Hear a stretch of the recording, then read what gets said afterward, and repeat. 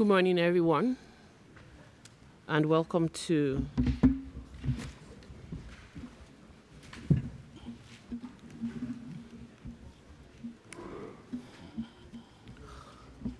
just a minute, please. Good morning, everyone, and welcome to the Nigeria Open Forum, organized by the Nigeria Internet Governance Forum. On behalf of the Nigerian Internet Governance Forum, I will be moderating this session on digital literacy as a precondition for achieving universal access. My name is Dr. Ibiso Kingsley George from the Nigerian Communications Commission.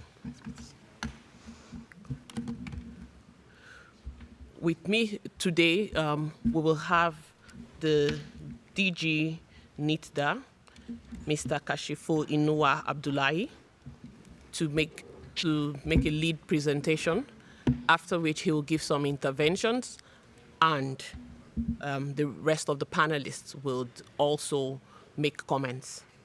Before we commence, we have some dignitaries with us. We have here with us the Senate Committee Chairman on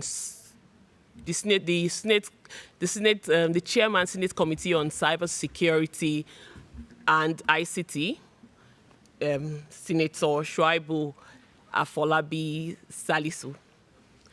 He will make an intervention, and we also have the House Committee Chair on ICT and Cybersecurity, Honorable Adedeji Stanley Olajide. We would like them to just give us some encouragement before we proceed with the session. Thank you.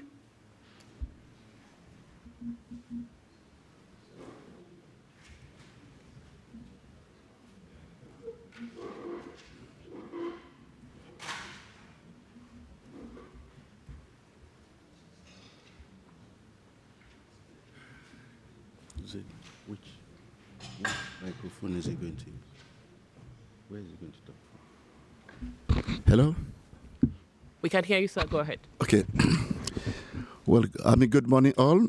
I'm extremely delighted to be here and to convey the goodwill and best wishes of the Nigerian Senate Committee on ICT and Cybersecurity.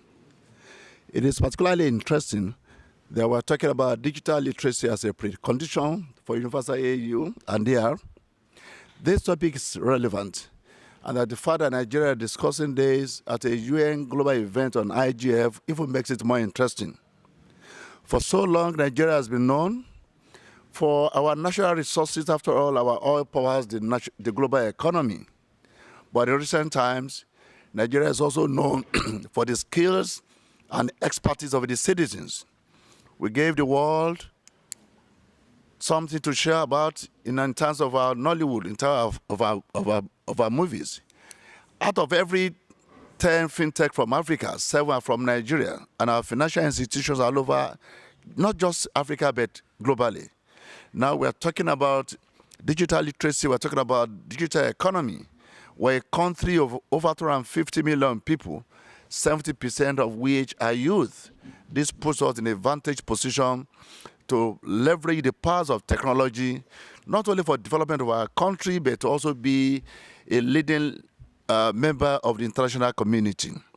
Therefore, I'd like to encourage us to have these conversations and to also recognize that much as the government is putting together a number of initiatives for digital literacy, we need to also get the private sector to come with initiatives that will leverage our local languages, that will leverage the connectivity and other programs that are being in place to ensure that the Nigerian citizens are digitally literate.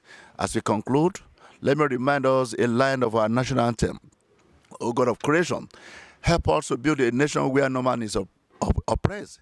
We can as well adapt that O God of digital technology, help us to build a digitally inclusive Nigeria where no citizens is digitally excluded. God bless you, and God bless the Federal Republic of Nigeria. Thank you very much, distinguished Senator. We will now have an intervention from the Chairman, House Committee on Cybersecurity, ICT and Cybersecurity, Honorable Adedeji Stanley Olajide. Thank you.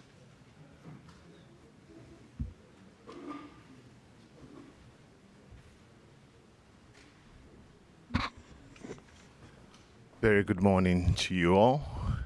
I remain Honorable Adedeji Stanley Olajide. I represent Oyo State in the House of Representatives of the National Assembly. I bring you warm greetings. I think when we're talking about digital literacy, it's all about how do we bring technology close and close the gap. The digital divide in Nigeria, it's so wide, and all across Africa actually, is not only Nigeria. So how do we bridge this gap? And I believe with the discourse that we're having in this forum, we can do just that. We understand technology is here to stay. Nigeria has adopted technology. We'll continue to do the best we can. We'll continue to make all the right laws to make sure that all of our citizens, that nobody, because we still have a huge amount of our population living in the rural area. And in order for us to close the divide, digital literacy must be promoted. Again, I wish us to have fruitful deliberation, and inshallah, Nigeria will be great to the very, very best of our nation. Thank you. Thank you very much, sir. On that note, I'd like to call the Director General of the National Information Technology Development Agency, popularly known as NITDA, to give us his presentation. Mr. Abdullahi is a technocrat with substantial experience in growth management, policy and strategy formulation, IT governance and government relations, talent development, financial regulation, and digital transformation. We're clearly going to hear from an expert today on the Digital Literacy for All project, which is a pet project of NITDA. Thank you. Okay, thank you very much, and thank you for having me. The Chairman, Senate Committee on ICT and Cybersecurity, the Chairman, House Committee on ICT and Cybersecurity, distinguished guests, good morning. In a world where digital is a lifestyle, we can never exaggerate the importance of digital literacy, because we all need to develop our digital fluency to navigate the world we live today. So in Nigeria, we started our journey very early to digital literacy. In 2021, we developed our national IT policy, and the same year in April, NITDA was established to implement the national IT policy. In 2027, NITDA Act was passed into law, and the policy main objective was to get Nigerians to use IT, because as of 2021, less than 500,000 Nigerians had access to computer, and ICT was contributing less than 0.05% to our GDP. In 2012, a new policy was developed which is focused more on ICT, not just IT, so that people can start using technology not just for their day-to-day activities, but even to communicate between government officials, government to citizens, and private to government. Then in 2019, a new policy was developed, the National Digital Economy Policy, which was a major shift from just getting people to use technology, but getting people to use technology for economic activities. Then NITDA developed the strategic roadmap and action plan in 2021. And in 2023, renewed hope, the Mr. President, on assuming duty, he made it clear that economic diversification and inclusivity are paramount to his administration's renewed hope agenda. So the president outlined 8 key priorities to achieve this vision, with priority number 7 specifically focused on accelerating diversification through industrialization, digitization, creative art, innovation, and manufacturing, which has a key focus on digital transformation. Then the Ministry of Communications, Innovation, and Digital Economy developed a blueprint with a focus on accelerating our collective prosperity through technological efficiency. Then at NIDDA, we developed our strategic roadmap and action plan, SRAP 2.0. So these are Mr. President's renewed hope agenda, the 8 point. If you look at them, they all focus on reforming the country. And today we live in a world where every organization is a tech organization. No organization today that do not use IT. And every industry is becoming digital today. Therefore, digital can help Mr. President to achieve the 8 point areas. Then the ministry blueprint has 5 pillars with knowledge as the first pillar, because knowledge is the foundation upon which countries build robust and sustainable economy. Then at NIDDA, our strategic roadmap and action plan has 8 strategic pillars. The first one is to foster digital literacy and cultivate talent, because digital literacy is something that we must give priority in this era. Everything we do is about digital. Therefore, we need to develop our digital fluency, and we need to get all our citizens to be able to use technology safely and responsibly.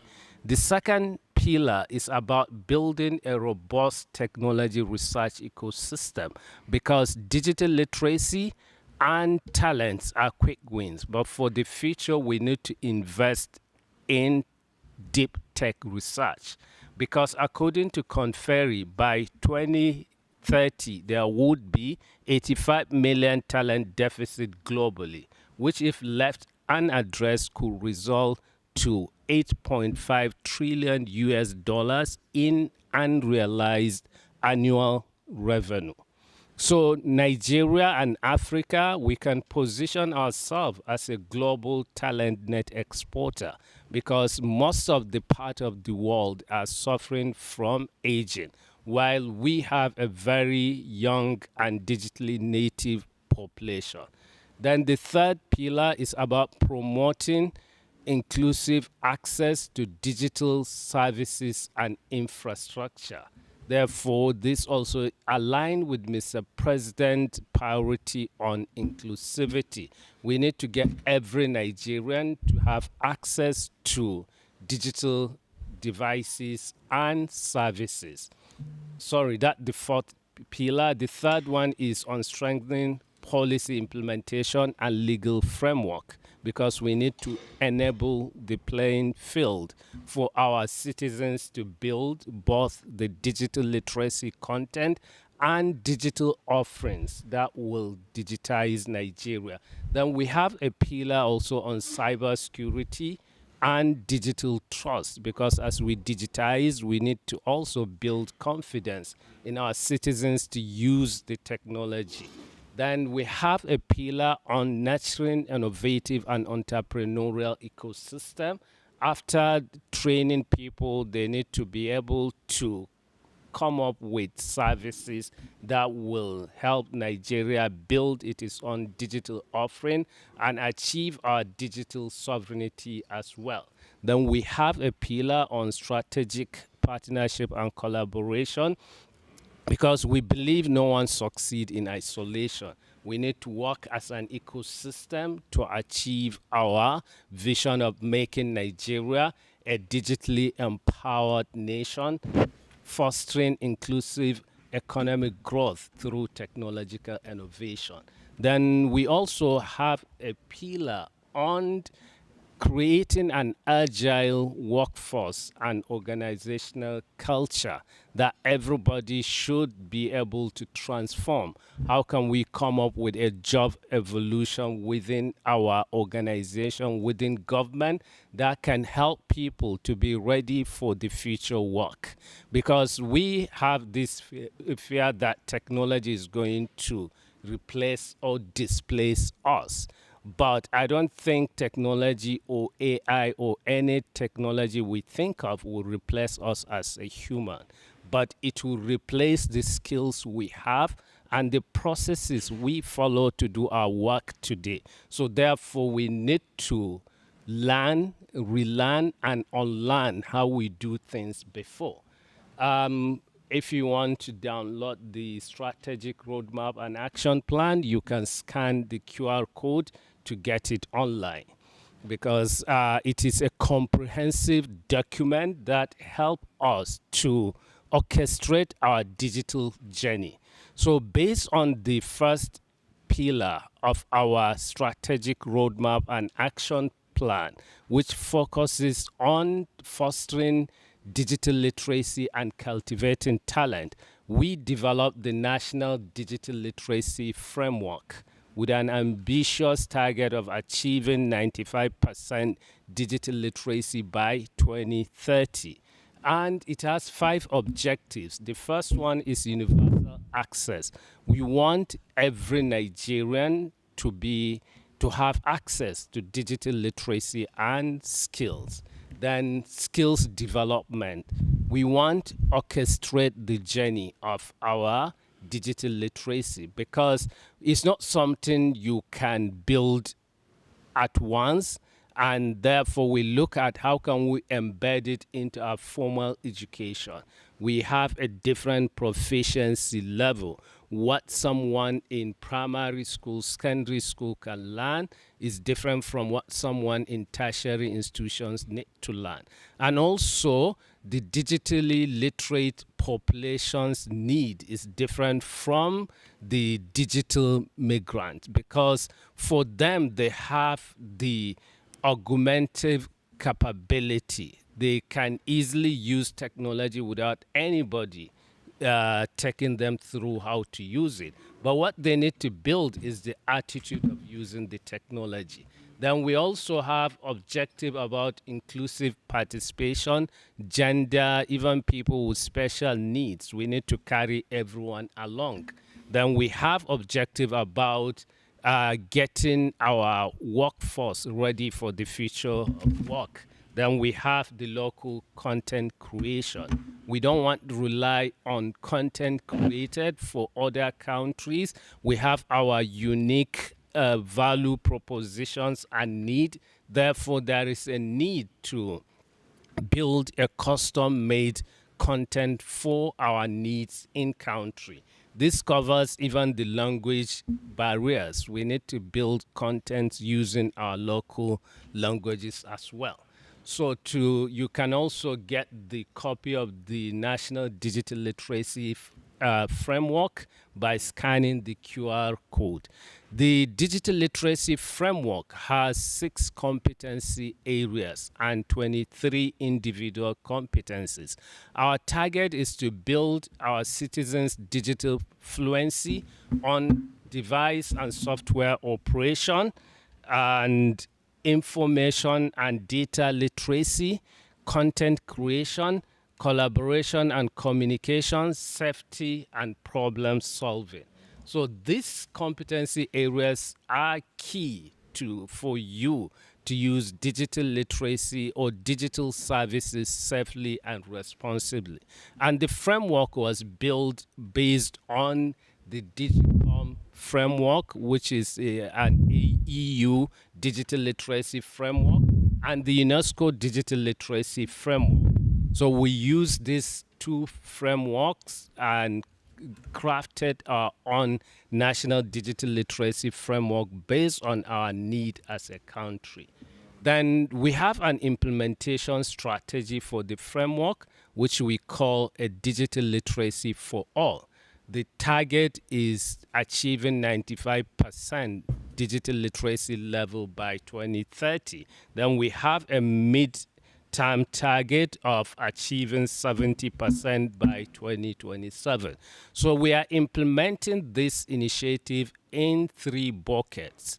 We've done the assessment to know where we are, to establish the baseline. The only available report we were able to use to establish that was a report from the World Bank, Data for Better Lives 2021.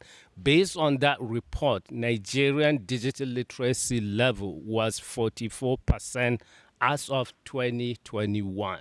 So we've looked at what has been done between 2021 to 2024 and government intervention, and we extrapolated that. We've added about 6 points. Therefore, as of 2024, our baseline was 50%. Then to achieve 70%, at least we need to train 50 million Nigerians to achieve that. Therefore, we have the initiatives in 3 buckets. The first one is our informal sector, which is the most exclusive in terms of digital literacy. And they are the one that also suffer the most when it comes to cybersecurity breaches.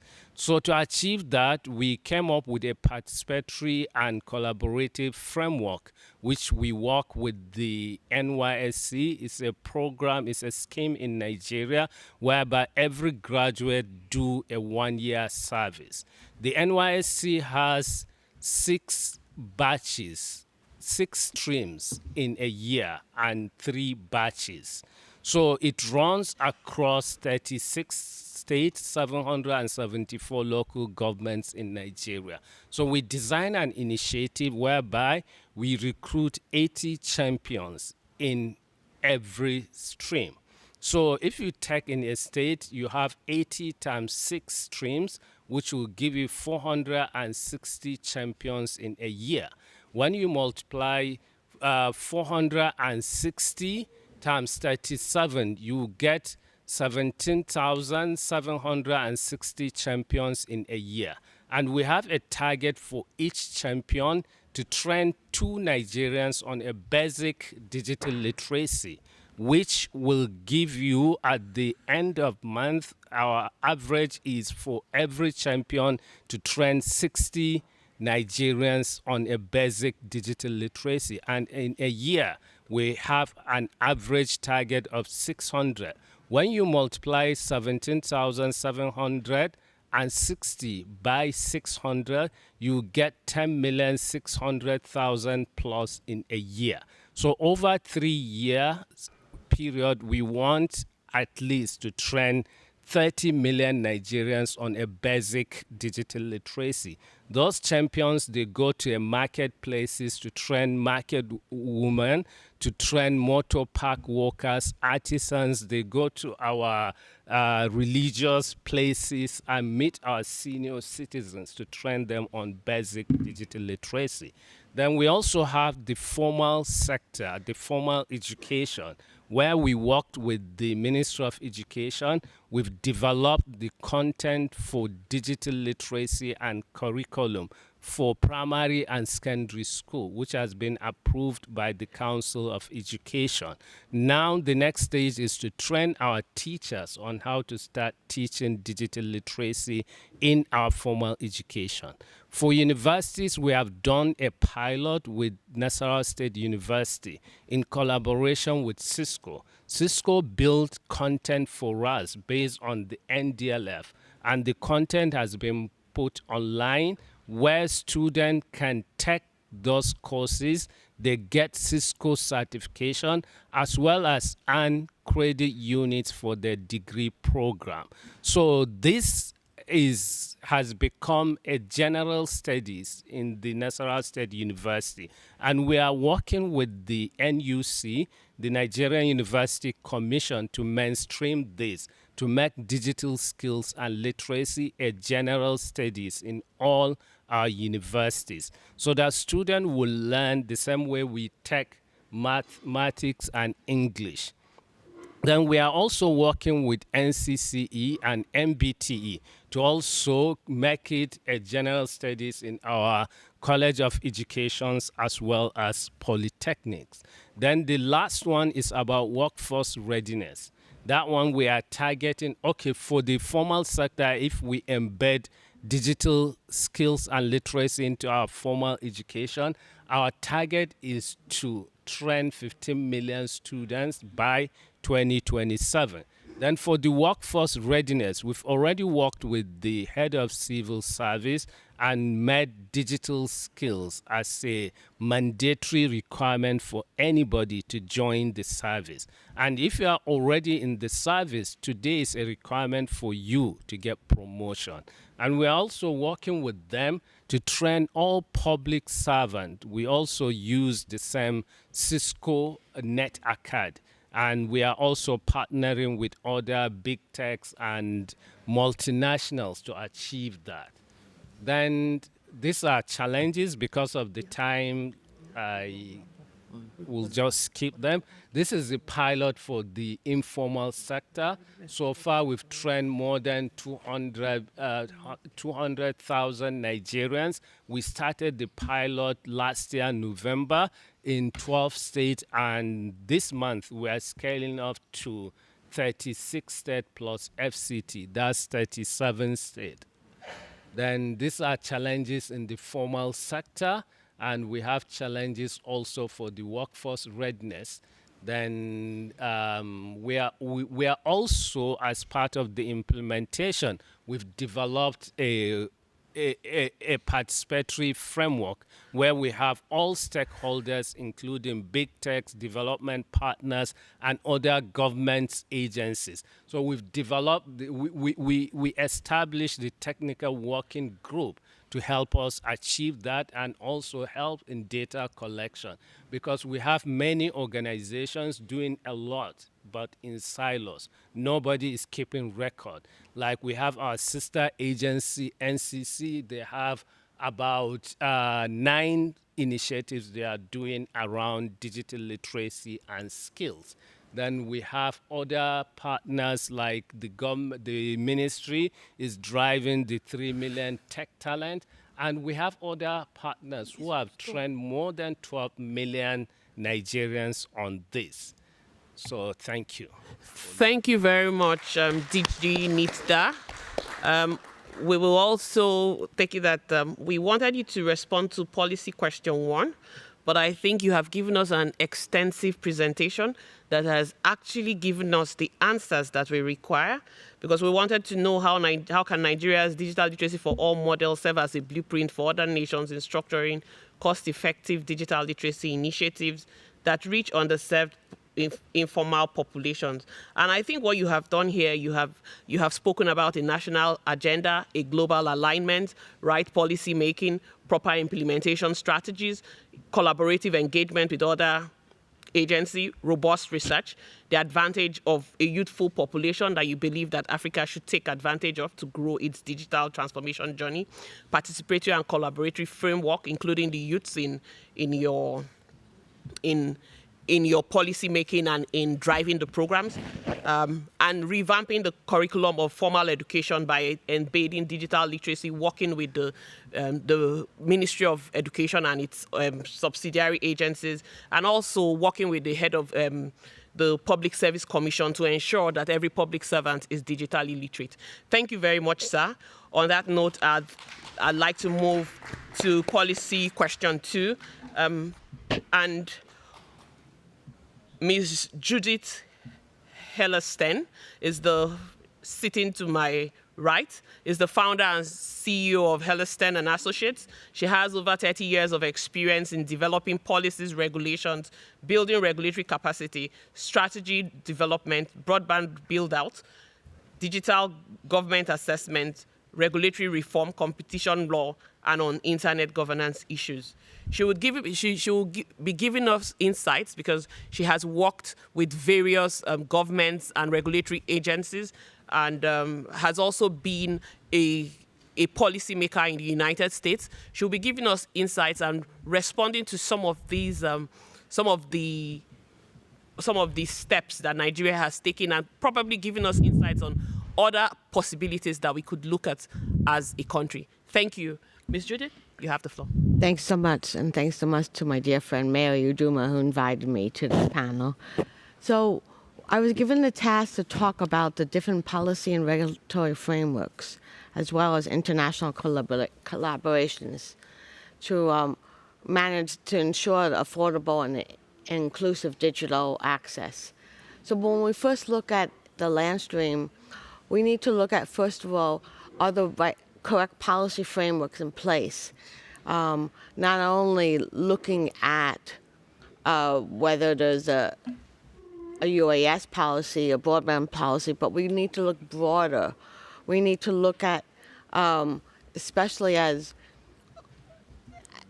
while with the onset of everyone think digital, we need to be working collaboratively within the region and with others, because on cybersecurity policy and cybercrime issues, because we are all one nation. We don't want Nigeria to be known as the king of spam. We want Nigeria to be known as for all those 5 pillars that they were talking about and all the work you've been doing on affordable access. So we need to looking at the most important policy is on meaningful connectivity. And by that, we mean not only is access affordable, but is also what percentage of the population have smart devices and can actually do their work independently. And with that, I love the discussion of the pillars, because you're breaking it down between gender, persons with disabilities, and other areas, so we could track. Many of the problems we find in countries is that while they may have a policy, there's no enforcement because they don't have the metrics behind it. So when you're thinking of if you're looking at a broadband plan and how you're going to do about it, you should not just focus on the plan aspect. You should focus on how it could be a strategic framework to tie in all those pillars together, and then how the objectives could be built in so that you can have metrics to track how well you're doing, so that you could steer the country a different way if the metrics are not coming out correctly. But to do that, you need to have the data. And so you have to work with other agencies within the country to get the data to match your objectives.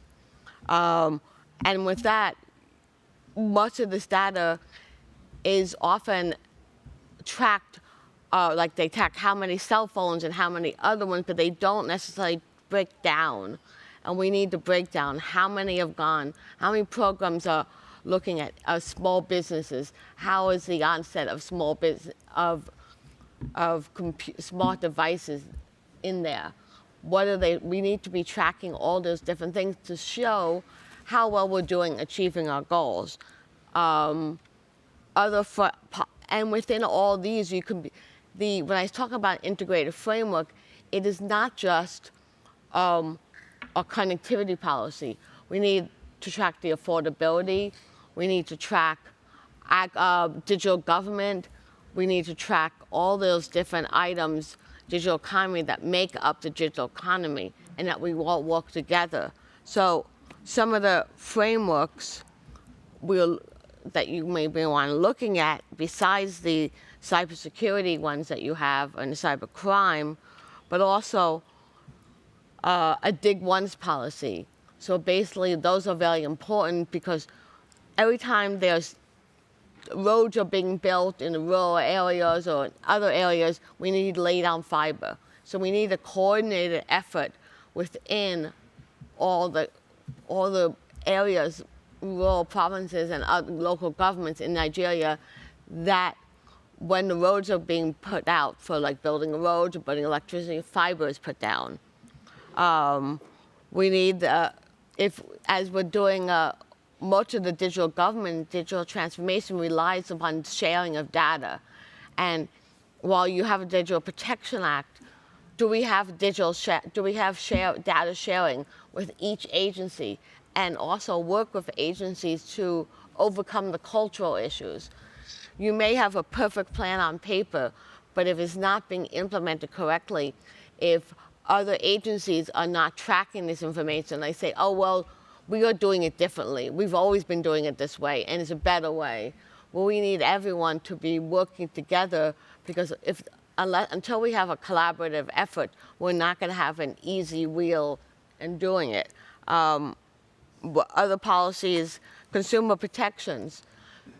When we had different protections for consumers when we were in a non-broadband world, but a non-digital world. But the problem is many of these same laws that protect the consumers are not brought into the digital era. So besides misinformation and disinformation, cyberbullying is a big problem in the schools. We have a lot of issues of child protection. We have a lot of issues of consumer protection, how consumers prevented against fraud and against misrepresentation.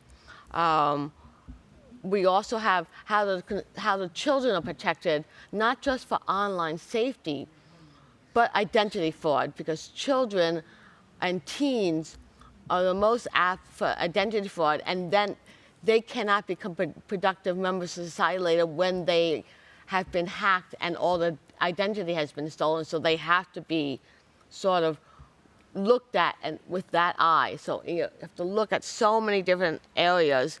Lastly, I want to touch on the regulatory scheme. We need an open regulatory framework. We need to have licensing for open licensing. We need to not only, what we want to get, the goal is to get connectivity in all parts of the country. And to do that, we need to rely on different types of networks, not just mobile networks or fixed networks, but do we have an infrastructure? Do we have spectrum licensing so that community networks or social purpose licensing is out there?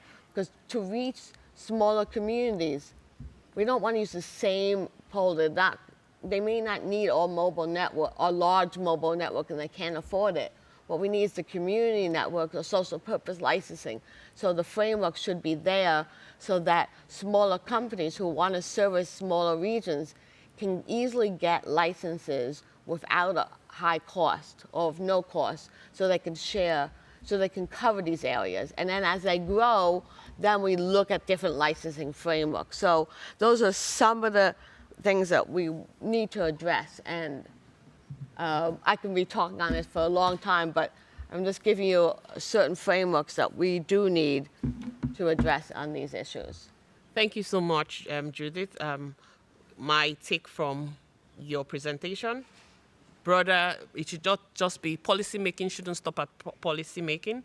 There should be collaboration to drive policy making, collaboration around across government agencies, data sharing, reviewing our existing laws to ensure that they cover the digital era, tracking of efforts to ensure that all stakeholders work together, and then, of course, robust cybersecurity engagements and implementation of cybersecurity policies and laws to protect Nigerians, as well as change its perception that would say that this is the spam capital of the world. Right. Yes. And I would be remiss if I didn't talk about the efforts of education in providing ICT training in the schools. We need to change the education curriculum. We need to focus on how do we teach digital literacy to kids. And it's not too late to start in elementary school, but we need to start in elementary, then build it up into the latter schools so that we create the background for these students to take later jobs. Because our engineers are coming from Nigeria. We need to build them up. We need the education to start early. Some people may not go to a traditional tertiary education. They may go to a trade school, they may go to other places, but we need to make sure that in all these academies, we're building up the digital skills that are necessary for the workforce. Thank you very much, Judith. To take our next intervention would be Mr. Oluyomi Arowu Shafe, the Secretary, Universal Service Provision Fund. He has over 26 years of experience spanning oil and gas and telecommunications. Is seasoned project manager. He has spent the last 18 years serving in various capacities as a regulatory expert at the Nigerian Communications Commission, including universal service and access, licensing, project management, compliance, monitoring and enforcement, consumer affairs, and stakeholder management. He will be responding to the question on what strategies can policymakers adopt to bridge the gap between basic digital literacy and advanced technological skills development, ensuring workforce readiness for the digital economy. As earlier stated by the DG NITDA, there are digital literacy policies and interventions across most of the sectors within the communications industry. And one of the things that they have done in NITDA is to try to harness and try to collaborate amongst themselves. Mr. Oluyomi Arowu Shafe will be sharing insights with his experience at the Universal Service Provision Fund as well as within the NCC. Thank you. Thank you very much, and good morning, distinguished Senator and the Honorable Chair Committee and the DG NITDA, distinguished guests and co-panelists. Thank you very much for giving me this opportunity. I'm delighted to present on this issue. And just to go straight for want of time, and to bridge this digital, to bridge the gap between basic digital literacy and advanced technological skills, policymakers are enjoined to adopt a tiered approach that builds foundational skills through community-based programs.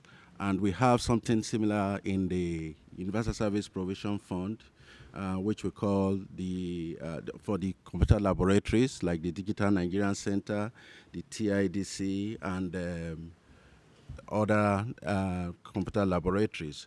And these are like low-end to help develop and to upscale, and to it can now lead to a program that we have called Emerging Technology Center. So this kind of programs help to upskill and help for workers to develop their readiness for digital economy. Other areas that we can look at is to ensure inclusive access, focusing on rural access, women, people living with disability, and underserved youth. There should be concerted effort towards looking at policies that will encourage or ensure inclusiveness in these areas that I just mentioned. And at the same time, to integrate digital skills into our formal educational system. Some of our educational system needs to now have these digital skills embedded in the system to encourage people, the students, to have some basic knowledge that will now improve and develop their skills towards their future engagement or interaction. And these two can help to align industry needs to promote apprenticeship and on-the-job training. In this area, if you have some basic knowledge, if you send somebody to some areas for apprenticeship, they have some understanding of some basic knowledge, and that will improve and help them for future engagement. And other areas that we can look at for policy makers to adopt to bridge this is to promote like lifelong learning and reskilling, support online learning platforms, we have quite a lot of them in the digital space, and probably to partner with tech companies to offer scalable training programs. These kind of training programs in any form can help to help the environment to develop into working the digital economy. And at the same time, we need to basically leverage on public-private partnership by collaborating with industry players like the private tech hub firms, startups, and academia to develop relevant curricula and embedding digital skills into formal education. And that will go along at all levels, and that will go a long way to support the basic knowledge that is needed to develop the skills. And at the same time, continuous engagement and teacher training and access to digital tools will help create a pipeline of digitally competent citizens equipped for the demands of the evolving digital landscape. Then a offer of internship, job placement, and co-finance innovation hubs, hackathons, and boot camps. These are some kind of engagement that brings up the youthful population to help get them engaged and to improve engage, help them in the readiness for digital economy. So policies, concerted policies should be put in place in these areas to support the digital economy in this area. So I think at this point I will just put this. Okay. Thank you very much, Mr. Arov Shafe. On this note, I'd like to go to our next speaker.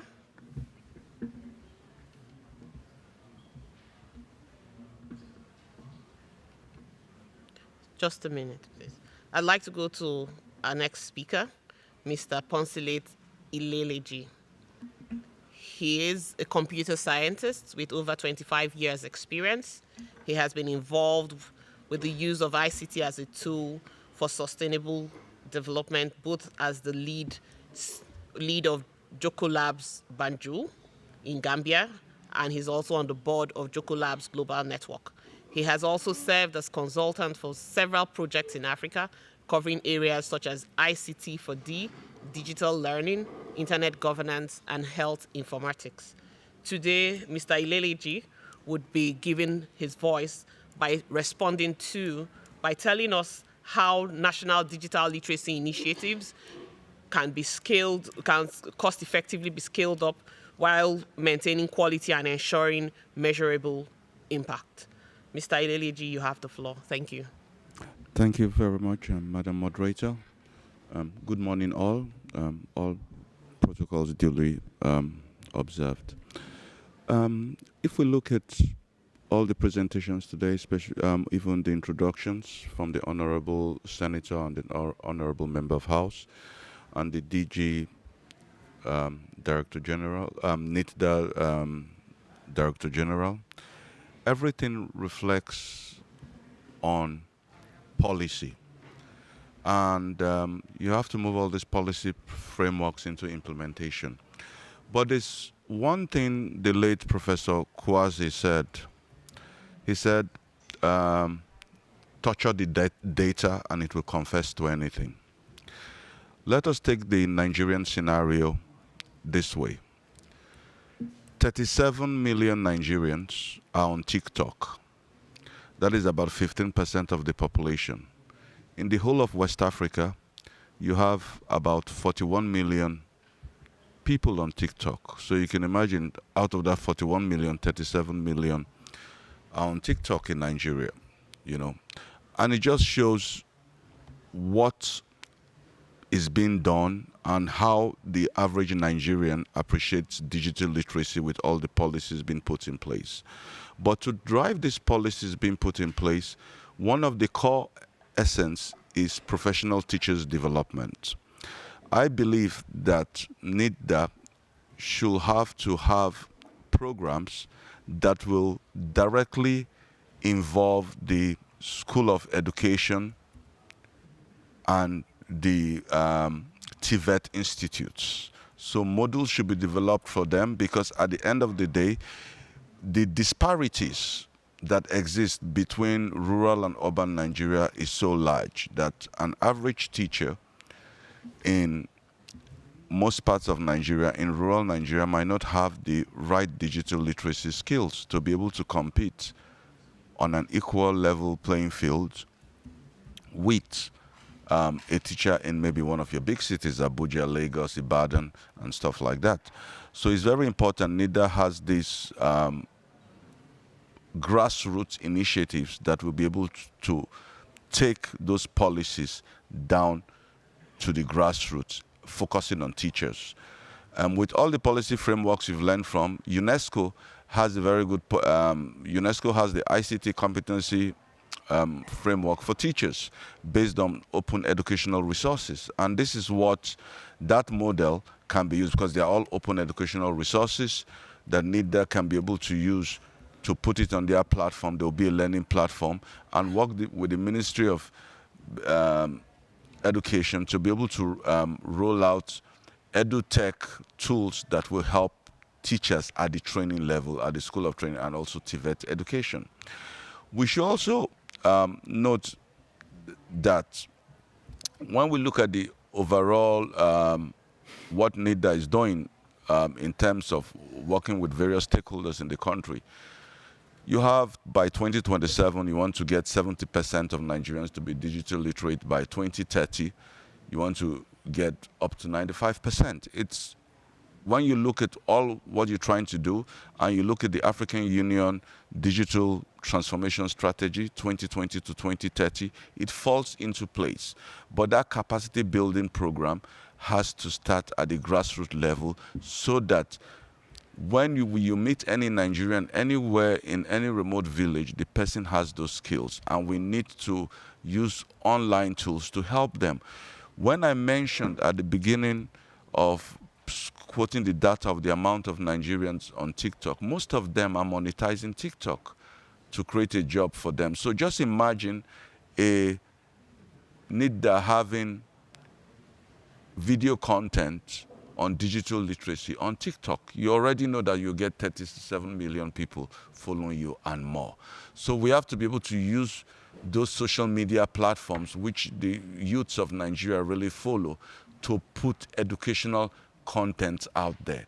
We have to also work with already existing, because despite my computer science background, I'm still a traditionalist. I believe in the power of community radios. You go around the BBC, they have the BBC House of Service, for example. You know, digital literacy programs can be rolled out through all these, whether it's BBC or even local community radio service, because everybody still likes to listen to a traditional radio. So these are things we can do to improve this setting. And the last word I will say is that most of our hardware are still imported. We have to also look at working with our tech communities to try to see how we can be manufacturing low-cost devices, so that the average person can be able to have those devices to access all these resources that will improve their lives in line with our digital transformation strategy of the African Union. Thank you very much. Thank you very much, Mr. Ileleji.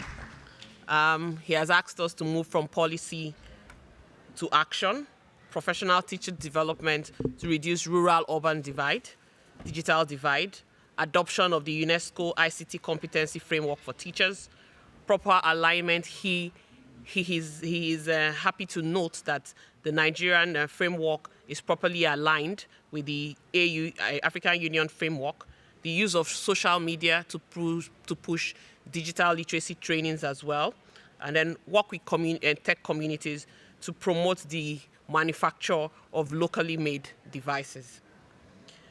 At this point, we would invite a 2-minute intervention from Mr. Keja, from the Ghana Internet Governance Forum. I don't know if there's someone from the Liberian Internet Governance Forum here. Oh, sorry. So we also have a speaker from the Liberian Internet Governance Forum. I think I'll take the Liberian Internet Governance Forum first, because he would be responding to how Nigeria's approach to digital literacy implementation inform global policy making on sustainable and inclusive digital transformation, particularly in emerging economies.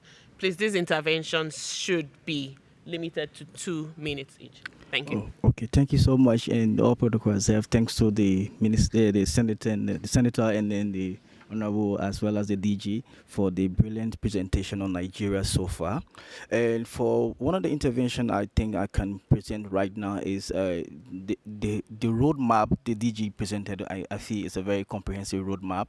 We in terms of emerging economy, like Nigeria is already ahead of every country within the West Africa region in terms of digital literacy, in terms of issues of digital transformation. For what I see is a more way to ensure that these policies are domesticated beyond the normal big cities in Nigeria. We know of the bigger ones of Lagos and Abuja and the rest. We believe that a holistic approach to other cities outside the normal one is also key to this.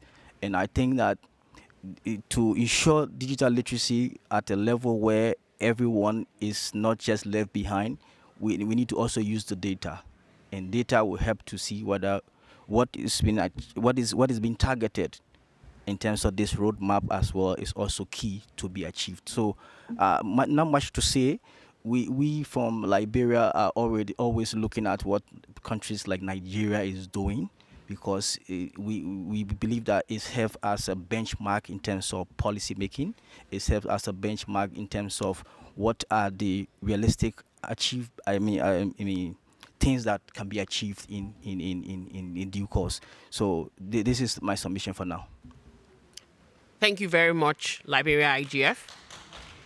We will now have the speaker from Ghana IGF, and he would particularly be looking at the youths in the digital literacy policy making arena. Thank you. Thank you very much, Dr. Fraternal greetings from Ghana.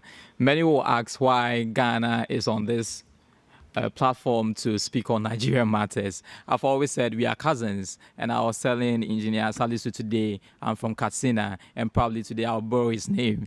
So call me Salisu. The people of Ghana, who are predominantly based in Greater Accra region, are believed to have migrated from Ile-Ife, from Oshun. So we are cousins, and these discussions are quite interrelated. Mr. Pons laid the foundation, but I'm here to talk about youth. How do we energize the youth to be part of this conversation? This conversation takes digital literacy takes different dimensions and shapes and different colors.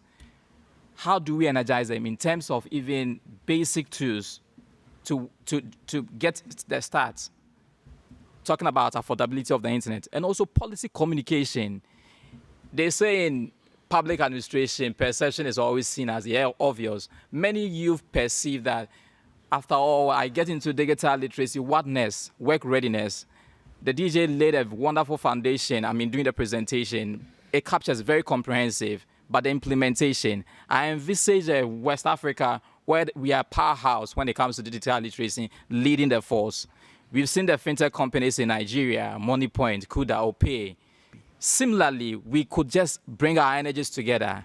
And I would like to quote also Chinua Achebe, who we all read during our formative years too. He said, God loves the ordinary people. That has created many of us. So let's pull our energies together so that we can just push all this digital literacy conversation forward. Thank you very much. Thank you, Mr. Keja from the Ghana IGF. We will open the floor for another 5 minutes, both to online participants and our audience in the room. Each intervention, we're going to take 2 from the room, and if there's anyone online, and that's fine. But please, this has to be limited to 2 minutes each, not above 2 minutes.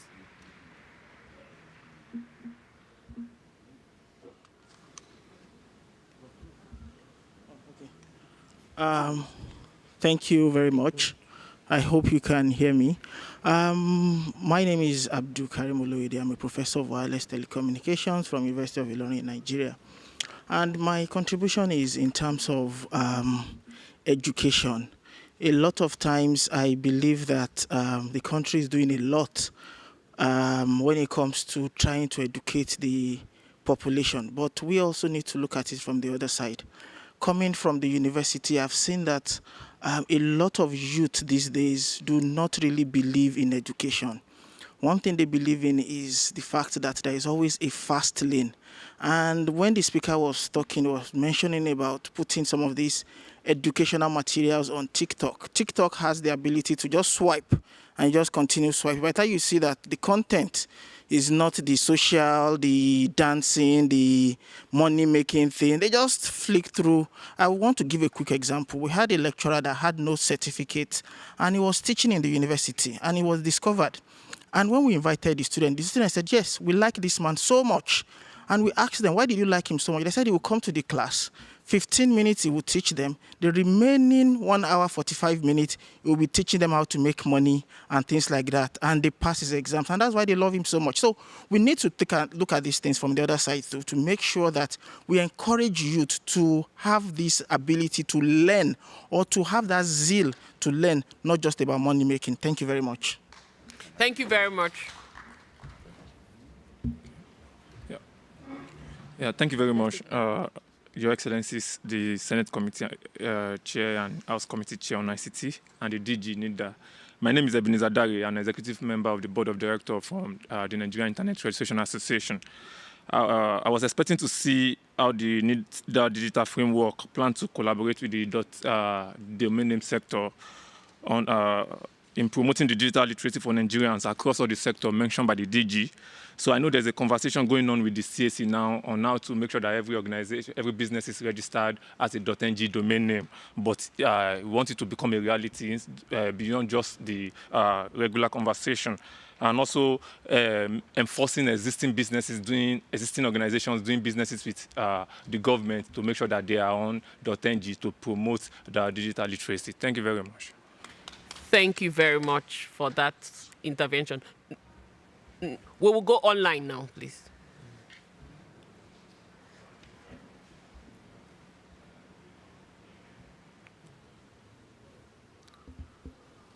Hello, testing. Okay, all right, thank you very much, Madam Moderator. So the online has been buzzing ever since we started this session, and as a matter of fact, there are a lot of comments and questions. So first, I will quickly go through the comments for our panelists to listen to and probably maybe react to them. And of course, I'll go through the questions. Then after that, we'll give the floor to somebody from online to, to hear himself or herself, depending on how much time we have, probably one person or two persons. Mr. Moderator. So, all right, thank you. Mr. Moderator, sorry. Yes. We have only 9 minutes, so for online, I think we'll take only 3 minutes. Okay, all right. So Please. let me quickly go through the comments. Thank you. Gbemisola, who is a fellow of the Nigerian School on Internet Governance, made mention of the fact that there is need for us to ensure enforcement while we are implementing, and she also talked about multi-stakeholders approach. Then Akimbo, who doubles as the Vice President of Internet Society, that's the Chief Executive of DNS Africa. He noted that the efforts should be collaborative. Then Tino Ade, who is also a fellow of Nigerian School on Internet Governance, said this. I want to quote her verbatim because this is quite catchy. What gets measured is what gets done. Tracking performance metrics, moving from policy on paper to enforcement. That's what she said. Then there are questions. The first question is from Mr. Kibaya, and I hope our panelists will be able to do justice to that. Let me read the question verbatim. Thank you to all the panelists for your insight. I'd like to suggest an approach and hear your thoughts. What about introducing digital literacy right from kindergarten? Interesting. In my experience, young children tend to pick up digital skills more quickly and naturally than senior citizens. On the other hand, introducing digital skills to senior citizens often requires more resources, patience, and time, partly due to existing life challenges that affect their focus and learning. Wouldn't focus on children early give us a more sustainable long-term impact while we still find ways to support older generation? Please note that. Then the second question is this, from Martha. What strategy can be employed to effectively engage people in unstructured settings, such as the market women, out-of-school youth, street vendors, among others, and improve their digital literacy? And the last question posted online is this. Infrastructure sorted, literacy education achieved. How do we plan to close divide of device gap, especially because of cost of ownership? Plus, we don't produce most of these devices. What can be done? So I'm quoting verbatim because I just copied the question the way they are. I don't want to add my own words. You. Thank you very much, Thank Madam you. Moderator. Thank you. Thank you. So, Mr. Eleleje and the speaker from Ghana IGF. Okay. The first, I want to respond to the professor that spoke from, I think, University of Ilorin. One thing I would like to say is that majority of the content produced on TikTok, forget content that relates to entertainment or culture, most of them are educational. Next. And you have a lot of young Nigerians that have created different contents, and this is evidence-based, from business coaching to learning mathematics, to even, there's a Nigerian I met some years ago in Hong Kong that teaches foreigners who come to China how to speak Chinese, with over 1 million followers, just learning Chinese, subscribed. And the conventional wisdom to say today education has evolved, being a son of a mathematician and knowing how education has evolved, whereby even big tech companies are not looking at first degrees necessary. It's more about skill sets, and that is what NIDDA is trying to do, giving competencies in digital literacy that will have a ripple effect. My last thing I will say on this, during the COVID period in the Gambia, we trained, my innovation hub, we trained market women how to use social media to sell their items.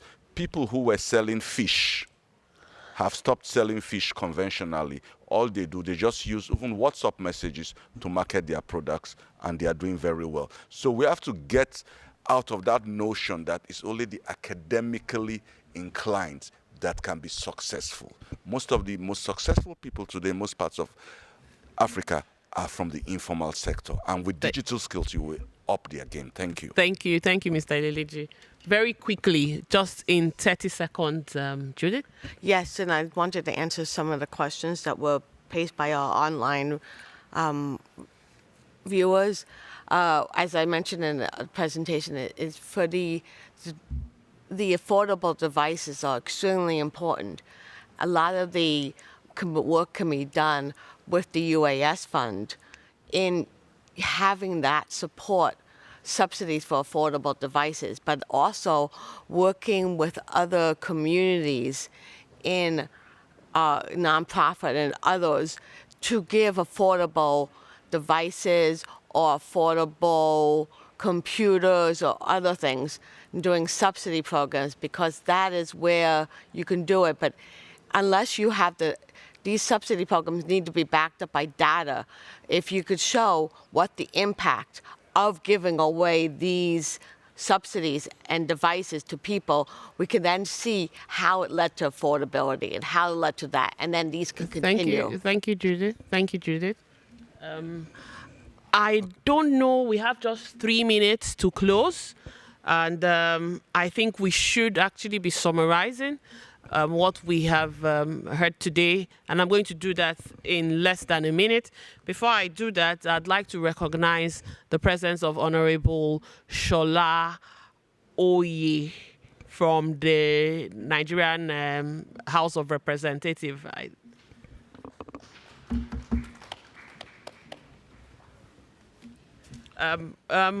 With that, I'd like to just state that we've had a very robust conversation. Unfortunately, time did not allow us to to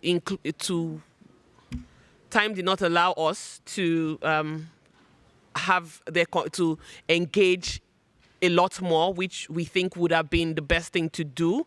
If we continue to talk about digital literacy, we're not going to leave here, because I know that is a burning issue for Africans, and particularly in Nigeria, seeing that a lot of agencies are involved in digital literacy programs. To this end, I would say that the panelists, as well as the audience and the online interventions, have come from a position of speaking on policy making, policy implementation, robust policy implementation, research, carrying the youths along, ensuring local content through making affordable devices available, and then collaboration amongst agencies and with the different collaboration amongst agencies, as well as collaboration with the different populations of demographics of our population, the women, the people living with disabilities, and all others.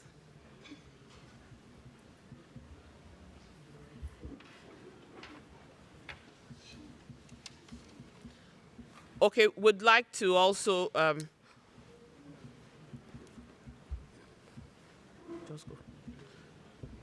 would like to recognize the presence of distinguished Senator Dicket Plank and also Honorable Shino Oyedeji. Thank you very much, sirs, for joining us today. On that note, I'd like to call it a day, and I'd like to say thank you very much to all our panelists.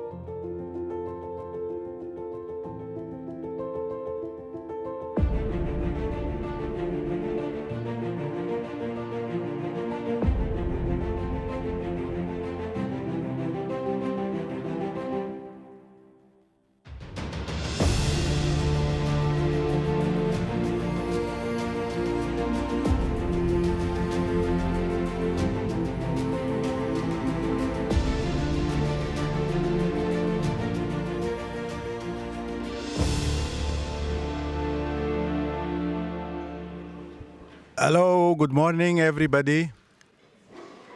Welcome. Welcome to the AU Open Forum this year. I think for those who are joining for the first time, you consider this is like your home. And I think it's the platform we share as an organization, African organization. We share what we are doing, what we have accomplished, and also it's also an opportunity for you also to share with us what you have accomplished back home and the challenges that you are facing. So I think without further ado, let me welcome you once again. Also, let me recognize that we have also some ministers with us. Honorable Minister, you are welcome. And also we have members of parliaments with us also. They are welcome. I think after we make the introduction and the briefing from the organization, if you feel that you want to speak for the ministers, I will give you the floor so that you can at least greet everybody and somehow if you have something to share with us, please feel free to share. Well, without further ado, the agenda for today, you are going to get briefing from the two main organizations that are responsible for the African IGF and also from the digital activity within Africa, namely the African Union Commission and the United Nations Commission for Africa. You're going to hear what we are doing, so that you rest assured that a lot of things are being done in the continent, and the next session we are going to get a briefing on the African IGF that was held in Tanzania. We hear from the youth representative, the MAC chair, and then we're going to open the floor for Q&A. I can see that we have the Honorable Minister of Zambia. Welcome. It's an honor. Gambia, welcome. It's an honor to have you with us today. And also, we have the Permanent Secretary of Tanzania, the host of the African IGF 2025. Without further ado, let's start the program, and let's hear from Dr. Maktar Sek, Chief Digital Officer within the United Nations Economic Commission for Africa. Maktar, the floor is yours. Thank you, Adil, and good morning to everyone. Good morning, PS, Honorable Minister, distinguished delegate. Let me going to start by thanking you for attending this open forum, to listen what are we doing for you, and also we need to get a view from you. It's very important because we are here to serve a member state as the United Nations Economic Commission for Africa. And this support should be based on your needs. And for this year, 2024, 2025, lots of things has been happening at the continental level, driven by ECA. And this activity or key project are based on the needs of the continent. And where we have focused during this period under review, as you know, our continent is facing several challenges. Let me just focus on 4. One, it is on policy harmonization. We have a lot of fragmentation of our policy, and one of our role, it is to work with AUC on how to harmonize all this policy, because our objective is to come with a digital single market in the implementation with the African free trade area. Second, connectivity is a big issue across the continent. You have seen in end of 2023, the connectivity was 37% for African country. And end of 2004, we have 38%. Means we have only 1% progress for 1 year. It's something not acceptable. Why? Because we have an issue of affordability, issue of infrastructure, issue of literacy, and policy also, and also involvement of the private sector. Why we have several activities to try to put more involvement of the private sector by supporting African countries to develop the rule and regulation involving this private sector. Also to develop also this access to the service and device. Why we have developed one platform, tax calculator, to review the taxation in the ICT sector. I think we can share the link at the screen. And this taxation has been conducted in 54 member states with all data following the salary payment, the tax VAT, excess deity, everything regarding tax in the ICT sector. And we have shown to the Minister of Finance in this conference last year that optimizing ITC tax can increase not only the GDP, but we have seen an increase, according to our statistic, of the broadband connectivity as well as the job creation. What does it mean? ICT sector, it is not an area where government thinks they can get money, more money. Generally, all our government will focus on the ICT sector, on the taxation. We have to optimize. When we optimize, we have seen how all tax collection revenue will be increased because the impact of ICT sector in other sector, health, education, finance service. It is a one platform, you have at your disposal. And we invite the Minister of Finance and Minister of ICT to go through to this tool and to discuss how they can optimize the taxation in your respective country. It is a very comprehensive tool. You can play 1%, 2%, 4% until you get the amount necessary for the development of the country. Another point, it is we talk about a lot on AI, artificial intelligence, but the big problem is we don't know exactly what's happened in the continent. I don't know if I'm Rwanda, what's happened in innovation on artificial intelligence in Kenya or in Senegal or in Mauritania or in Tanzania. We have developed a web-based platform to show all innovation on AI in the continent. And we have found around 2,400 innovation across the continent. And we have selected, given the impact, 343 innovation in around, I think, 28 sectors. And you have the platform, you can visit the website. And this platform will show you what is the impact of this innovation, how to contact also people who led this innovation across the continent, and will create a knowledge sharing as a partnership, collaborative, technical transfer, digital skills between Africa. It is the second project. The other one, on data governance, we thank GIZ. We work with GIZ to support 4 African countries to harmonize or to develop their national framework on data governance and to build their capacity in line with the African Union data governance framework. Namely, we are supporting DRC, Burundi, and Tanzania, as well as Mozambique. We are making good progress in DRC and Burundi, and we start last week the process, 2 weeks ago, the process in Tanzania and in Mozambique. And by end of this year, we are going to have the 4th strategy ready and build the capacity of these 4 African countries through the support provided by GIZ. Digital ID, very important as a continent if you want to develop the continent. As you know, we have 500 million of our population without any legal form of identity. When you talk about 38% connectivity, you forget this 500 million. It is something we need to overcome in the continent, and why we have a big component project activity on digital ID, and we support a lot of African countries to develop their national digital ID. Ethiopia, we are supporting them now, and we have now more than 10 million people registration in the digital ID database, and we organized successful digital ID for Africa meeting in May in Ethiopia. Another issue on policy, the issue of cybersecurity.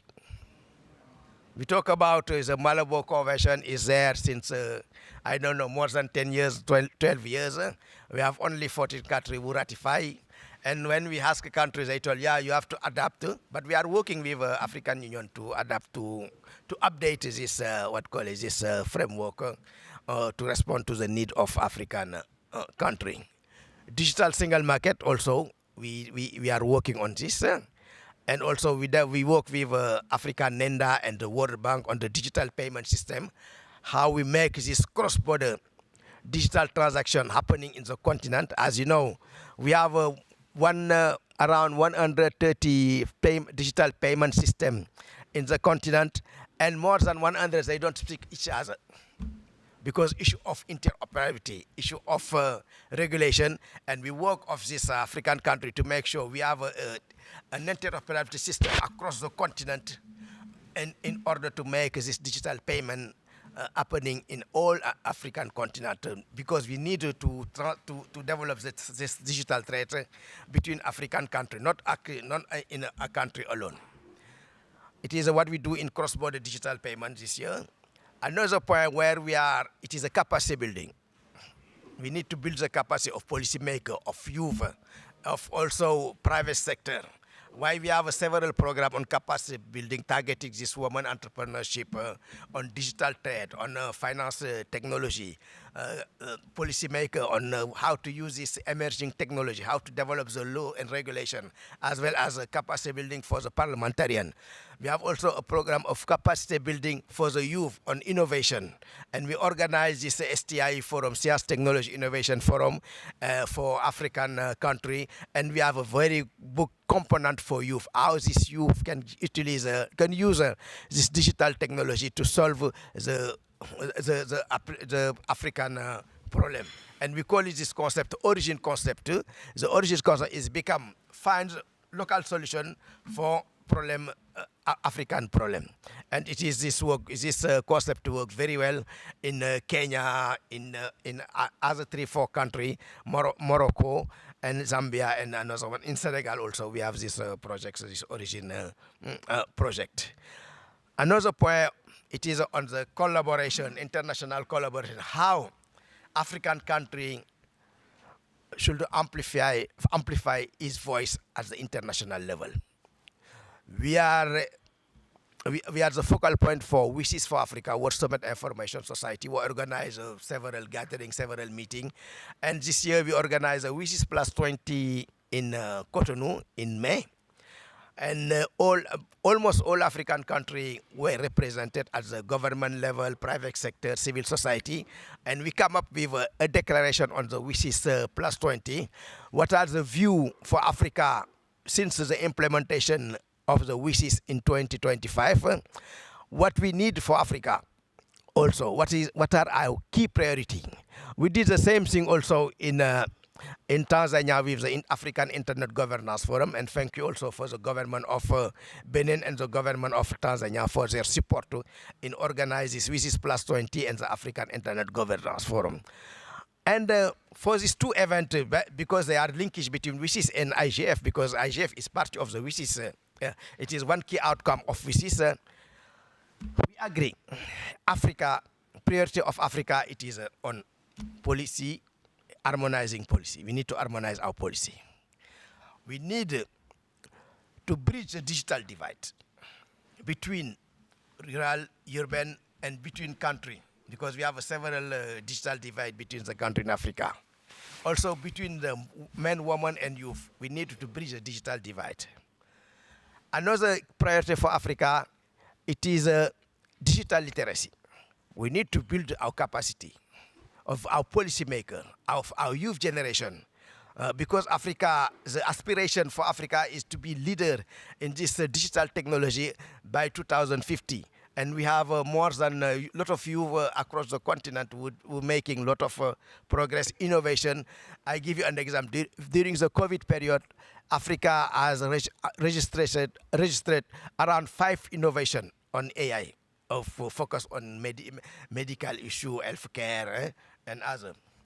It is one priority for Africa. Another priority, it is this collaboration. We need this kind of collaboration. Knowledge sharing, discuss between us. What happened in Rwanda, what happened in Tanzania, what happened in Nigeria, and to share knowledge. We have to start this collaboration in Africa first. Yesterday, during the session, we have several initiatives shared by the Excellence Minister of Chad. I think it is something very important. We have to learn about it and to see how we can collaborate it. Also, another, I'm going to finish quickly because we have too many things. Another area where we need to focus in Africa, it is energy. We talk about a lot of time on digital technology, but we forget the energy side. As you know, 700 million of our population doesn't have access to electricity. And when we want to build this digital future, this internet society, this digital economic society, we need also to take into consideration energy. And last not least, it is a security, very important. Cyber security, it is a big challenge for the continent if we want to use this digital information, this service.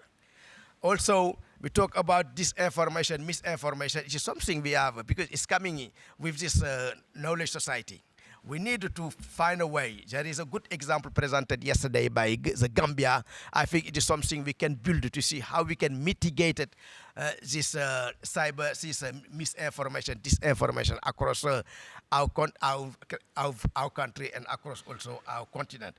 And all this declaration, Cotonou Declaration, Dar es Salaam Declaration, concur to find an issue for all these challenges in Africa.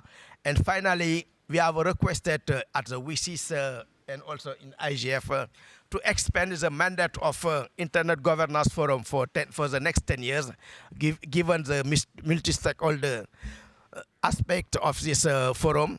Also, to expand this WCIS forum for the next 10 years to align with the SDG, also to make an alignment also with the Global Digital Compact we have adopted in September through 5 objectives, namely connectivity, inclusion, data governance, cyber security, and also artificial intelligence. We are going to stop there, and thank you very much.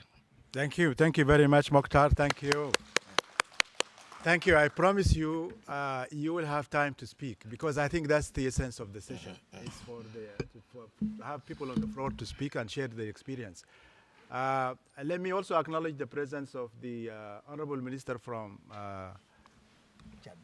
Chad and also Dr. Amina Miada, the EVC CEO of Nigeria Communication Commission. I think Nigeria has been a strong ally of the African IGF. They hosted 3 or 4 times in the last decade. So we are very thankful to Nigeria. Let me just run quickly through some of the activity within the African Union Commission.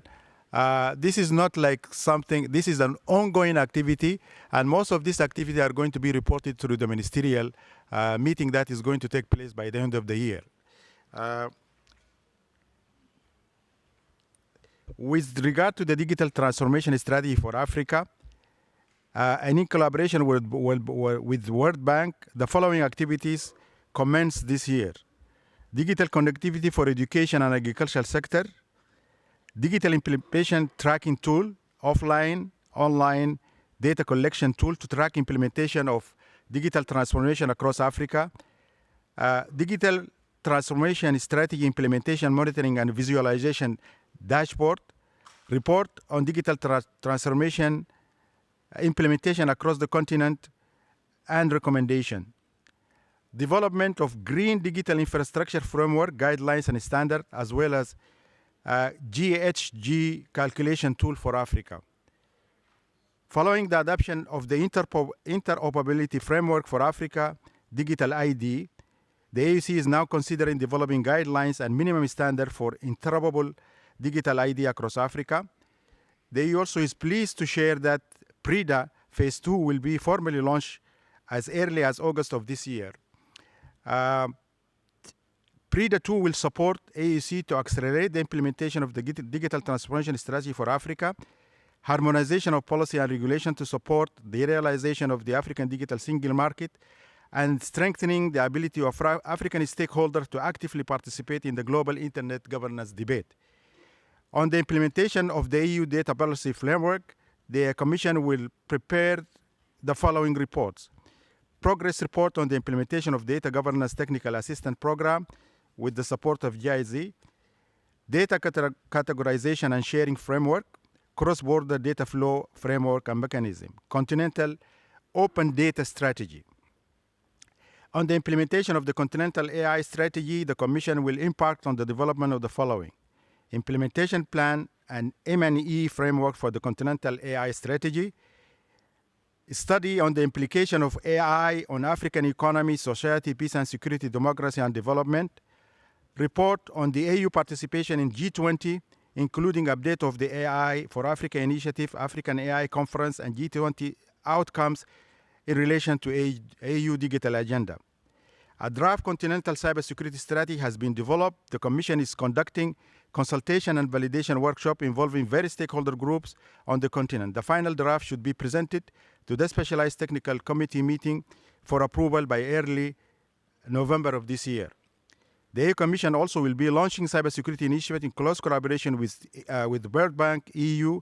Key areas under the initiative is domestication of Malabo Convention, as mentioned by my colleague here, including developing model laws on Malabo Convention, related to Malabo Convention, and cybersecurity strategy, and also development of child-friendly online portal and for African children, and also the digital ID. I stop here. Let me give the floor to His Excellency, the Permanent Secretary of Tanzania, the host of this current African IGF. Thank you so much. Thank you so much. Honorable Ministers, dear colleagues, good morning. As we all know that the 14th Africa IGF was held in Dar es Salaam from 29 to 31st May 2025. And this forum was represented from with various stakeholders, including policymakers, parliamentarians, private sectors, technical committees, youth advocates, civil society organization, academia. We are all gathered in this forum. And it also welcomed almost 1,097 participants, both in person, and most of them were online, from almost 67 countries, including 49 from the African continent, 18 international partner countries, and the forum both brought together a wide range of stakeholders across the digital ecosystem. And on this forum, we came out with a declaration, which due to limited time, I'll just go on talk about the key points, what was discussed and what is inside the declaration. Inside this declaration, we identified the key challenges, which were almost around 9 of them. I'll go through one by one. And one of the key challenges that was discussed and which is in this declaration is the issue of infrastructure and connectivity. And this, we are trying to address the large segments of our population remains excluded due to limited broadband coverage, high data cost, and insufficient access to fixed broadband networks. And the second key challenge which was addressed in the Dar es Salaam Declaration is the Internet Resource Management. As we all know, the African Network Information Center, AFRINIC, faces serious operation and the governance challenges, including financial instability, leadership, disputes, regulatory uncertainty, jeopardizing effective resources management. So those are most of the challenges that we are facing in the internet resource management on AFRINIC. And the third issue that is inside the Dar es Salaam Declaration is the digital inclusion, vulnerable and marginalized groups, including persons with disabilities, refugees and stateless persons, women, rural youth, informal sector workers remain excluded from digital opportunities. And the fourth challenges which has been addressed in the Dar es Salaam Declaration is regulatory readiness, fragmented digital policies and regulatory frameworks across member states, that hinders the development of coherent, right-based, and innovative digital ecosystem. And the fifth one, which has been addressed in the recent declaration, is capacity development. Education systems lack integration of advanced digital skills such as AI, artificial intelligence, big data security, cyber security, and furthermore, many schools' curricula do not integrate ICT education at the primary level, limiting early exposure to digital skills. And the sixth challenge is cybersecurity threats. We all know weak data protection regimes and limited cybersecurity capabilities leave countries vulnerable to cybercrime, data breaches, and attacks on critical infrastructure. The seventh key issue that was identified, the challenge, is stakeholder engagement and continental coordination.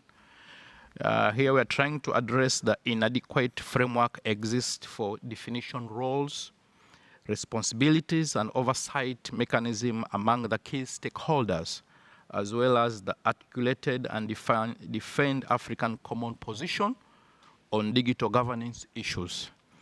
And the eighth issue that has been declared in the Islam Declaration is localized content. Limited availability of digital content in local languages and culturally relevant formats undermines digital inclusion and cultural preservation. And the last key challenge that has been addressed is the energy infrastructure. Unreliable electricity supply continued to constrain ICT deployment and digital connectivity. So my dear colleagues, these are the 9 challenges that we discussed in the Islam Forum, and they are all well explained in the Dar es Salaam Declaration. So what we did is we came up with commitments to addressing the above challenges through following actions. One is to do investment in secure and resilient infrastructure. Here we are trying to address to promote investment in the development and expansion in critical internet infrastructure to ensure equitable and secure access to digital resources across Africa, including domain names, IP address, and root servers. The second commitment is accelerating and the adoption of digital public infrastructure, DPI, to foster public-private civil society partnership to scale up DPI as a means to improve service delivery, governance, and digital innovation. The third one is enhancing energy infrastructure and connectivity. Here we're trying to address the support the modernization and digitalization of power systems while integrating renewable energy solutions to expand broadband access in remote areas. And the fourth one is ensuring effective governance to internet resources. Here we're trying to address to strengthening the institutional and operational stability of Afrinic, guided by transparency, accountability, and regional ownership. As we all know, we have a lot of challenges in Afrinic. And the fifth one is strengthening policy and legal frameworks, advanced regional harmonization of digital governing policies, legislation with focus on AI regulations, data protection, and inclusive digital innovation using multi-stakeholder governance sandboxes. And the sixth one is advancing cybersecurity and data governance. Here we're trying to harmonize national and regional frameworks on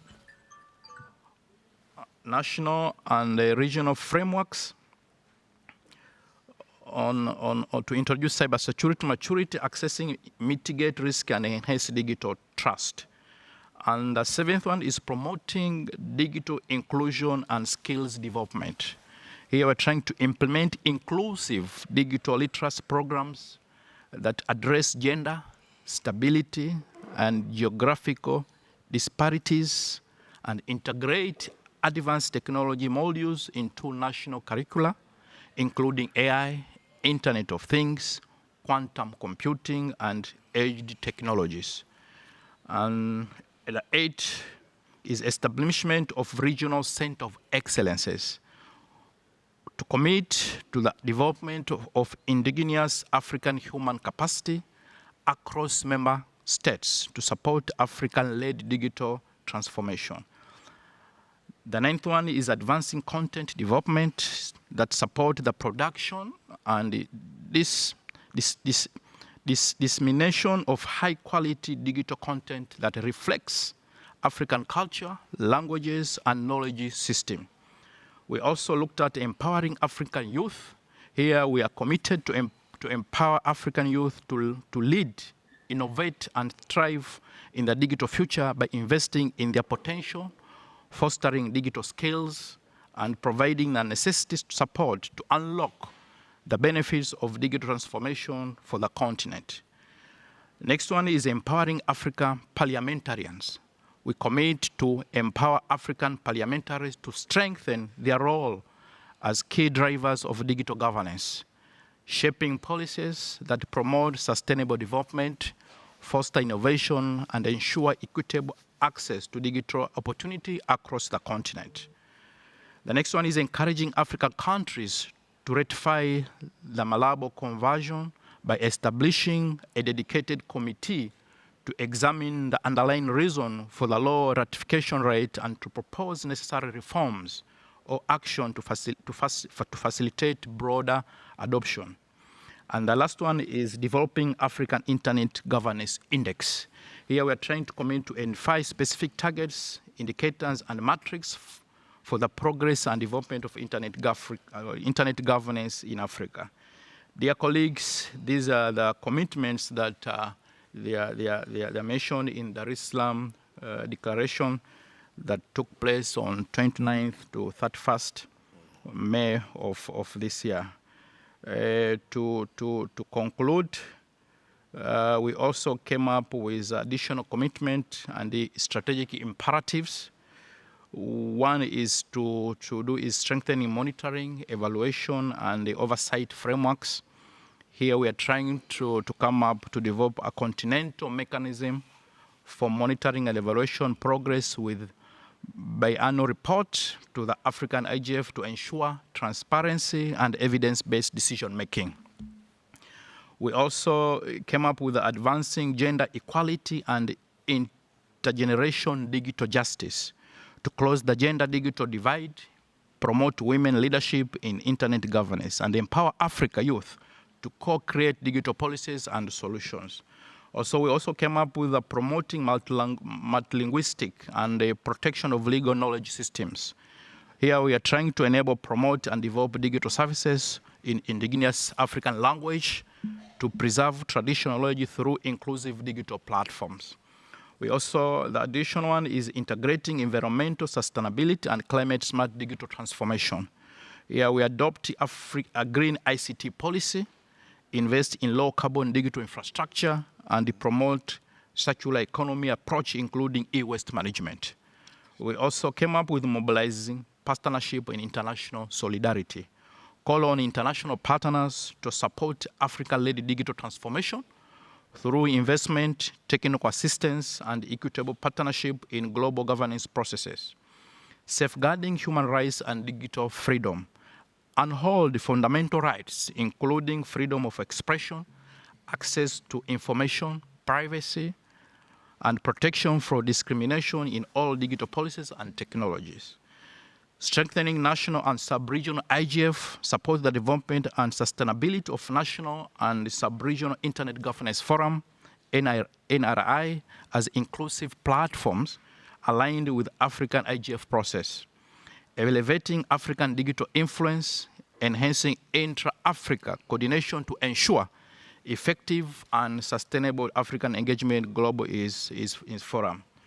To conclude with the declaration is that the present declaration reflects African collective commitment to reaffirm the pivotal role of the Internet Governance IGF as an essential platform for fostering inclusive, transparent, and multi-stakeholder discussion on global internet governance, as well as broad spectrum of digital policy and policy issues. Also, to ensure that progress remains aligned with global priorities, including the objective of the Global Digital Compact. We call for the continuous of ongoing process within the framework of the World Summit Information Society, WSIS, throughout the next decade. Furthermore, we look forward to the WSIS Plus 20 review formally establishing the Internet Governance Forum, IGF, mandate as a permanent United Nations entity with secure and sustainable funding, ensuring the continued impact and relevance in the evolving global governance of the Internet digital policy. Thank you so much. Thank you very much, Permanent Secretary. Thank you very much for the report. It was very enlightening. I am sure by now you guys are tired of this side of the meeting, so we are going to open the floor.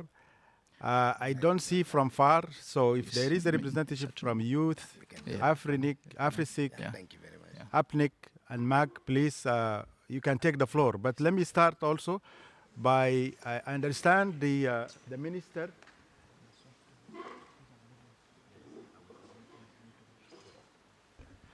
I think the Permanent Secretary is going to excuse himself. He has another engagement. Thank you. Thank you very much. Yeah. So.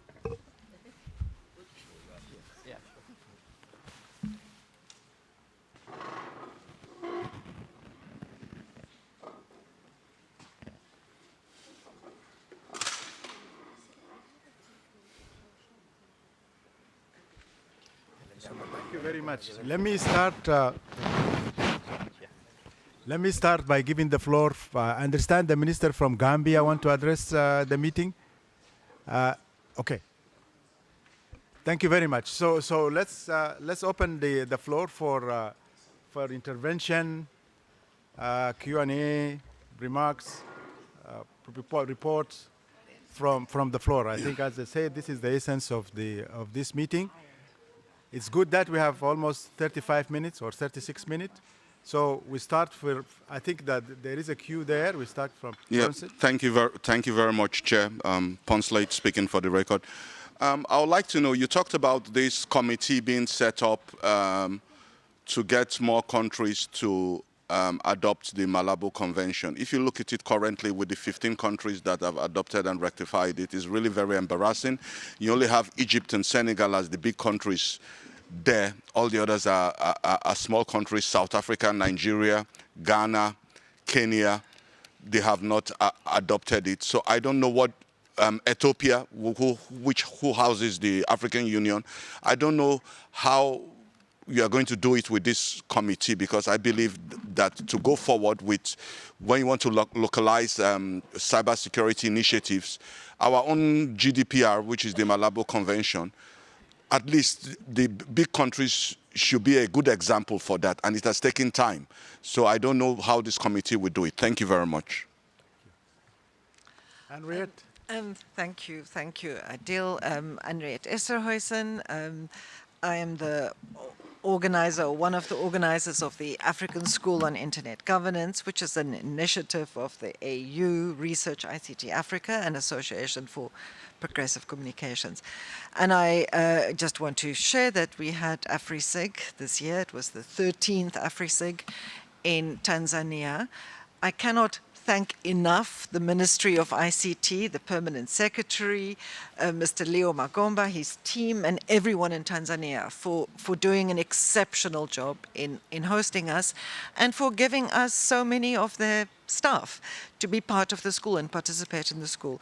So just to thank everyone, the Nigerian Communications Commission who's hosted, ECA, everyone who's hosted, and that I do feel that over time, AfriSIG is really contributing to leadership development and internet governance in Africa. It's a school not for entry-level people. It's for people that are practicing professionals, leaders from all stakeholder groups in internet governance. It's very intensive, but we really have results. And I think it also demonstrates that there is so much leadership and there is so much capacity, and the faculty of AfriSIG as well, and many of them are in the room, are people of exceptional quality. And I think the one thing that AfriSec shows us is that we already have expertise. We have existing internet governance expertise in the continent. We need to galvanize it.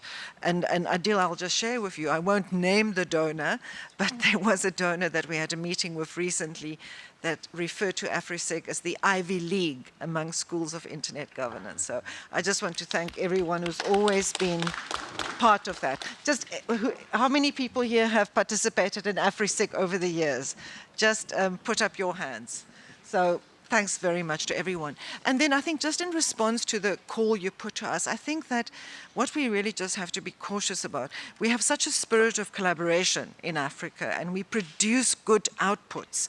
Every African IGF has produced excellent outputs, but we don't go back to them and see if we are actually implementing. I'm even thinking of AfriSec in 2022, where we collaborated with the African Union to produce an input for the open-ended working group, which was a strategy on how to build multi-stakeholder cyber resilience, very practical steps and recommendations. And I think we should really be very cautious about constantly making new proposals, coming up with new ideas. Often I think that happens at the expense of actually fully implementing the ones we've already generated. Thanks very much. Thank you. Please introduce yourself. Good morning, everyone. My name is Amina Ramalan. I'm from Nigeria. I am a representative of the Africa Youth IGF. I will be giving a brief of the Africa Youth IGF 2025. So the Africa Youth IGF 2025 held as a pre-event of the Africa IGF 2025. The theme of the day was Empowering Youth to Promote Africa's Digital Future, which was aligned with the theme for the main Africa IGF. The forum had over 200 participants from across several African countries. This was actually one of our most attended Africa Youth IGFs, and hopefully it will be impactful and the recommendations will be implemented. We had a series of conversations across some of the initiatives that Mukhtar and Adil have mentioned, like the digital identity and borderless opportunity. One of our conversations around that was for cross-continental interoperability. So the digital identity is interoperable between nations. We also had conversations on collaborative approaches to social media content moderation, ensuring that different platforms adopt unique approaches to content moderation, noting that while there is a thin line between protecting freedom of expression and ensuring user safety, platforms need to ensure that their guidelines are clear, accessible, and easy to understand. We also had conversations on open source and open future, Africa's youth on AI and frontier tech.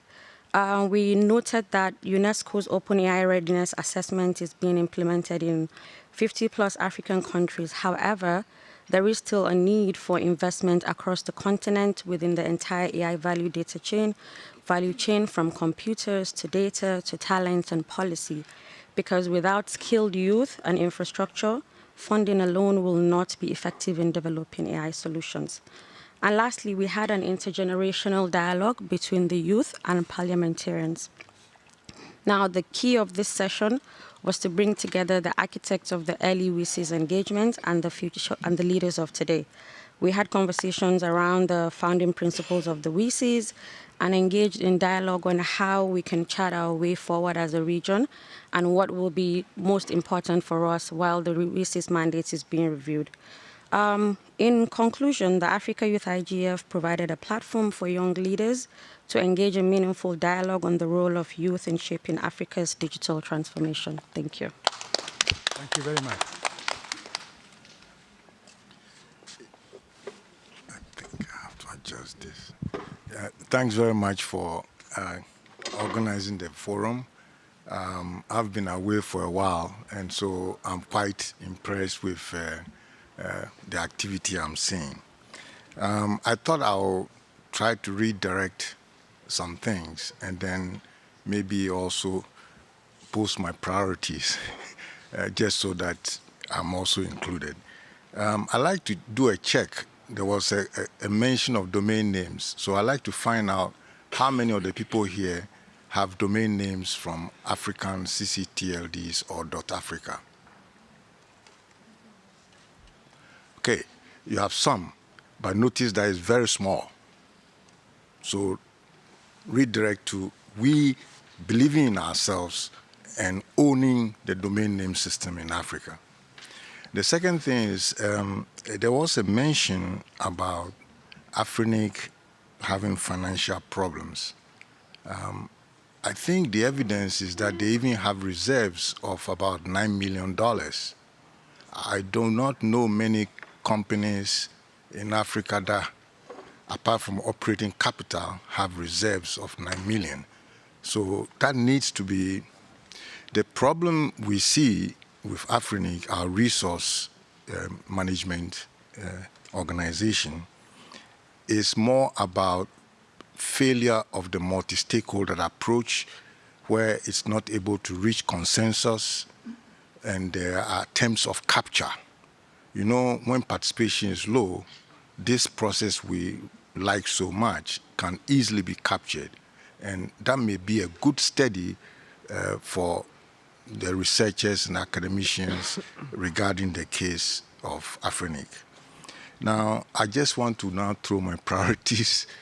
For me, I think the supply side is where we are not. Africa is not on the supply side. Even on the internet, Africa is not on the supply side. We can clap about every small gain, but we are not significant suppliers of anything on the internet. Not really, okay? So we have to kind of focus on what creates that supply side. In my opinion, is science education, and also in particular, the sciences that are creating these technologies, which is really computer science, okay? Applications of it is what we are seeing that we are enjoying. We've been doing AI since the 70s, okay? And we've been doing all these distributed systems things since that time. So for me, the priority is in beefing up science education. It does not mean that the other humanities and social sciences are not significant, but you need a minimum composition of the sciences to be able to advance, in my opinion. The second message that I can give is we need to adopt the MS practices in our domestic environments, because it requires certain techniques such as active participation, and you must be knowledgeable enough, and you must be constructive, and you need to have a moderator that will call consensus. So if you miss participation, it can be captured. If you don't have a moderator that can call consensus, you are doomed. So I just leave it there. The last bit is we have to preserve and grow the capacities that we have by focusing on intergenerational mentorship and coaching. Currently, it looks like it's disjointed. Everybody's going their own way, peer-to-peer. We forget that you have to have a stream, especially in certain areas like cybersecurity, where you cannot afford to have any vacuum in the chain. So I thought I'll give you these two ideas, and thank you very much for a good forum. Thank you very much. Can you please be brief, because I think we need to give the floor for as many people as possible. Sure. Good morning. My name is Tobias Thiel, and I'm the resident director of GIZ for the African Union, based in Addis Ababa. Thank you so much for a comprehensive presentation. You outlined quite an extensive list on African-led initiatives in the digital sector, which I believe is a crucial prerequisite for the digital transformation of the continent. At the same time, we also know from experience that the commitment is also very much measured in terms of the resources that are being committed.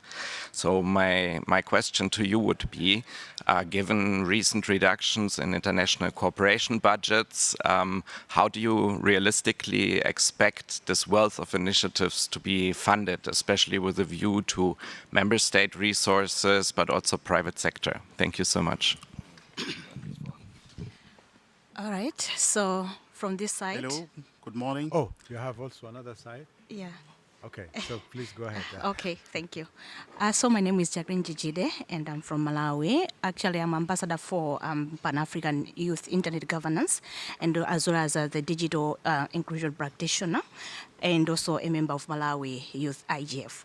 Thank you so much for the presentations that have been made, more especially on the issues to do with digital inclusion. My question this morning will be directed more especially on the proposed solution to do with promoting digital inclusion as well as skills development. I always advocate for a digital divide, more especially for the remote areas. So my question is, in rural communities where digital infrastructure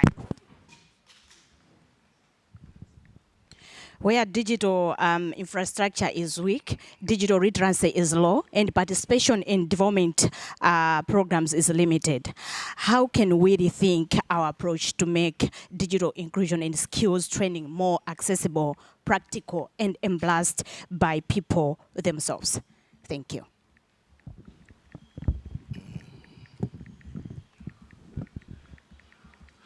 Good morning. I am Michel Kenmo. I'm the West Africa Advisor for Communication and Information for UNESCO. Thank you for the presentation. My intervention here is to share with you an initiative that is ongoing in West Africa and the Sahel region and related to information integrity. I'm happy to see Honorable Minister from Gambia, who is one of our champions of that initiative. And the initiative aims at promoting a coherent and integrated approach to policy on information integrity, as well as enhancing digital platform governance. As you know, UNESCO has adopted a few years ago the guideline for digital platform governance, and through the initiative, it's to come up with a policy framework, model policy framework across the region on information integrity that will cover, among other, digital platform governance, access to information and data in line with the model law on access to information adopted by African Union. It also will address the issue of population resilience and to the issue of disinformation online, as has been said here, as it constitutes a major threat in the region. And the initiative has started with a series of consultation of stakeholders across the West Africa region with policymakers, academia, civil society organization, youth and women organization in the region. It started in April this year, and it will lead to the organization with the governor of Cabo Verde this September 3 to 5, of a regional conference on information integrity for West Africa and the Sahel. And it's expected the conference will lead to the adoption of the model policy framework for information integrity in West Africa, as well as an action plan for information integrity in the region. Thank you for your attention. Thank you very much. Thank you very much. I'm Dr. Wariowe. Am I ahead? Yes. Okay, I'm Dr. Wariowe. I chair the Nigeria Internet Governance Forum. Thank you for the presentation, particularly the comprehensive assessment of the Africa IGF that held in Tanzania. I'm particularly concerned about the implementation of some of the declarations that were mentioned, particularly one of the contributors here listed the nations that have adopted some of those declarations. And I tried to make consultations with my secretariat to find out if these declarations have been formally written in correspondences to the NRIs, and I got a negative response. So my presentation here is that when such events like the Africa IGF or even the West Africa IGF that we hosted, we should be able to reach out to all local and regional IGFs to formally write these are the outcomes and these are the roles that you are supposed to play. And then thereafter, we all are aware that implementation of policies, adoptions, and all that are usually difficult. So we should create a provision for following up and monitoring the execution of this so that we, to a great extent, we're able to achieve what we have set out to do. That's my contribution. Thank you. Thank you very much. I think we stop here. Maybe the second round after we go through the question. I think we have some of the intervention was not question, it was just reporting, but we will try to address the question that were raised. Let me start before give the floor to the rest of the colleague here. There was a question about Malabo Convention. The first question, I guess. It's true that there was a small ratification, but Malabo Convention went into force in 2023. We needed 15 ratification. So for the treaty to go into force, and we are now at 17. I agree it's very low number of countries ratifying, and that's why we are taking a two-pronged approach. Number one, working with ECA, we want to have this committee first of all to do some kind of research.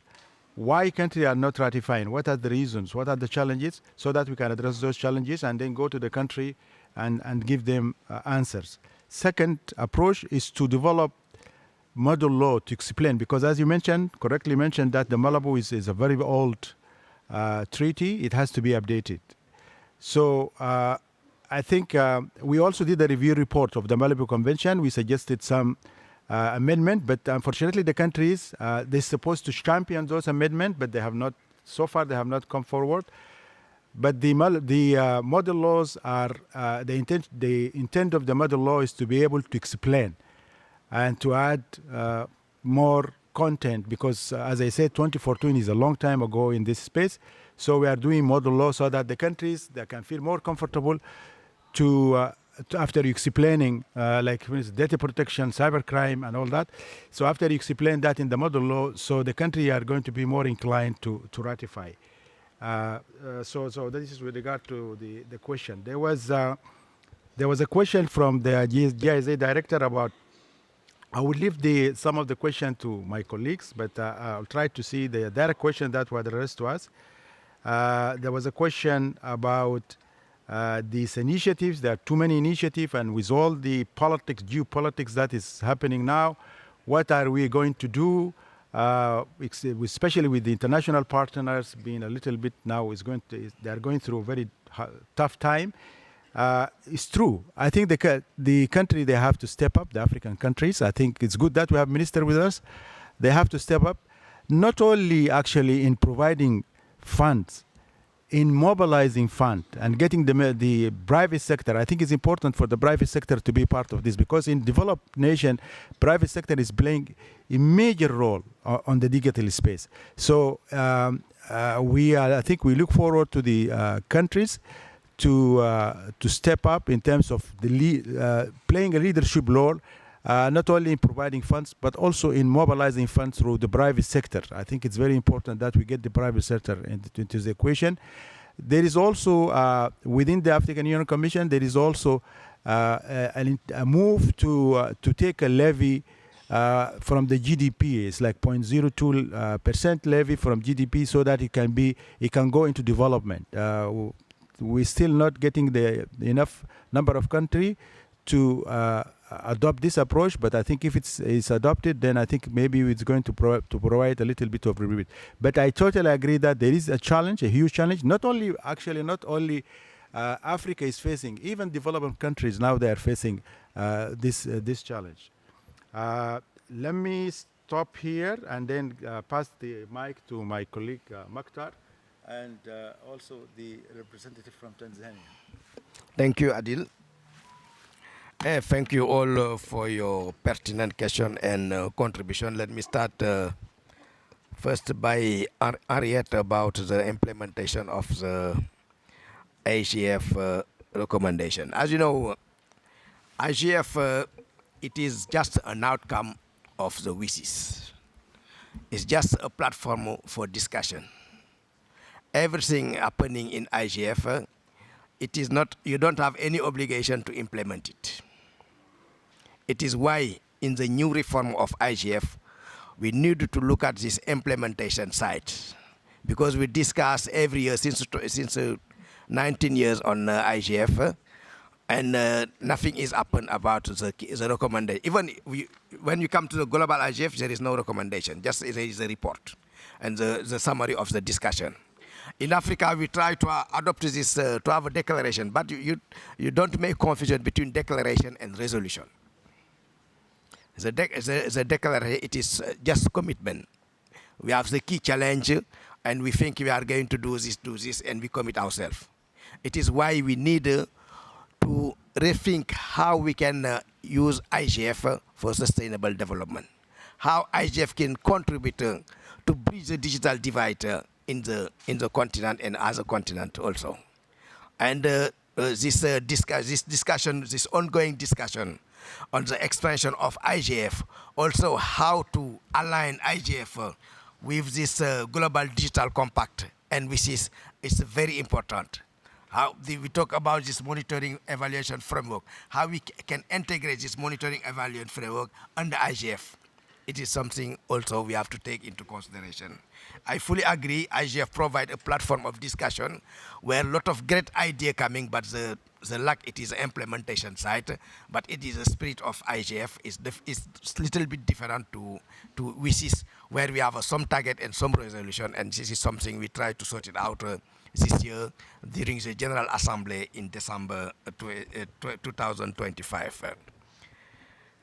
Amina, yes, I think you did very good youth summit. It is we have to encourage our all youth in the continent, and because the future of the continent is a youth, and we need to support you more. Also to involve you on all the discussion we are having in the continent, because everything we discuss is for youth. Yeah, we need to get their view, their advice, and to see how we can go together to support them. It's very important for the future. When you talk about digital skills, we need to involve youth in the discussion. When we talk about entrepreneurship, job creation, we need to involve you in this discussion. It's very important, and sometimes it is something we forget in several discussions. You don't have a youth, and we need to have this youth in to be fully part on the discussion across the continent. It's not only ICT sector. When you talk about agriculture, climate change, we need to involve you. Industrial development, we need to involve you. Ni fully agree with you. We discussed a lot on this, but for the Afrinic, I will not respond now, because tomorrow we are going to have a discussion, a meeting on Afrinic. We have several issues about Afrinic on CCTLD and the domain name in the continent. And to Wisdom tomorrow, the meeting is at 10, I think. What time is it? Wisdom, is it in the room? Now we have the meeting. Soren, what time is the meeting? Yeah, 11:30 to 12 at studio. Okay, 11. We invite tomorrow 11:30 to attend this meeting. Very important for the continent. We have a special discussion on among the agenda on Afrinic. Supply side, yeah, it's where we have to go. I think we talk about 20 years, but more than 20 years. Since 30 years, we talk about development technology across the continent, and we are still not progressing very well. It is a reason why at ECA we have this Shares Technology Innovation Forum. Also, we already established the African Center of Artificial Intelligence in Congo, and also we are going to establish soon the STEAM Center in Rwanda, and also the Cyber Security Center in Togo, to push and to promote innovation across the continent. And without the supply side, we can't be a key actor in this technology revolution. The other question is, GIZ, thank you, Dr. Tobias, also for the support we receive from GIZ. We have France, we have Kaku, and all is here. We work closely with you, and we appreciate this collaboration, and we are fully right. Given this freeze, what we have to do. You know, we have several organizations. Even at UN, we have several organizations doing same thing sometimes. Now it is a reflection under the UN 80. We talk about UN 80 and to see how we can be more efficient working together. First, with the UN agency, with our partner, and also with member states.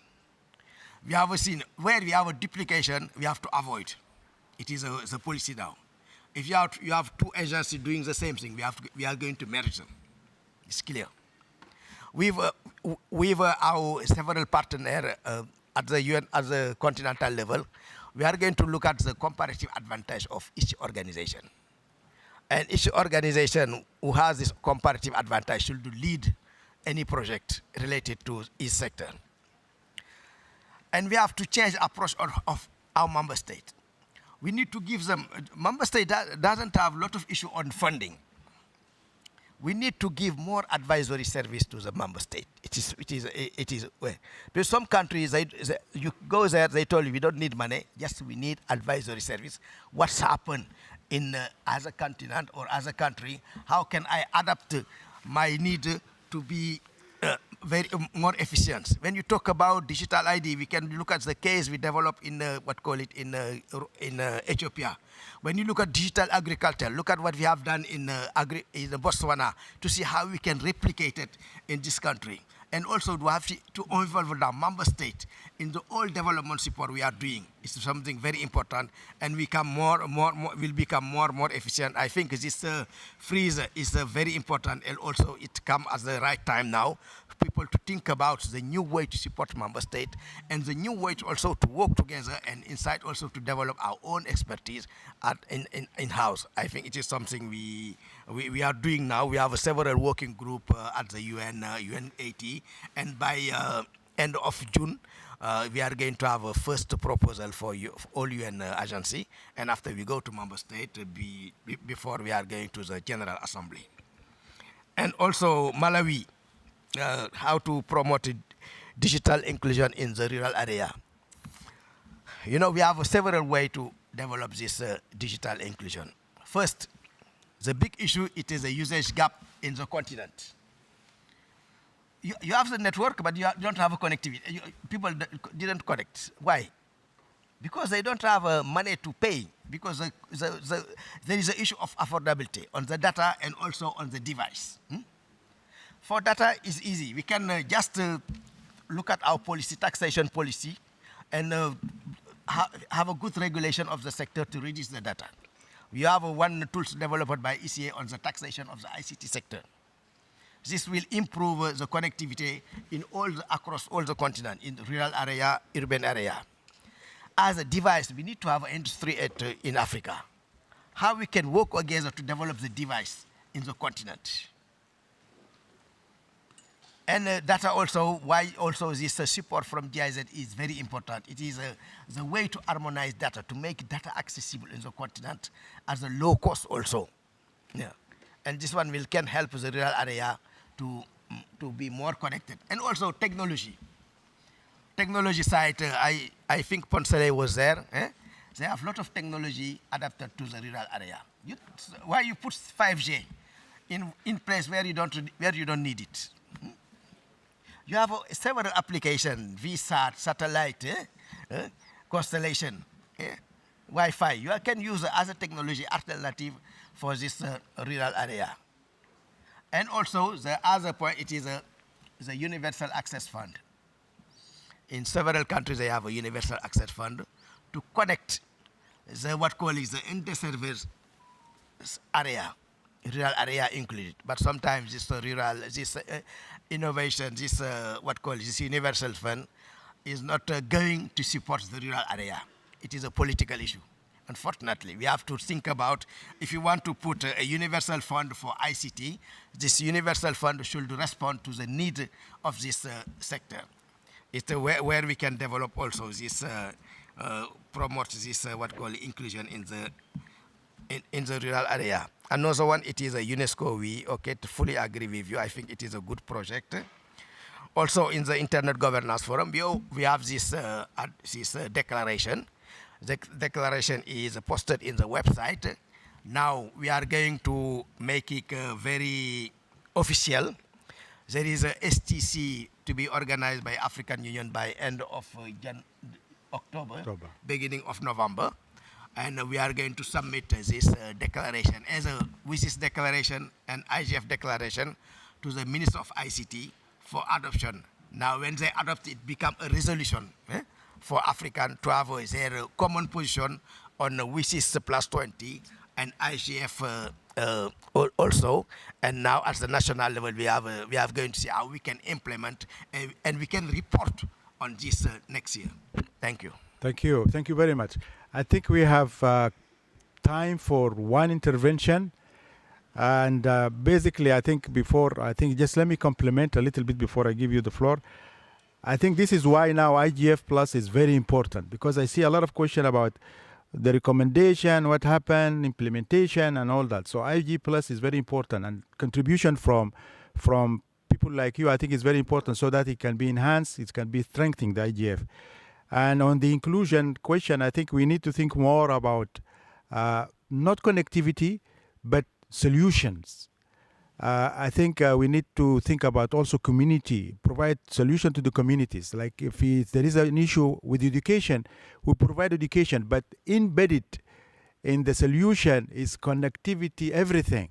So we need to change the mindset from providing connectivity and it's not used to solutions, meaning like if you have issues, local issues, community issues, you need to address them through provision of solution, and then the solution is going to be an integrated solution. Let me give the floor to our colleague here, Coco. Thank you very much, Adil.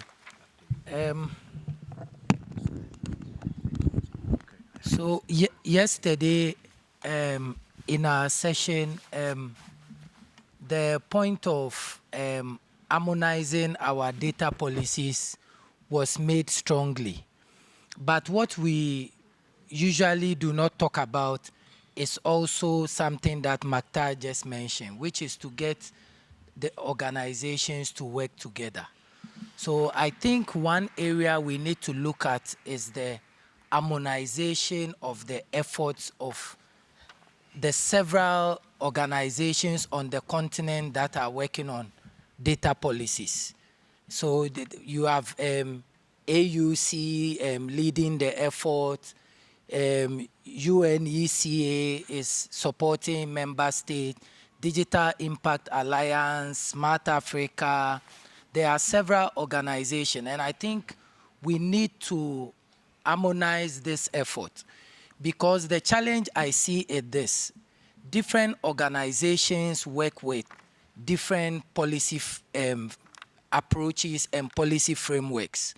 And if we do not harmonize the work we are doing, then what is going to happen is that neighboring countries may have different policy frameworks that do not speak to each other, and this will make harmonization extremely difficult.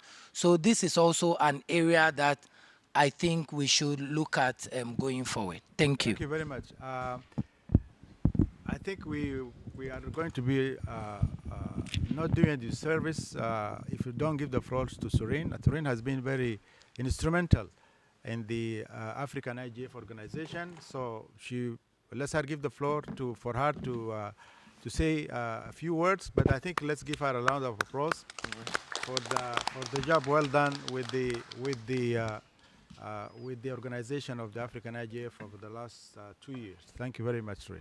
Thank you, Adil. Thank you, everyone, for coming to this open forum. I just want to start from the declaration, especially on the last line, that we are calling for the permanent structure of the IGF. When we are calling for the global IGF to be permanent structure, we ask ourselves in the African region, how do we make sure that the African IGF Secretariat, which is the brain or the machine behind what happens in the African IGF forum. I just want to take you back 2 years. when the African community had an engagement meeting in Kyoto, we decided to have a task force to make sure that we need to review our charter, which will guide the Secretariat, the MAG, which is the program director of the African IGF itself, and the hosting institution currently is ECA in collaboration with AUC. How they can work seamlessly, which produced a new charter and already adopted last year in November in Addis Ababa, which today you see Anret, which is the program director of the African School of Internet Governance, talk very happily about the organization and the support she got from the host country, because this year we made sure that the Secretariat incorporate all running activities from the African School of Internet Governance, the Youth IGF, the parliamentarian track before the forum to happen, working cohesively. Not only even the African IGF, even the global IGF has been working with us seamlessly. But I just want to also go back what the GIZ director said. Our commitment is how much resource we put in place to strengthen the structure and the institute. I work at ECA, and ECA has been playing pivotal role to make sure that the Secretariat institution is strong enough. So that's why this year we can really see the success of African IGF. So going forward, we need to create stability for the Secretariat, and I want to thank the GIZ, which is our greatest supporter, ISOC and ICANN, who hold our hand to make sure that the African community engage. But I would like also the support to be institutional support instead of forum support, because all the conversation we have, the Malabo Convention, the WISIS review, the NRIs, for them to play, the Secretariat has to be as strong as possible, which will require institutional support. With that, I will close. Thank you so much for always being supportive. Tomorrow we have African Engagement Forum in Studio N from 11:30 to 12:30 that we will discuss any of our issues and Thank you opportunities. very much, Doreen. With that, we thank you very much. We come to the conclusion of this meeting. Thank you for coming, and have a wonderful day. Thank you very much. Thank you.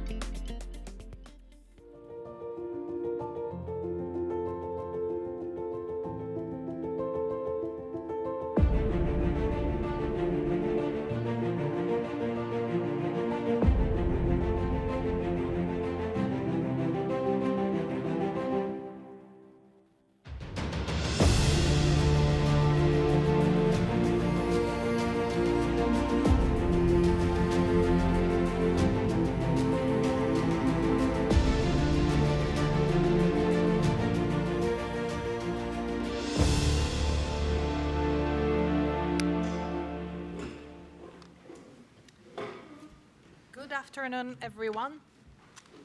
Welcome to the IGF Open Forum on AI and Disinformation, Countering Threats to Democratic Dialogue, organized by the Council of Europe. My name is Irena Grikova. I'm head of the Democratic Institutions and Freedoms Department at the Council of Europe, and I will be moderating this panel. I'd like immediately to thank my colleagues Giulia Lucchese, sitting just here, and Evangelia Vassalou, who is online, for helping to put together this panel, and will be also producing the report and helping with the moderation. In this session, we will be delving in one of the most pressing challenges facing democratic societies, in fact, all societies today, probably not just democratic societies, but I'm personally concerned about democratic societies in the first place. The use of artificial intelligence in generating and spreading disinformation. But we will also hopefully discuss the role of AI can play in actually curbing and limiting the spread of disinformation. Combating disinformation is a top priority for the Council of Europe as a human rights organization. For those of you who may not be familiar with the Council of Europe, especially those coming from other continents, the Council of Europe is what I call the older and larger brother of the European Union, an organization of 46 member states with a particular focus on human rights, democracy, and the rule of law. We call Europe's watchdog. Democracy and human rights watchdog. And as such, of course, we are extremely concerned with the phenomenon of disinformation and all the other threats to democracy today. The Council of Europe is also always on the forefront of how technological development impacts our societies and the rights-based ecosystem that we have created. And this is why the Council of Europe prepared and opened for signature and ratification last year the first international treaty on AI and its impact on democracy, human rights, and the rule of law. And we are now in the process of developing sector-specific policy guidelines and also supporting member states in implementing specific standards in different areas, including in the field of freedom of expression. The Council of Europe has also been at the forefront of analyzing the impact of AI-generated disinformation and its role for resilient, rights-based, pluralistic, and open information ecosystem. In particular, last year, we issued a guidance note on countering online mis- and disinformation, which is uploaded as a background to this session, also in the chat, but there are a few copies here in the room in case you still want an analog copy of the disinformation of the guidelines. And this note offers practical guidance, really very, very specific and detailed pointers of how states and other partners in this democratic system that we are trying to protect, digital platforms, the editorial media, and other stakeholders can fight disinformation in a rights-compliant manner. Now, it's a soft instrument. This is not a binding treaty, but it does include the collective wisdom of all of our member states and a large number of experts, some of them sitting around here. And therefore, it's really interesting and useful, and it's organized around 3 pillars. The main things that were suggested here. And mind you, in the process, at the time when it was actually developed and written, AI was yet not that prevalent and prominent. So it's not so much AI focused, but it does lay the basis, the foundation of main actions at the policy level that can be undertaken as a part of hopefully comprehensive strategies to try and limit disinformation, if not completely annihilated. It's probably impossible. So the pillars are fact-checking, calling for independent transparency and financial sustainability by both states and digital platforms. Especially, platforms are urged to integrate fact-checking into their content systems. Unfortunately, we've seen in the past few months that the platforms have been disengaging from that commitment, and that's an issue in itself. Platform design is the other pillar of that disinformation strategic approach. The guidance note advocates for human rights by design and safety by design principles. These are keywords that we've been hearing a lot during this IGF and also indeed the previous editions. These are the basic principles of an information society, the way we'd like to see it.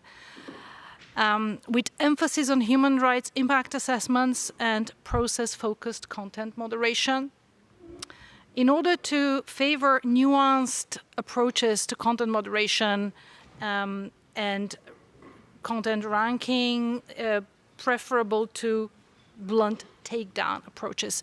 And perhaps today we will explore how AI can help us achieve such a nuanced content moderation approach.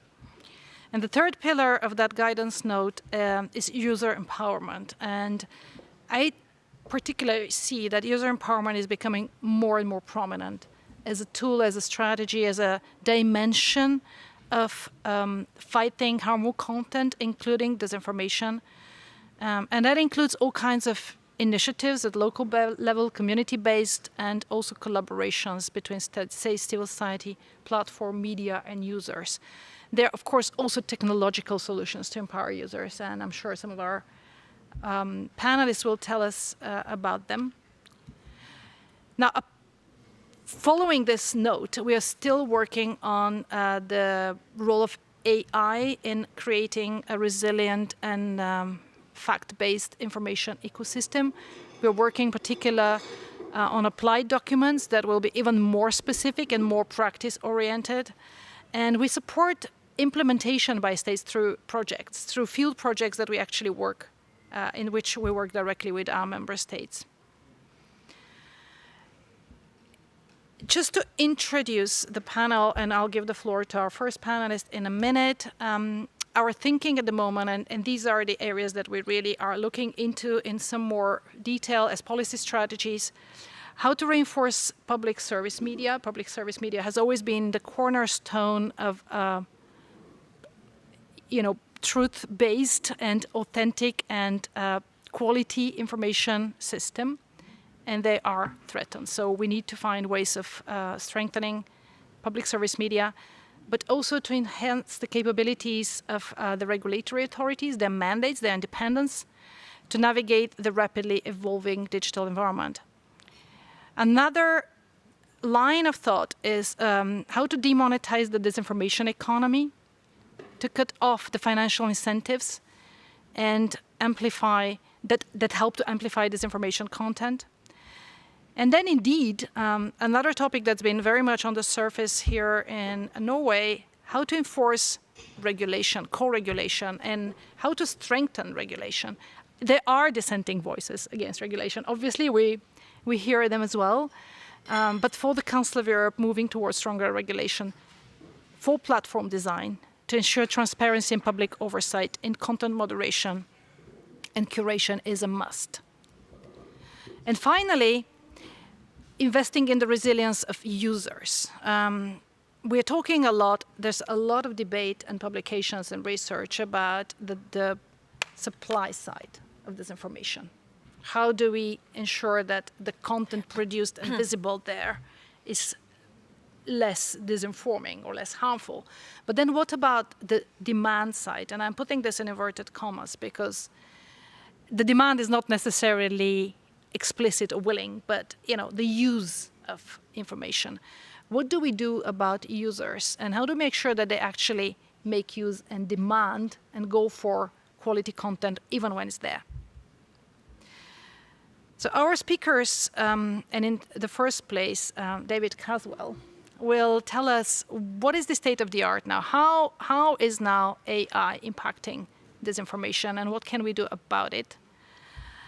Because the problem, it's amplifying the problem clearly, but it's maybe part of the solution. And we have an amazing panel here for you.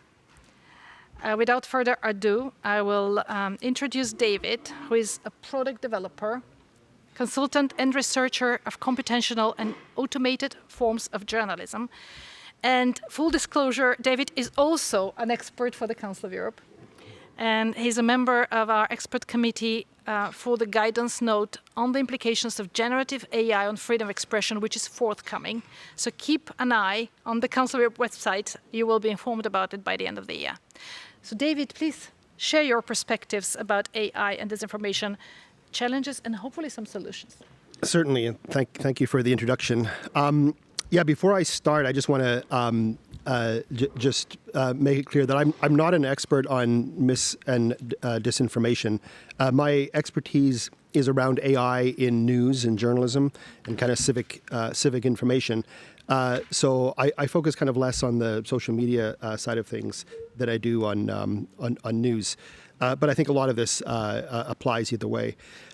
Before kind of getting into what AI is doing in the space of disinformation, I want to just talk a little bit about what was happening before AI came along. So if you can imagine pre-ChatGPT, or even most of our ecosystem now. And the big thing that changed, that kind of made this last 10 or 15 years of disinformation and misinformation activity, the thing that changed that made that necessary was we basically changed our information ecosystem from a one-to-many, or more accurately, a few-to-many shape to a many-to-many shape. So we went from a situation where only a few entities, mostly organizations, could speak to a large audience, to this situation where anybody could speak to a large audience. And this was the internet and then social media, of course. But this was a change in the distribution of content, the distribution of information.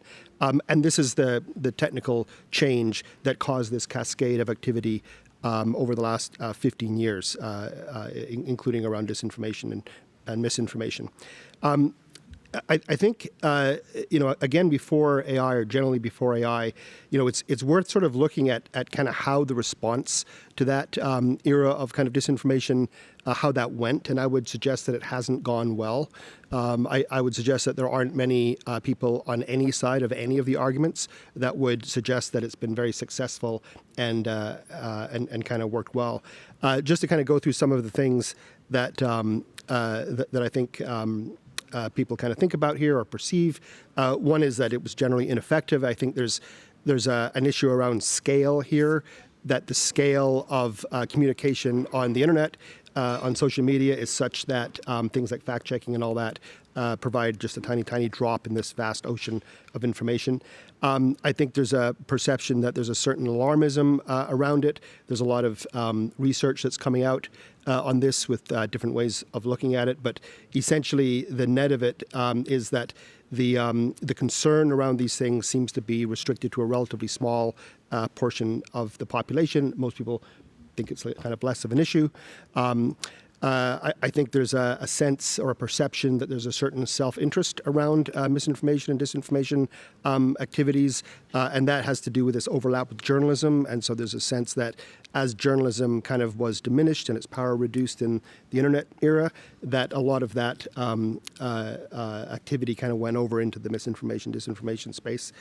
On the political side, I think we're pretty aware that there's on the left-right continuum, there's a sense that the whole kind of disinformation, misinformation space has a left coding bias to it. This is certainly what Mark Zuckerberg used as his justification for turning off the fact-checking activity at Meta. I think there's another kind of politicization that's going on here, which is more this elites versus populism, politicization.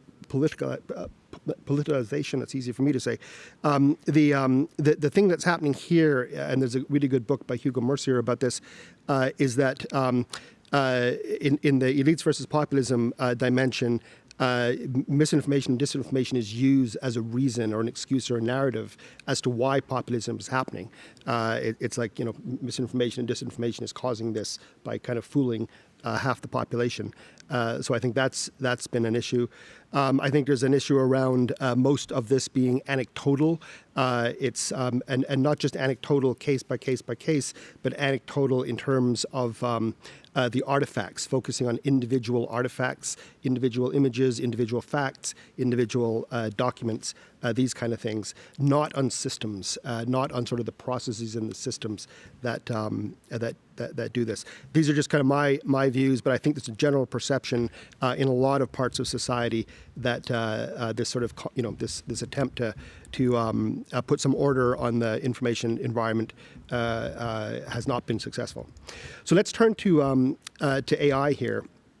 I think in this AI era, the thing that's changed now, with ChatGPT, it's been building for a long time before that, but roughly since ChatGPT, the thing that's changed now is the this transition from an artisanal form of creation of news and journalism to an automated form of news and journalism. And so this is quite profound because news and journalism and the creation of knowledge generally was one of the last kind of handmade or artisanal activities in society.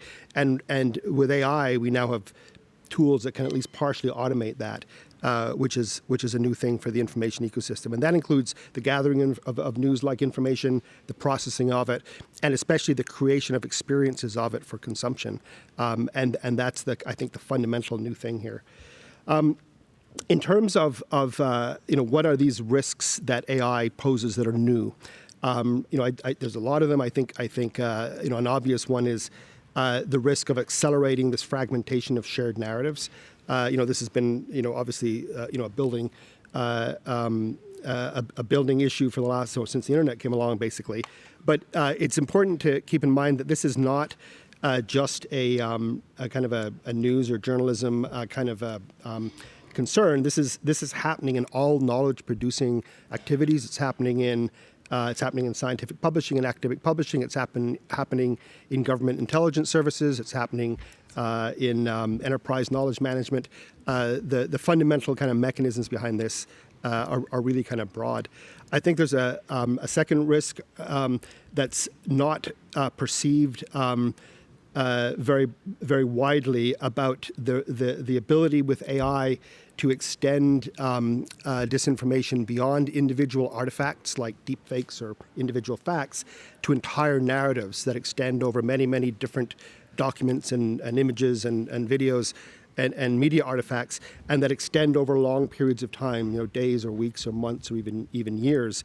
An example of this in the manual space is this Hasbara program that the Israeli government have been running for many years, about 2,000 people that basically kind of operate on influencing narratives across the world. And with AI, we may be entering into a world where that can be automated and also be made accessible to many, many more people and agents and governments and other actors.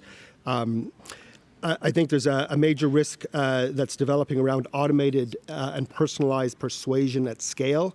So you could think of this as radicalization at scale or grooming at scale, to use the word that the Brits like to use. There's been a couple of very, very interesting papers that have come out on this recently. One of them is actually not a paper because they had an ethical issue in the data collection, and so it wasn't an official paper. But generally, it seems that these AI chatbots are already substantially more persuasive than humans, and so that's their effectiveness. And then you kind of combine that with the fact that you can operate these individually in a personalized way across the whole population at some level. I think that's a new and significant risk. And then I think there's another deep risk that really is underappreciated here, which is that as we start to use these models as sort of core intelligence for our societies, that there are biases in these models. And that's not, we talk a lot about biases in AI models now, and that's very true. There's biases in the training data. There's attempts to resolve this in things like system prompts or in the reinforcement learning from human feedback that kind of helps to train these models. But even more fundamental than that, we're starting to see intentions to place deep biases into the model. So one, which is this tweet here that showed up recently, is Elon Musk, and he basically built this large language model, Grok. Its intention was to be what he called a maximally truth-seeking large language model. And it was a little too truth-seeking for his taste. So he's been getting into this Twitter argument or X argument with Grok over the last little while. You can sort of see this interchange happening where Grok, you'll ask Grok a question and he doesn't like the answer and so on. And so he has just recently announced that they're going to use Grok to basically rebuild the archive on which they train the next version of Grok. So they're going to write a new history, basically, of humanity, and then use that to train Grok. That's an example of building a large language model that's broadly used with the biases deep in the training weights. That's a very significant risk. I think there's if you kind of go all the way down to maybe the foundations or the first principles here, there's a new deep need or a new core requirement in the information ecosystem. Excuse me, and this is articulated very, very well in this book, this recent Yuval Noah Harari book. And what he says in this book is, which I think is it's very well evidenced and argued there, is that we've depended for 400 years on these mechanisms like the scientific method, or like journalism, or like government intelligence, or like the courts.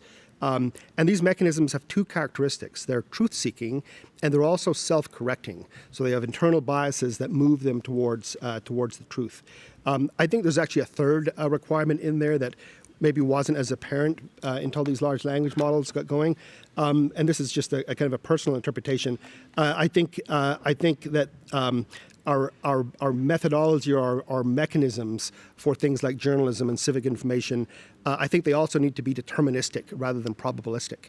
In other words, they need to be specifically referenceable and explainable and verifiable and persistent in an archive, all of the things that large language models are not. Just to kind of turn to the opportunities here, because the news is not all bad. There's the scale of opportunities, I think, is of the same order as the scale of the risks. There are some real opportunities. I think one opportunity is this possibility that we might have news or journalism or civic information or societally beneficial information that is systematic instead of selective. In other words, the scarcity issues around collecting and processing and presenting or communicating this information, those scarcity issues go away. And we have a level of systematic transparency that is vastly greater than it is today. I think that's a very real possibility, scaling the amount of civic information in the ecosystem. I think another one is this new ability to make civic information and news and journalism accessible to many, many, many more people, regardless of literacy or language or style preference or format preference or situation or whatever, because now we can adapt this information to each individual. That's a very significant new thing. And I think those two things together, the scale and the accessibility, means that we do really have, I think, this possibility, if we were to build towards that, of basically having relevant, accessible, societally beneficial information available to everybody at a much, much deeper degree of relevance and personal relevance than we've had before. And then also, finally, I think one of the challenges of information now is it feels very overwhelming. We have a news avoidance problem at scale. We all have a personal sense of being overwhelmed by information. I think AI helps us address that. I think the thing that we're primarily being overwhelmed by is units of content, not information. And we have this new possibility here with AI to not just have dramatically more information, but also to feel more in control and more mastery of that information. So just to wrap up here, I'd like to kind of suggest an ideal for what we might aim for as an opportunity in this kind of AI-mediated information ecosystem that's forming. And I think it's worth looking at this in terms of a continuum. And the continuum goes from, say, medieval ignorance, kind of way down at one end, to like godlike omnipotence, or maybe like a Star Trek universe kind of level of awareness and omnipotence about your environment. And if we look at that kind of continuum as an ideal, we've made a lot of progress along that line, right? We've gone from a situation before the printing press and before literacy where really people didn't know much about their world at all, apart from their immediate experience. And through these inventions and these cultural adaptations to those inventions, we're at a point now where the amount of information we know about our world, almost instantly, right, at our fingertips, is just staggering compared to what would have been available to an average citizen in, say, 1425.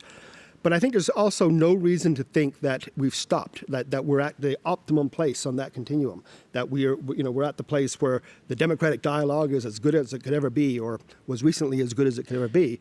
I think we've got a ways to go. I think AI, the AI that exists now, diffused into our information ecosystem with the right governance and the right orientation and so on, that could move us a considerable way up that continuum. If we get something like AGI, maybe in 5 or 10 years, I think that could move us even further, and then at some future hypothetical point, maybe some kind of superintelligence moves us even further again. So I think there's a lot of technical challenges here, governance challenges, safety and security challenges, of course. But I think as an ideal, trying to move to the right of that continuum is a good place to be. I'll just leave that there. Grand. Thanks a lot, David. There was a lot of food for thought. Personally, I was quite struck by how the AI can create now a new plausible reality just by the sheer scope and sophistication and scale of it. So how do you fact check your way out of a completely new alternative reality? Obviously you can't. And I really liked your idea that I think we're spiraling and going up and up and up much faster than we can actually conceptualize it, from information to content and then hopefully to information again. But let's see if we have some more practical tools that we can use to do that. And our next speaker is Xin Labe. She's a senior vice president and managing editor for Europe and Canada at NewsGuard. NewsGuard is a company that tackles disinformation online. And Shine will explain how they do it, what they do it, and what are the results. Hi, thank you very much for having me. So I'll start right away by explaining how AI is and has supercharged disinformation campaigns to this day. The first thing that we're seeing is that malign actors are, and you all know that, increasingly using text, images, audio, and video generators to create content, deepfakes, images, etc. Just to give you one piece of data to illustrate that, take the Russia-Ukraine conflict. During the first year of the war, out of about 100 false claims that we debunked at NewsGuard, one was a deepfake of Zelensky, very pixelated, very bad quality. Now, fast forward to the third year of the war, we had 16 deepfakes, super sophisticated, super believable, that we debunked. Now, there's still only 11% of the false claims that we debunked that year, but they increased quite astonishingly. And of course, the conflict that just that was more recent, Israel-Iran, has also shown lots of deepfakes being shared, images, short images circulating online. So this is just one example, a video that was shared as part of a Russian influence campaign called Storm 1516, shows a person whose identity was weaponized. It's a real person, but modified with AI to say that he has been sexually assaulted by Brigitte Macron, the wife of Emmanuel Macron, France's president, when he was a student. He actually was a student of Brigitte Macron, but never said that, never was sexually assaulted. But the video is very believable, all the more so that the person exists. If you Google him, you can see that he was a student of Brigitte. So all that is, of course, has increased a lot. Now, the second thing that we've seen in terms of how AI is supercharging disinformation is the use of AI tools to imitate credible local news sites. So basically create entire networks of websites that look just like a local news site, that share maybe some reliable information and then some false claims, and that's entirely generated with AI, maintained with AI with no human supervision. The photo that I put here is a quite infamous Kremlin propagandist. He's an American fellow, former deputy Florida sheriff, who is now exiled in Moscow. His name is John Mark Dugan, and he alone is behind more than 273 websites that he's created using AI with an AI server to imitate first local news sites in the US with names that really sounded like a local news sites, and then in Germany ahead of important elections. So these AI content farms have grown exponentially over the past few years. We started monitoring them in 2023. May 2023, we had found 49 of them. Now fast forward to today, we have counted 1,271, but that's probably the tip of the iceberg. Thank you. What we're seeing, and that what we can actually confirm as being AI generated. Why? Because it's really cheap to create an AI generated news site. We did the test. A colleague of mine, and that's an essay that he wrote about the experience in the Wall Street Journal, paid $105 to a web developer based in Pakistan, and in just 2 days he had his self-running propaganda machine, password protected. Don't be alerted. We didn't want to put any further the web, but it was just took 2 days, $105. So now all of these sites, these over 1,000 sites that we found, AI content farms, they're not all publishing false claims or only running false information, but they're all, I would argue, they're all a risk to democratic dialogue. Why? Because they are at risks, because by definition, if you are run with AI, with no human supervision, which is the case for all these websites, you have the risk of hallucinations, factual errors, and misrepresentations of information. Now, that's just one example. A recent one, the BBC conducted an experiment in December 2024. They asked 100 questions to 4 chatbots based on their information. So they gave the chatbots access to their website, which they usually block. And they found that in 51% of the cases, there were significant problems with the responses. In 19% of the cases, the chatbot introduced factual errors. And in 13% of the cases, there were quotes that were never in the original articles or that were modified by the chatbots. And just a recent example of such hallucinations is, you probably read about it, the Chicago Sun-Times, a pretty reliable newspaper in the US, published a list of book recommendations for the summer. Very existing authors, but very non-existing books next to their names, along with some existing ones, so all the more troubling.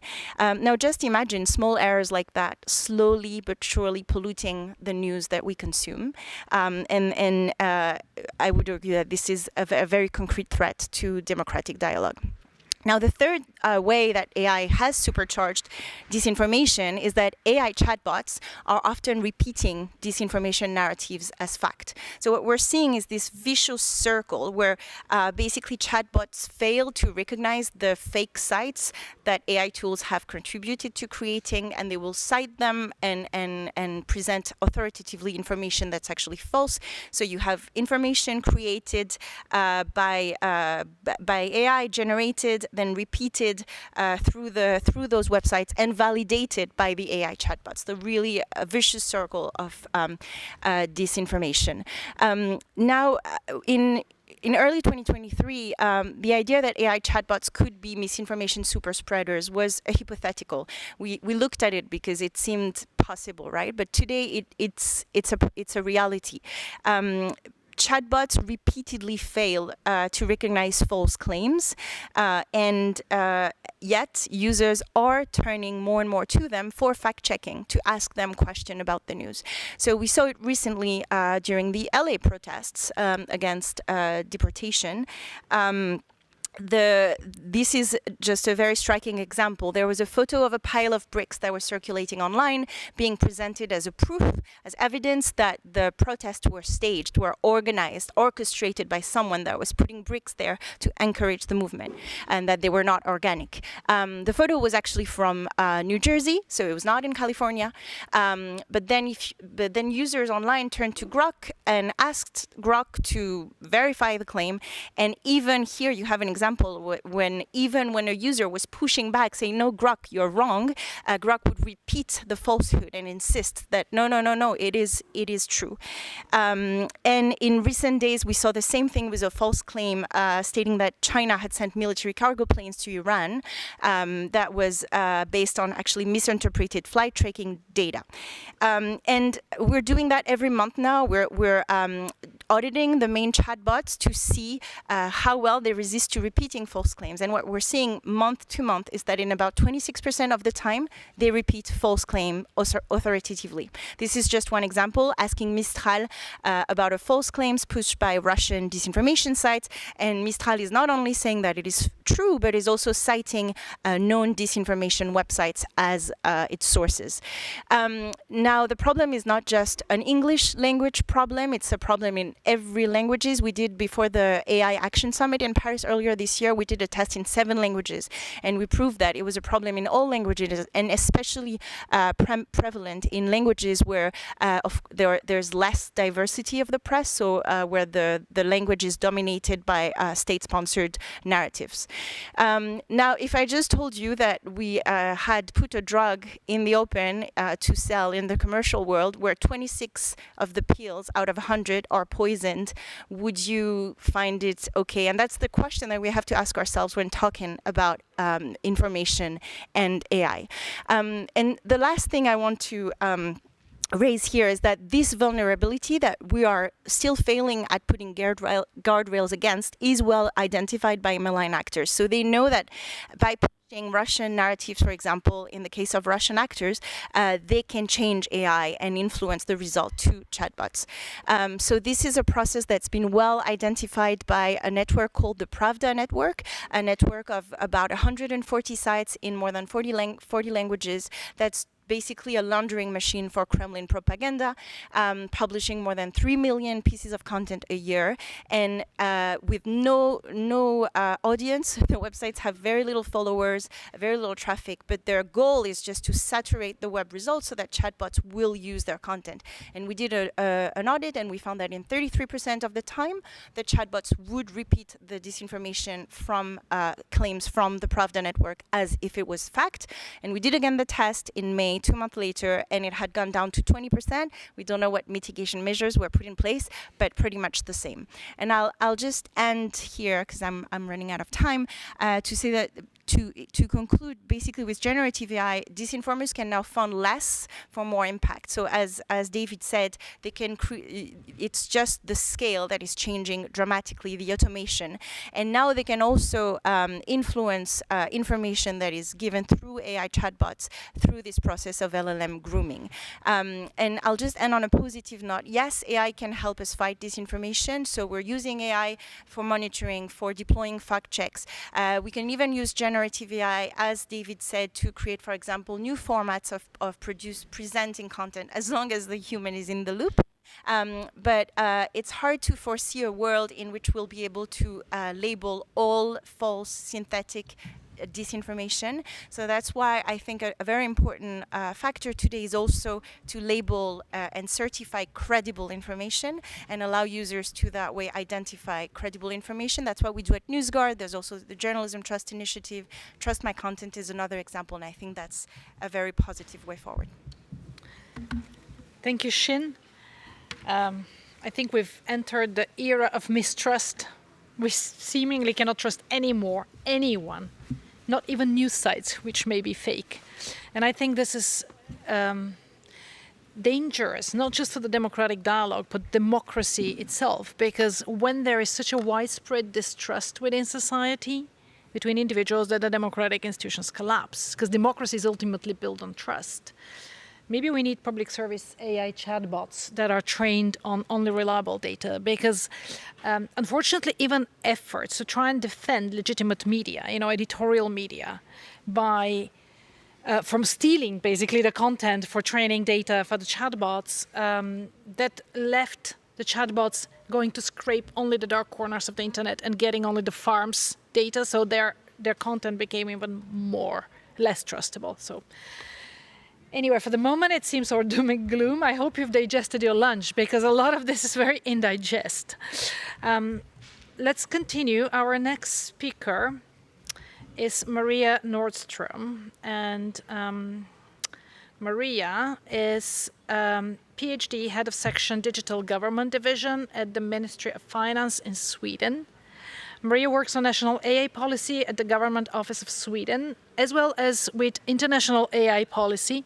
In particular, she was participating in the negotiations of the EU AI Act and the Council of Europe's Framework Convention on Artificial Intelligence. Please, Maria, the floor is yours. Thank you, and thank you for having me. So I've had the pleasure and the privilege to currently be on the Bureau of the Committee on AI at the Council of Europe. And the main task of the committee was to negotiate the Framework Convention on AI, already mentioned, which was adopted and open for signatures last year. And it's the first, as mentioned, legally binding global treaty on AI. It is global because it's open for signatures, not just to the members of the Council of Europe, but it can be signed by other states as well. And since it's opening for signature, it's also been signed by Japan, Switzerland, Ukraine, Montenegro, and Canada. So it's in its essence a global treaty on AI, human rights, democracy, and the rule of law. And it formulates fundamental principles and rules which safeguard human rights, democracy, and the rule of law throughout the AI lifecycle, while at the same time being conducive to progress and technological innovation.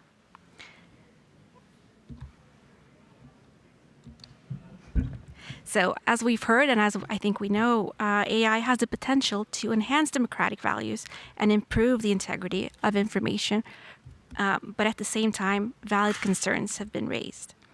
The integrity of democracy and its processes rests on two fundamental assumptions: that individuals possess both agency, so the capacity to form an opinion and act on it, as well as influence, so the capacity to affect decisions made on their behalf. AI has the potential to either and both strengthen as well as to undermine these capacities. So David mentioned AI-driven persuasion at scale, which is an excellent example of how these capacities can be very efficiently undermined. So it's not very surprising that one of the core obligations under the Convention, the Council of Europe's AI Convention, is for parties to adopt or uphold measures to protect against malicious, to protect individuals' ability to freely form opinions. So these measures can include measures to protect against malicious foreign inference, as well as efforts to counter the spread of disinformation. And as we've heard, AI can serve both as a tool for spreading efficiently disinformation and thereby fragmenting the public sphere, as well as to combat disinformation. But this has to be done with some thought put into it. So it's essential to implement appropriate safeguards and to ensure that AI does not negatively impact democratic processes. So currently, the Committee on AI at the Council of Europe is developing a risk and impact assessment methodology, which can be used by developers and other stakeholders to guide responsible AI development. It's a multi-stakeholder process with the civil society, the technical society being involved, and there's still time to contribute to this process if you wish.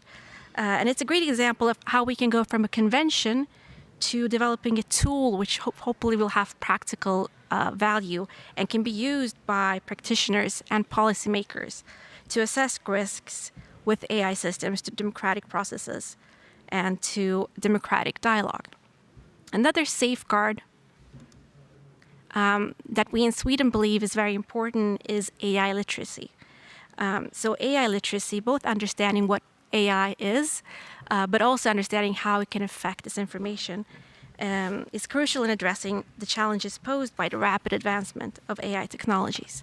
So the Swedish government has tasked the Swedish Agency for Media with creating educational materials to enhance the public's understanding of AI, particularly in relation to disinformation and misinformation. So they will develop a web-based educational tool, which will be released later this year. However, one of the things that we are thinking about from a policymaker's perspective is to, and the key challenge is to find the right balance between providing sufficient information without further eroding public trust in the information ecosystem. So the important question here is, to what extent is it beneficial for the society when all information is questioned? What does it do with democracy? And what does it do with our agency when we can no longer trust the information that we see, that we read, that we hear? So finding that right balance in informing about the risks while not eroding the public's trust is, I think, a key challenge and something I'd love to talk more about. Thank you. Thank you very much, Maria.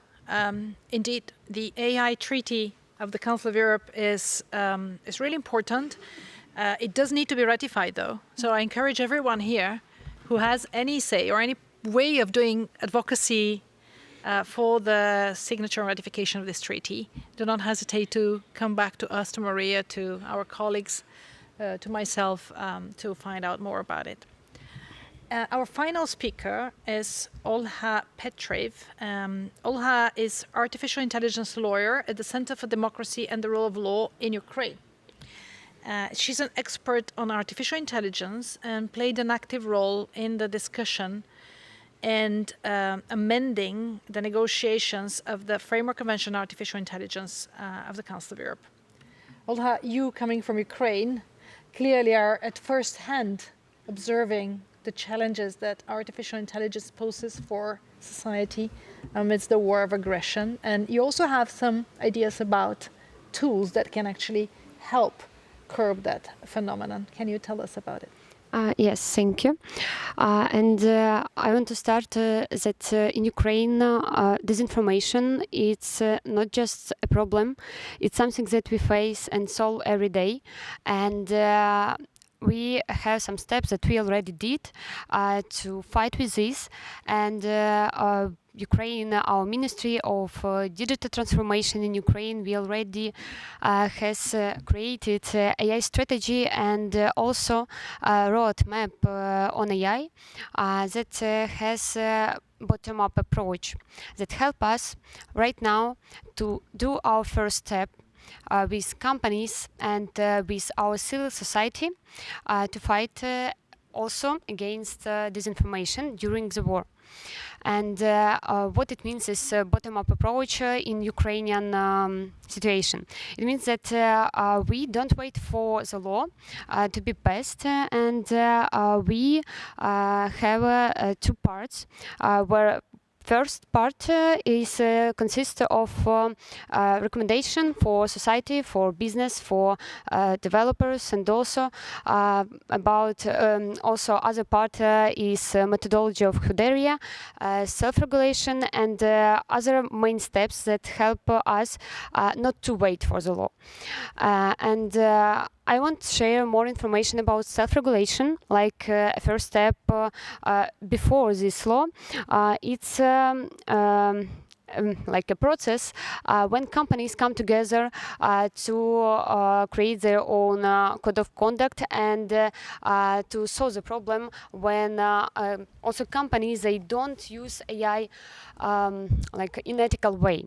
And that is why 6 months ago our companies, it was like 14 companies, Ukrainian, Grammarly, SoftServe, and other big companies that were created in Ukraine and work worldwide. They created code of conduct that consists of 8 main principles that they implement in their business. Also, after this, they created memorandum of commitment, according to which they created a self-regulation body, and members of this self-regulation body, and also people that sign, not people like businesses that signed code of conduct, they will report once a year about implementing this.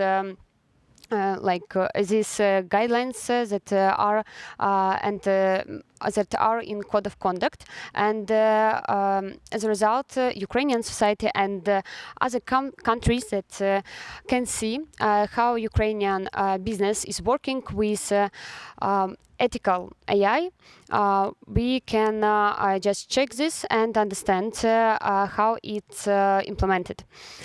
So it was and it is right now our first step, because we don't want to wait when this law will be in Ukraine right now or later. We know that if we will implement this ethical AI in our AI systems right now, for example, principles that are connected with transparency, with risk-oriented approach, and other principles that we have right now in code of conduct, and other companies that are already that they want to be part of this process. As a result, we will show the world and show inside our country that we are innovative in using of AI ethically. And also, after this and during this process, to fight against disinformation, what we are doing all the time, because of a lot of campaigns that we have because of war.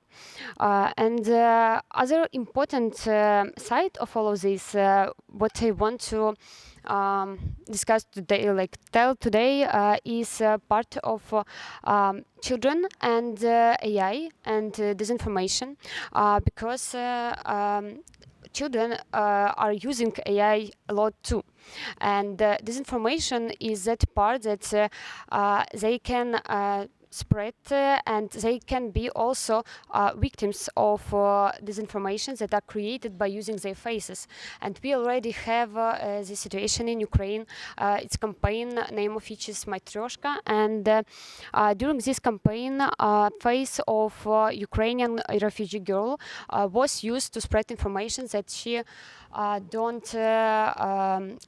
she don't like different schools in the US, and as a result, to make to make Ukrainian refugees in other countries in that type that they have distrust. So it's one type how disinformation is using against Ukrainian children also when they are part of this disinformational process, but they aren't ready for this, and it was just using of their faces and creating deepfakes by Russia. Also, right now, disinformational bullying is spreading more and more in schools.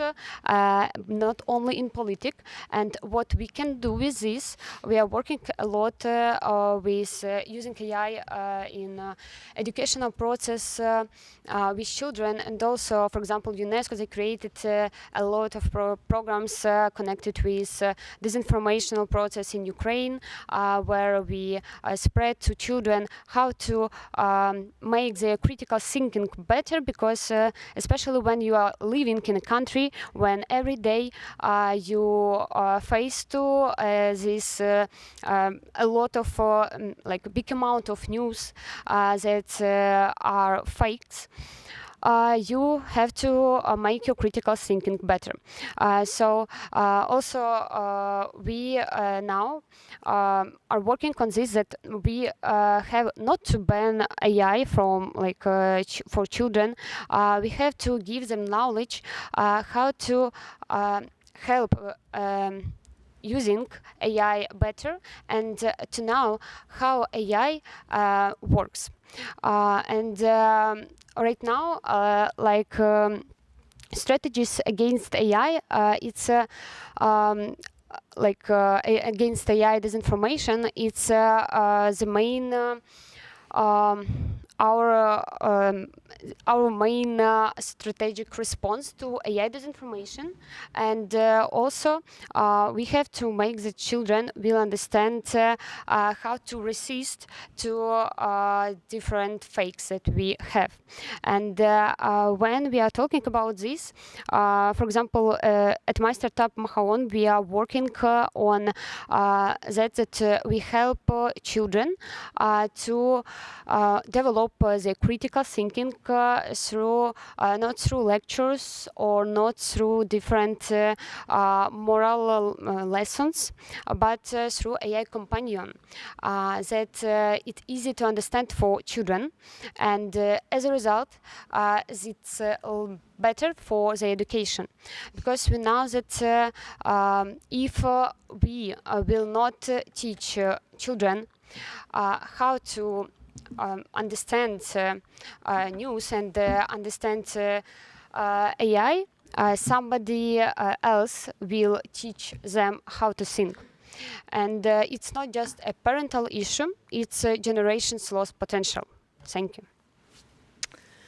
Thank you very much, Olha. Well, that was plenty of information and insights. Now it's time. We'll have about 15 minutes for with discussion with you, the audience, both on site and online. If you would like to ask a question or contribute with your thoughts, please use the two microphones on the sides of the room. Introduce yourself and go for it. And my colleague Julia will be checking the Zoom site for any speakers online. Yes, please.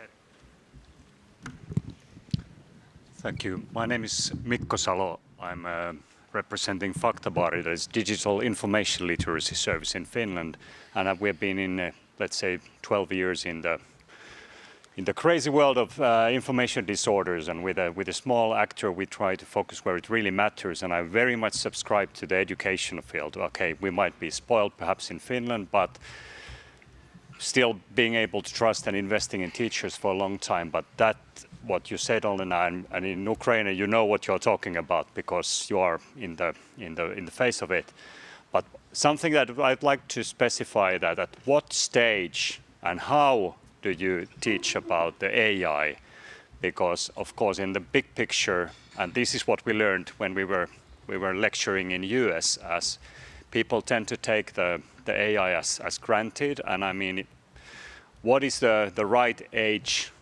Because you have to first think yourself in order to use the AI as a supportive tools like you describe. And that's, I think, it's a very culturally bound thing.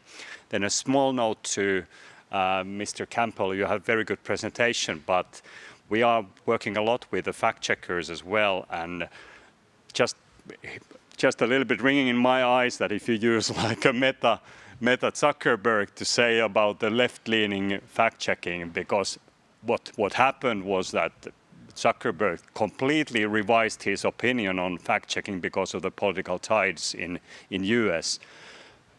I think it's for everybody to judge what the fact-checkers are proposed. It's definitely not enough, but I think the fact-checkers have written a very open letter about explaining the case, so that needs to be corrected for the files. And then I make for our Swedish colleagues as well. So we did in Finland. First, what we introduce is that as a small NGO, we kind of push the government to do the guidelines for the teachers, because outside this kind of guidelines, the teachers are lost. It's such a big thing. And now when they have the guidelines, then we made a kind of guide on AI for teachers. It's actually been translated within the One EU project in English as well. Culture specific, but still that they need guidance on that one. I think that's the shortest way and the lowest hanging fruit to multiply towards the next generations, because if you become AI native, so to say, without being literate on that one, that's very scary. Thank you. Thank you for your contribution. Let's take the other two questions and then revert to the panel. Hi, my name is Francis. I'm from the Youth Dig, the European Youth IGF. And I just had a question mainly for David Caswell about basically people's preferences with journalism, because at least my intuition is that there needs to be an original source when it comes to journalism. So when we say that the gathering of news and information can be equally or just about as good done by AI, is that necessarily true when there needs to be an original source? Maybe if you think about war journalism or people who go into conflicts or people who go to humanitarian crises, or even just like lots of us like to consume news that about personal anecdotes or personal stories. So then can AI really replace that? And then the second thing is I think people also like to read the same content as other people because it unifies us, and in a way, which is why you have echo chambers. Yes, yes, I read The Economist and you read the Daily Mail, and so we're different in that respect. But why would that necessarily disappear? Like the whole, screen for one or the media for one is not necessarily that attractive because it means that then when we go to dinner parties or we see our friends or we talk to people in whatever area of work we work in, we can't relate to people because we're all consuming different news. And the last characteristic, I think it's also possibly true, but please correct me if I'm wrong, is surely if online systems and AI is generating all of our news, that's super fast, and that's maybe too fast for us to keep up with. And so you have a comparative advantage if you're a news site that is the original source, one, and you only have a few true articles. So I would just like to know how how if you disagree or agree with those characterizations. Thank you. Thank you. Yes, please. Hello, my name is Jun Beck from Youth with Privacy. We are a youth-led privacy and cybersecurity education organization. One of the lessons that we learned through doing a lot of education work regarding digital privacy and a lot of AI literacy skills in general is that it seems that even if we do a lot of attempts at education, it is a very hard battle to be won because of the scale of the problem. And I was wondering if there might be some other ways of incentivizing a lot of AI services providers to be more grounded on truth and reality, and what are some ways that we could try to incentivize them to do so? Thank you. Thank you so much. Actually, I had a very similar question for Olha. How do you actually motivate AI companies to go for the self-regulation comply? I'll abuse my role as moderator to also ask David a question, because you were saying that we need news that is systemic and not selective, and I don't understand actually what you mean by that. So let's address all of these questions now. Who wants to start? Okay. I want to say that this question and answer is more complex because when we are talking about using when children are using AI, of course, in this moment we want to give them a safe environment. And what can we do as people that are connected to policy process and that can work with ministry, for example, we should to ask more and more companies that share services that children can use to do this in ethical way. And other side of this, of course, we have to work with parents and with teachers. That is why I thought that it's not just a parental issue, that we have this gap when AI already is here. It means that we should use even result of work that UNESCO did, and they wrote in 2023 that AI skills is so important for children, beginning from the algorithm understanding and other important steps that children have to understand when they are at school too. So what about age? It's also important that we people already use this in super young age for their children, and it's important to give children understand that AI can be a tool that helps them to find answers to their questions and to help them to ask more and more questions. Because even if we will say about this AI leap in Estonia, that it will be in their educational program, and also if we will tell about Mria in Ukraine, we also integrate AI in educational system when teachers use this. We understand that, for example, in AI Leap, we have lessons like parts that is responsible for critical thinking, and it's the main part of this. Yes, it's my answer. David? Yeah, and before I answer the questions, I'd just like to make a comment. I really think this idea of an AI chatbot to teach children AI literacy is an absolutely brilliant idea, and I'm going to have to noodle on that one. I think it's really, really smart. So I'll just go through these questions, and please correct me if I've kind of got anything wrong here. On the left coding of disinformation, misinformation concerns, yeah, you know, the Mark Zuckerberg situation, you know, him specifically, is one thing, but I think the reason he's up there doing that, the reason he's making these decisions, is because essentially half the electorate in the UK kind of feels broadly the same way. And I think the point I was trying to make there, didn't have a lot of time to do it, is that I think it's a tragedy that we have a partisan slant on this idea of an untruthful information environment. I think if there's ever a thing we should all agree on, regardless of which side of the political spectrum we're on, it should be a basis in fact and accuracy. So that was the point I was kind of trying to make with that one. I think on the fact checking specifically, there's also a massive scale issue where you know, no matter how much you spend on fact checking, you just can't keep up with the sort of volume of facts that need to be checked, basically. On the original sources thing, you know, I think with AI, AI can be applied to only some kinds of journalism, and this is journalism that is essentially where the source material, the raw source material, is digitally accessible. It has to be accessible to the AI. But I'd make a few comments there. One is that that's already a significant and maybe even a majority chunk of journalism. If you kind of watch what actual journalists do in newsrooms these days, a lot of it is sitting at a computer, less and less out there in the field doing things. People always bring up the war journalism stuff and everything. That's very important. AI is not going to do that in my lifetime, but that's a very, very small part of journalism. And also, you know, the abilities of these systems to do other kinds of journalism. For example, interviews, AIs interviewing people, you know, these kind of things, you know, email exchanges, all of this kind of stuff. That's a very real thing as well. It's already starting. On the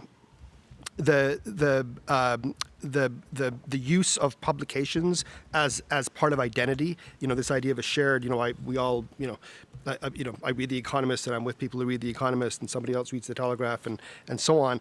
I think that actually gets to one of the likely strategies that these kind of publications will take in the face of AI, which is to move up the value chain and focus more on identity. And that's probably going to be quite successful. The problem with that, though, is it'll be quite successful for the Economists and Telegraphs of the world because these are subscription-based, very narrowly focused identity-based publications. But if you take news publications and move them into sort of a high value luxury good kind of category, you're leaving out a lot of the population. So I think that's a challenge there. The speed thing, I don't know. I mean, I think you know, there's different ways to adapt to the news cycle, or what even is a news cycle that's always on. I think one of the things that AI can do is just basically create the experience that you want. So if you want a daily update, you know, whatever style or form of interaction or experience you want, and that's one of the advantages there. The other question about actually, I don't know if there was another one for me there, but on your question about systematic versus selective, the opportunity there is, if you look at a domain of knowledge, say the auto industry in Bavaria, for example, some specific area of news. Right now, there's a lot of journalists that cover that, but what they do is they don't cover everything that's happening because they can't. There's just not enough of them. They don't have enough time. So they select, this is called newsworthiness decisions. They find stories, specific things in that industry, in that geography, to report about. Whereas with AI, for some significant portions of that domain, that news domain, every single PDF can be read and analyzed. Every single social media post by every single executive can be analyzed. The automated systems can systematically cover all of it. Again, only the stuff that's digitally accessible, but they can do it systematically, whereas journalists have to pick and choose because they're in a world of scarce resources. Yes. Maybe, yeah, just to address the question about AI versus on-the-ground journalism, I think that's an opportunity for on-the-ground journalism. I think having worked in newsroom most of my life before joining NewsGuard and having a hybrid role, we often just didn't have time or money to go on the ground and report. And on the ground doesn't mean going to a war zone necessarily, but just going across the street and interviewing people. And so I think with AI, it'll allow journalism to go back to its roots and do more on-the-ground journalism, and it's an opportunity. And then the one question I wanted to address is the question about how to incentivize AI providers to base their systems more on the truth. I think the first step here is to raise awareness. So because a lot of people don't realize, and I think once users realize the scale of the issue, so the more you have tests like the BBC one, the more you have audits like ours that show repeatedly that chatbots authoritatively share false claims and can't help you with the facts, people will ask the platforms to do better. And at the end of the day, it's a business. So if the users ask for more truth, then they'll have to put in the guardrails. The problem today is that AI chatbots are not meant to provide you accurate information. That's not what they're meant to do, but that's how people are more and more using them for. So as people increase their use towards that end, we have to raise the awareness within the consumers so that they ask for more reliability. The problem that we're seeing now in our audits is that the chatbots tend to do worse in months that they release new features. What does that mean? That means that the industry is focusing on efficiency, on new sexy features, but not on safety. And so when you have new features, usually safety takes the back seat when it comes to news.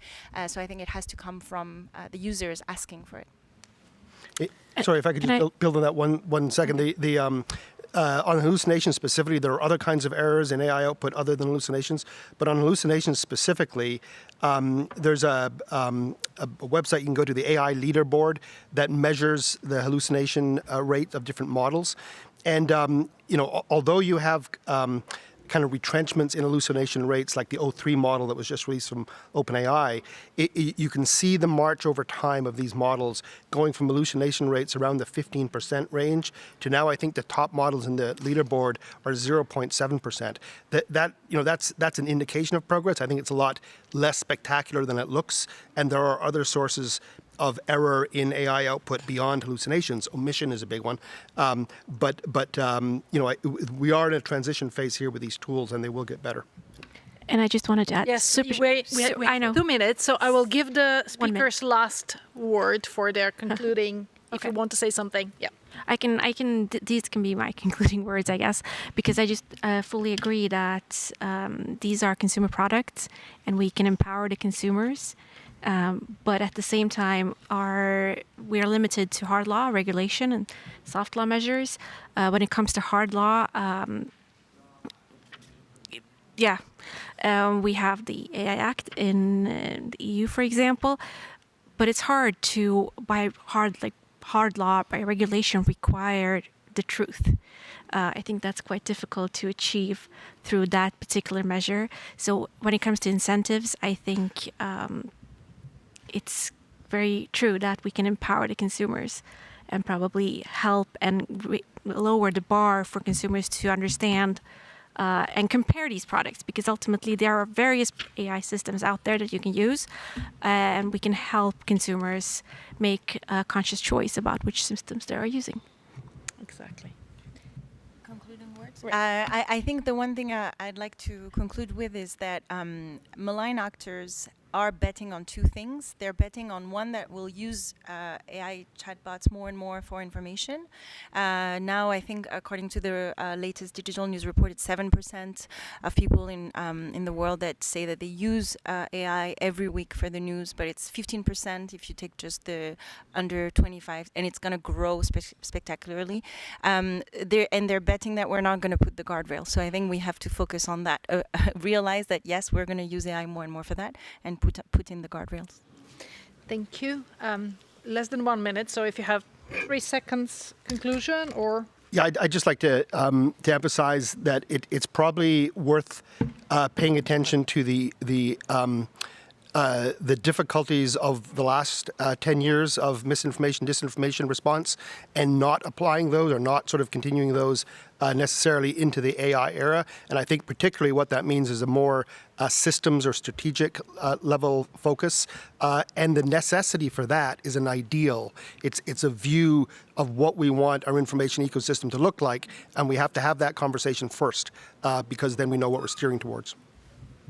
Okay, I want to conclude that it's important to remember that target audience of disinformation and propaganda sometimes and like all the time are not only people that are right now voters, but that people that will vote in the next years. And it's important to remember when we are thinking about disinformation and campaigns that we have right now. Thank you very much. A couple of actionable highlights or food for thought, because we need to conclude on an action note. We need to preserve, first of all, for me, very important highlight, we need to preserve primary source journalism.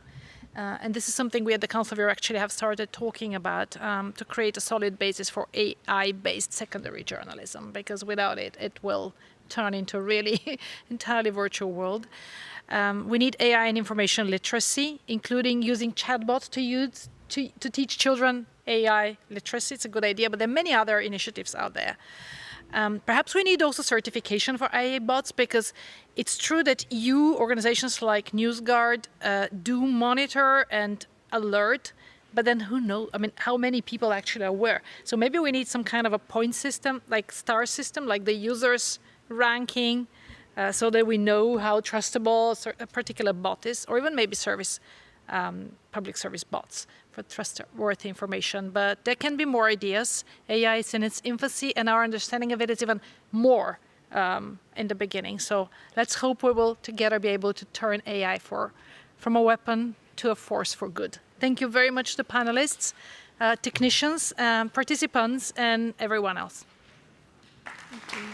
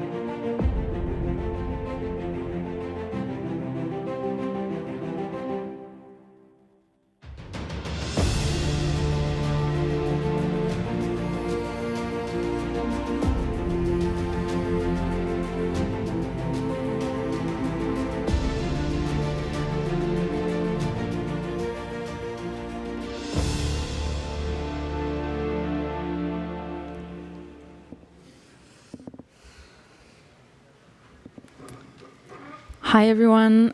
Thank you so much for attending and participating in this open forum.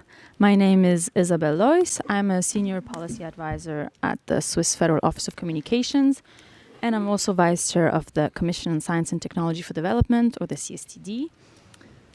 We have, I think, a very interesting open forum for you today called Building Bridges for WSIS Plus, a multi-stakeholder dialogue. As you can see, we have a great panel here. Let me introduce maybe the panelists a bit. So on my right, we have Anita Gurumurthy, who's Executive Director for IT for Change. And then we have Flavio Recht-Wagner, who's Professor at the Federal University of Rio Grande do Sul in Brazil, and also a technical consultant for CGI Brazil. And then further on the right, we have Eugenio V. Garcia, who's Director of Science, Technology, Innovation and Intellectual Property at the Ministry of Foreign Affairs of Brazil. And then on my left side, we have first Luisa Lendi, who's a Junior Policy Advisor at the Swiss Federal Office of Communication, and she's our online moderator.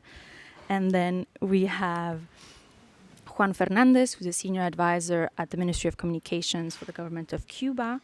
And we then have Maria Fernanda Gracia, who's Honorary Chair of the International Chamber of Commerce.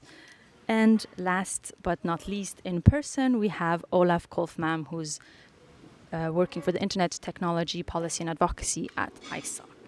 And online, we have Min Jiang, who's working at the University of North Carolina at Charlotte. So that's our great panel. And maybe before we start the discussion and the conversation, I would like to give the floor to Jorge Cancio, who's co-director of international relations at the Swiss Federal Office of Communications. Jorge, please share some words. So thank you so much, Isabel. Hello, everyone.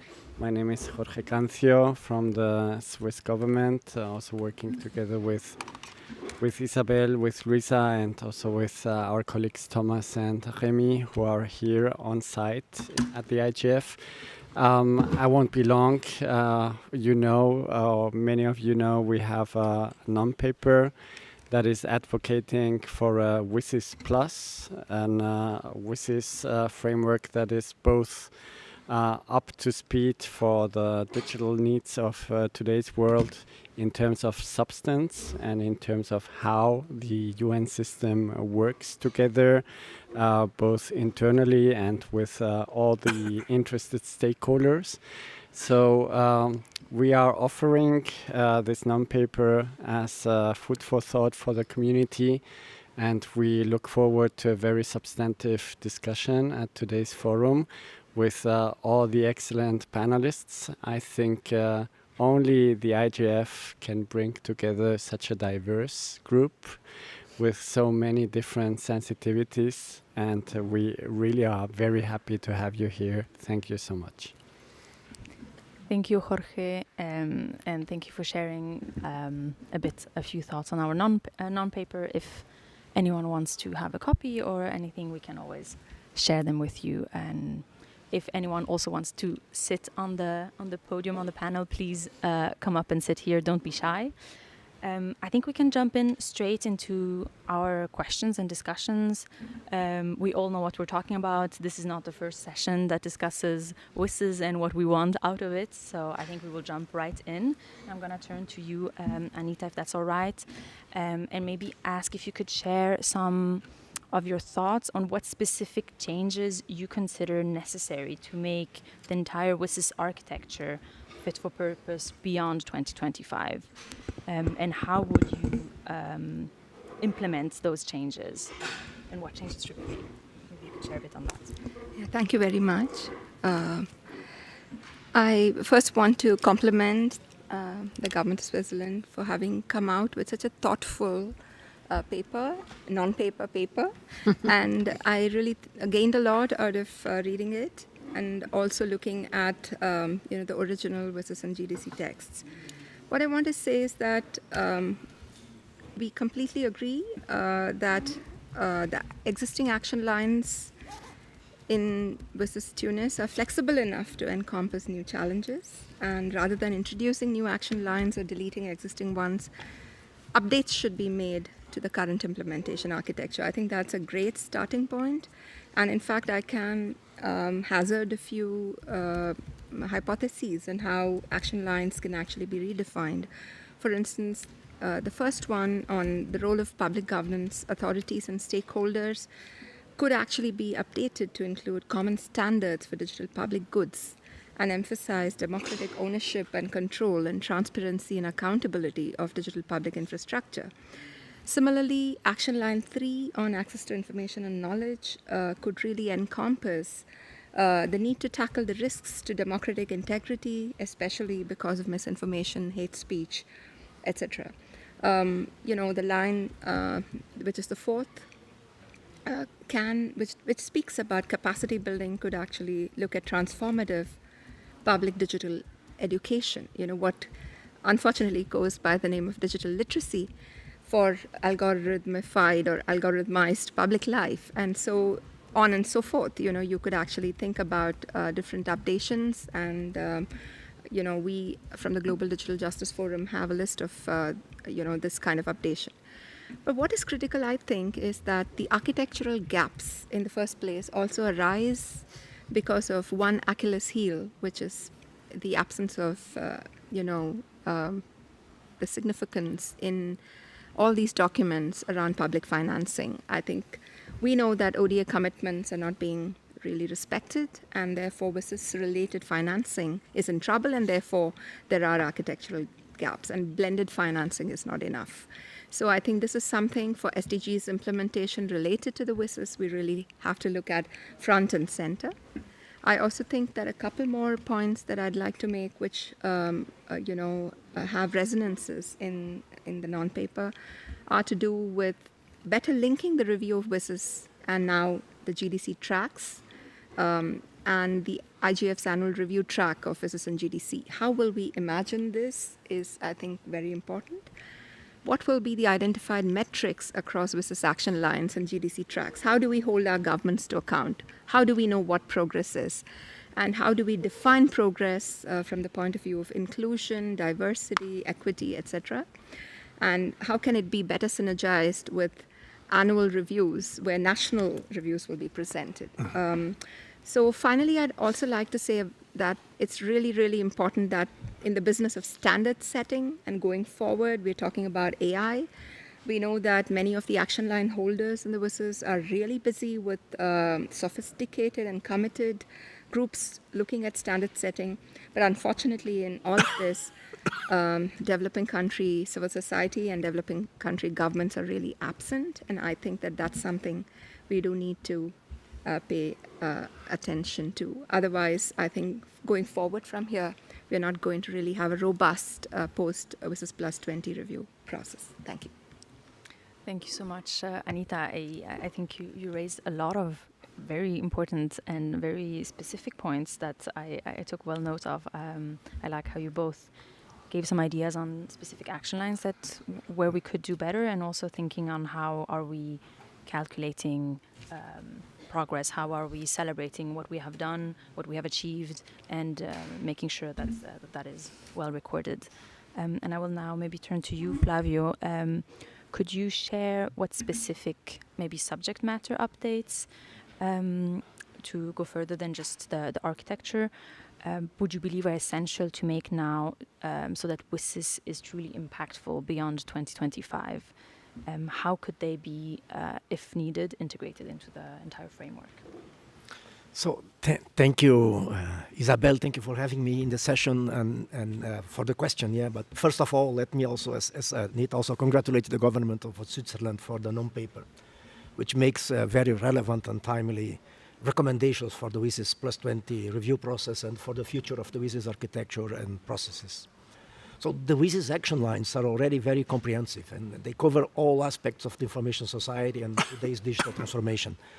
They have been written in a technology agnostic way. I heard this expression this morning, and I found it very, very useful, such that the action lines did not lose their validity and strength after 20 years.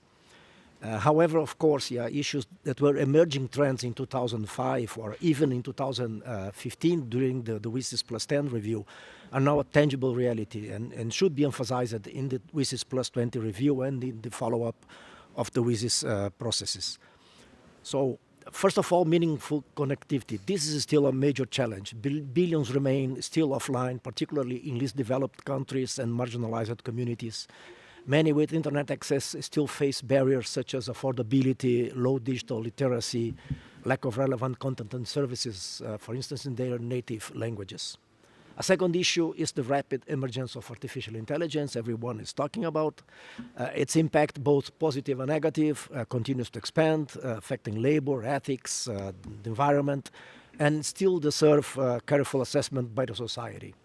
So the action lines must be revised as AI acts both as an enabler but also as a threat across many areas, many action lines. Data governance, which is closely tied to AI. We now live in a data economy. Many in the global south raise concerns, serious concerns about data colonialism, advocate for data sovereignty, and this cannot be neglected and must be a key focus of the WSIS Plus 20 review process. Social media and digital platforms, barely emerging 20 years ago, are now ubiquitous. They empower communication, content creation, SMEs, but also fuel disinformation and hate speech. Information integrity has become a critical issue requiring balanced solutions that at the same time protect empowerment while combating harmful content.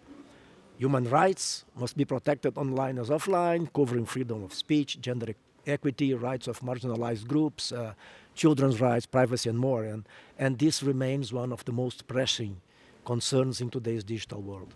A growing issue in the recent years is the energy consumption of ICTs. ICTs now account for an estimated 5 to 6% of global energy use, a figure which is rising very rapidly due to AI.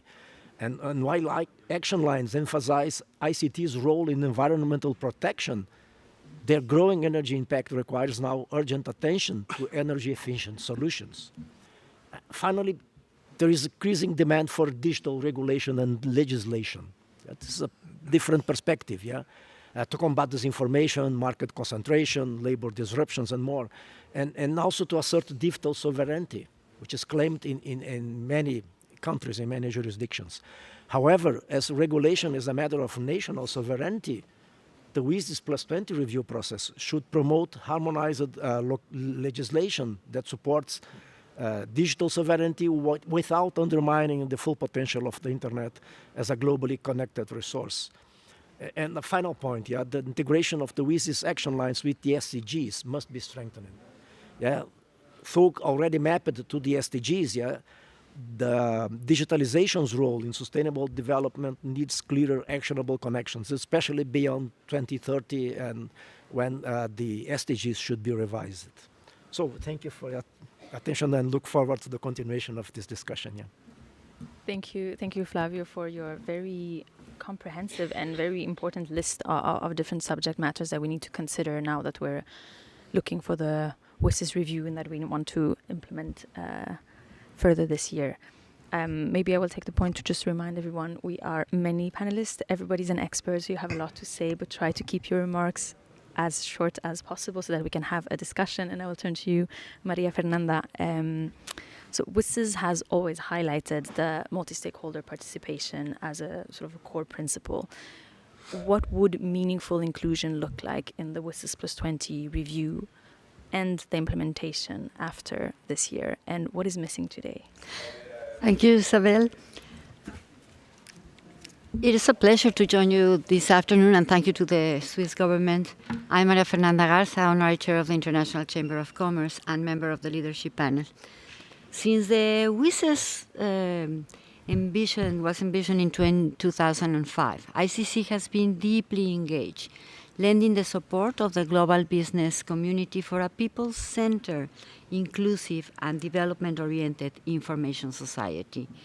And the outputs from this process, the Tunis Agenda and the Geneva Action Plan, focus on creating a truly global internet where everyone can benefit from what it has to offer.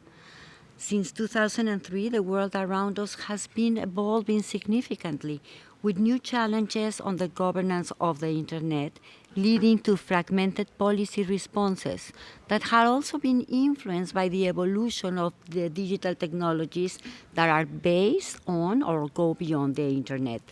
But WISE set us out with a uniform vision and offer us a toolbox to cope with these challenges of technology. So while 20 years have passed since this toolbox was created and new challenges have surfaced, the most important question we need to ask ourselves is whether we have been using it effectively. The WISE's architecture provides a unique and inclusive distributed governance model that promoting interoperability, multi-stakeholder collaboration to address the policy, regulatory, and legal space around the internet and digital technologies more broadly. Bringing all of these pieces together is why WISES created the IGF.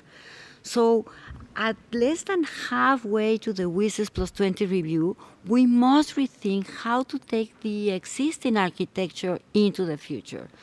And ICC shares the views presented in the Switzerland non-paper for WISES Plus framework, which called for strengthening existing structure, addressing the architectural gaps of the WISES process, and enhancing the IGF.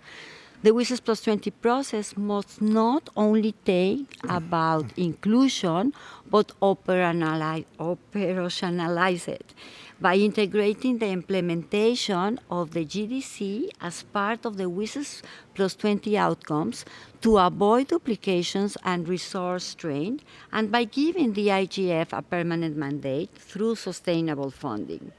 So as a key convener of bottom-up, inclusive multi-stakeholder dialogue on digital policy issues, the IGF has demonstrated its value over the past 20 years, especially as technology has evolved and policy challenges become more complex. So when we talk about meaningful inclusion in the WISES Plus 20 review and implementation, we mean ensuring meaningful opportunities for all stakeholders to deliver key digital policy questions of the day. Participation and informed input from all stakeholder groups will ensure that the policies and regulations are commercially viable and technically feasible, and that privacy and human rights are protected. Leaving no one behind in the digital age means ensuring that everyone has a seat at the table, but also a voice and a power to shape the digital future. Thank you. Thank you so much, Maria Fernanda. I really liked the point you made on the fact that we have a toolbox, but are we really using all of the tools? Are we using it in the best way? I think that's a very good metaphor for us to think about, especially this year. And I will turn now to our online speaker, Min. Maybe you could share a bit on what you see as the main challenges or concerns that the academic community is raising now regarding the role of the IGF within the broader WISES architecture. Thanks for having me on this panel, and thanks Jorge, Isabel, and Luisa for the great non-paper. The academic community is an integral part of the multi-stakeholder model that underpins IGF and WISES structures and processes. Besides a forum like this, the academic community often also works with other stakeholders in governmental, technical, business communities, and civil society to advance research, ideas, and well-being in our society. From an academic perspective, IGF faces some challenges within the broader WISES and digital governance architecture. I will flag two issues for consideration. First is deliberation versus decision-making. IGF by mandate is a non-binding deliberative structure under the auspice of UN that allows critical issues of internet governance or digital governance to emerge from the confluence of diverse communities. Unfortunately, also limited by its design, a lot of the great IGF discussions and outcomes do not necessarily land in decision-making fora at the UN regional or national levels. Structurally, it seems a conveyor belt of some sorts needs to exist between IGF and the larger WSIS infrastructure, as well as between multi-stakeholder and multilateral processes to transmit and even integrate IGF outcomes more effectively into decision-making processes. Otherwise, we risk taking time away from making actual binding decisions to address critical issues and challenges.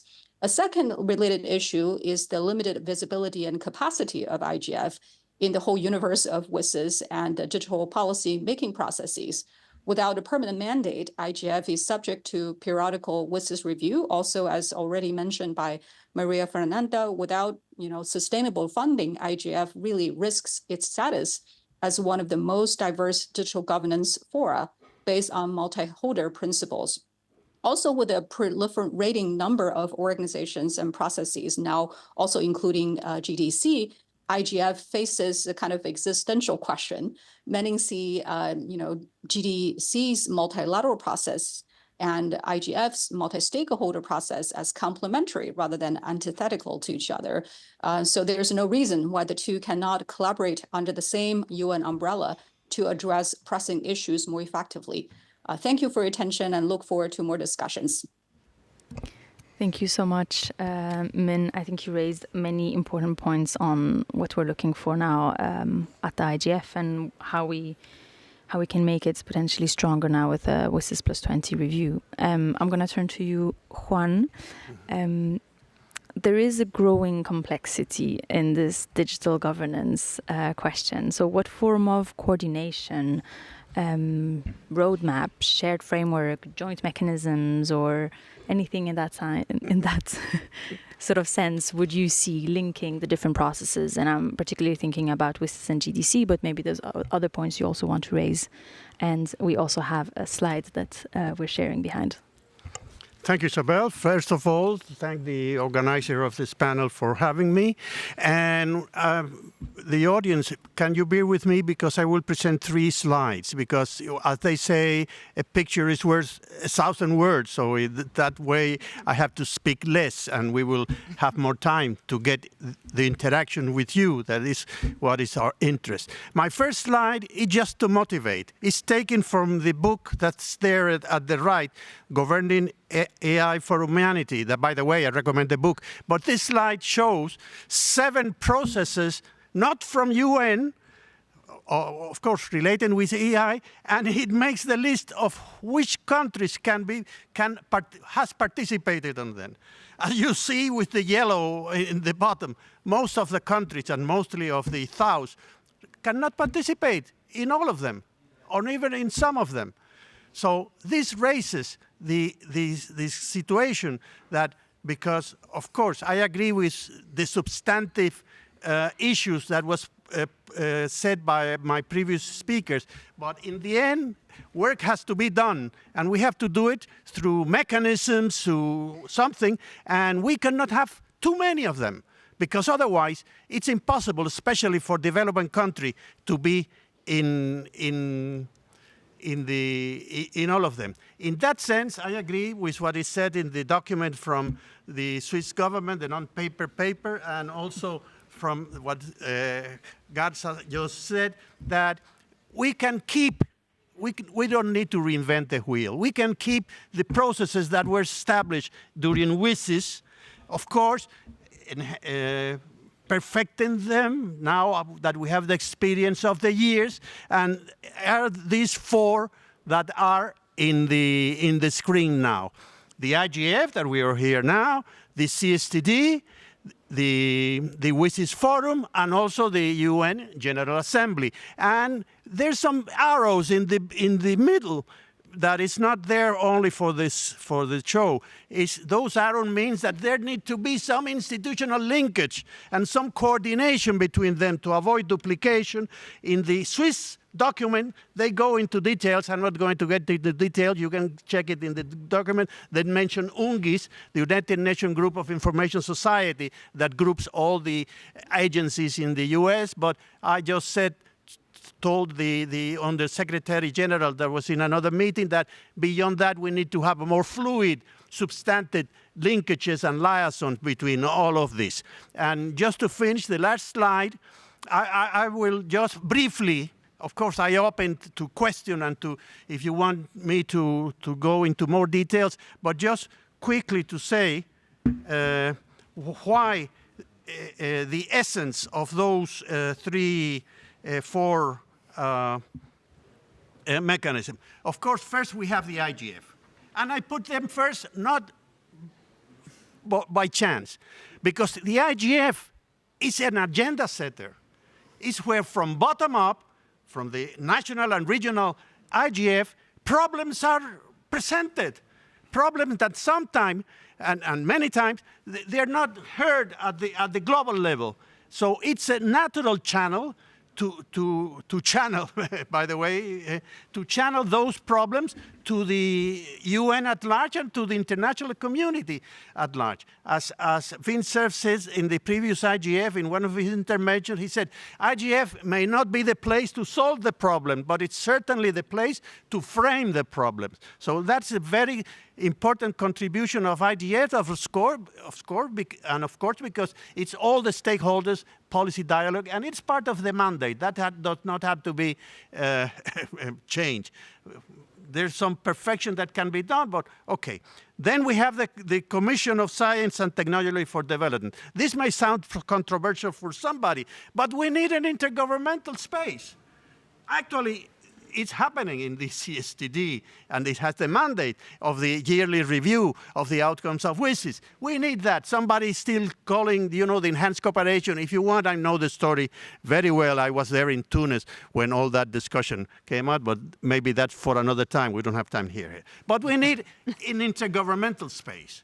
And it may be the CSTD.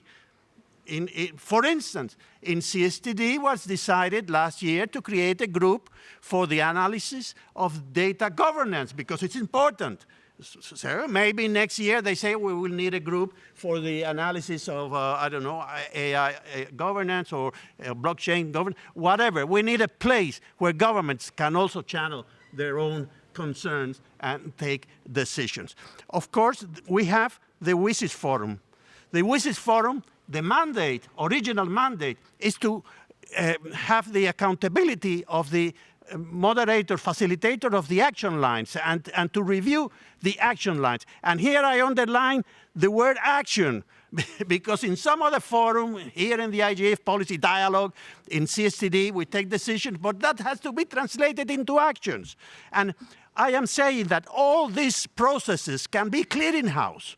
The IGF, as a matter of fact, it's a clearinghouse for policy dialogue because everybody come here. But the action lines, I just mentioned in the previous slide, in the first slide, processes that are outside the United Nations, for instance, for artificial intelligence. We don't have an action line for artificial intelligence, but maybe we may have one. But let me put the example of the action line for cybersecurity. We have many processes from cybersecurity. Even the London process that is outside of the UN, we have the open-ended working group in Commission 1 of UNGA. And all those, many people cannot be in all those places at the well, but that could converge. The result of that in the action line on cybersecurity. That is already there. It's the mandate. We should focus on that. I believe that the WSIS Forum has been drifting a little bit away from that core principle. They still do it, but it's not. But I think that should focus on it. And finally, we need the United Nations General Assembly. It's the most inclusive for all member states. But of course, the discussions in the General Assembly, by the way, they're carried out every year during the sessions of the General Assembly. There's 1 or 2 days for information society, where the review from CSTD and ECOSOC goes there. So that still should be kept as the place for a political review of the outcomes of the WSIS of the GDC on the future. I will leave it there. I know that you may want me to go deep into something, but if we have time, please ask. Thank you so much, Juan, first of all, for your enthusiasm in the presentation and for all of the different points. Maybe before I go to you, Olaf, I just want to say we shared the non-paper with our distinguished panelists. This is I'm very happy that you're all commenting and happy and agreeing with the points we did in it. I have not asked them to endorse it. You're free to share your own position and opinions, and I'm happy you all like it. But just to make it clear, they were all free to say whatever they wanted about it. It was just to start the conversation. But Olaf, I will turn to you. Could you maybe share a few of your thoughts on how the IGF is evolving or could evolve as a space for discussion, or maybe a strategic platform to shape the implementation and follow-up across the digital governance landscape? I will. And please try to be brief. We want a bit of a discussion. I will. Is this on? Yes, it is on. Yeah, I'll try to do so briefly. First, thank you for sharing the non-paper. These papers are a brilliant contribution to the global brainstorm that is happening around this topic. And brainstorming ourselves a little bit a couple of years ago, we thought about what is actually the IGF and how can we create an atmosphere in which it's a little bit more productive. Min was referring to this conveyor belt to decisions, and in order to have a conveyor belt of decisions, you need perhaps a little bit more structure. One of the things that we identified is that if you look at the various policy policy topics that enter the IGF, they are of various maturity. New ones require forming and norming by their stakeholder groups, while a little bit more mature policy topics might only need coordination and sharing of experiences. And perhaps if you're even more mature, you can deliver best practices. You can notice that I'm a sort of an engineer going at this as a solution-oriented approach. So if you think about that and you think about policy topics that might be interesting, organize those in verticals. In pillars. I could see internet governance as its internet infrastructure governance as its own pillar, digital public infrastructure as its own pillar, data governance as its own pillar, AI as its own pillar, digital literacy as its own pillar. And by identifying pillars in which there is sufficient scope to do work, you can basically design work programs. Is this really about coordination? Maybe reporting to each other in the community, what the state of things are, where work is being done, what work is being done? Or is this about getting to what are the problems that are on the table? What are the actual dilemmas and the storming and the norming and the forming? Across that matrix, we now get a matrix, we have the horizontals. We have the horizontals of the global equalities, the human rights, the questions around climate, technical competency that needs to be in all of those pillars, and the academic community that needs to come out of that pillars. And by making work programs within those pillars, you have a little bit of a continuity and a chance of producing outcome that will be picked up either by the communities in, say, their regional and national internet governance bodies, picked up by governance, or perhaps reported up to the food chain as you just described it. And with that, that's sort of the idea, the pitch. Well, thank you so much for the pitch. I really liked it. Short, sweet, and to the point. And without further ado, I will turn to our last panelist. Eugeniu, please. If we're zooming out maybe a bit, but considering the ongoing or starting discussions on WSIS Plus 20 review and the whole UN system, both in New York and in Geneva, how are you approaching this process from sort of a governmental perspective? What are the key issues that are being raised that you think should be raised throughout the different UN fora?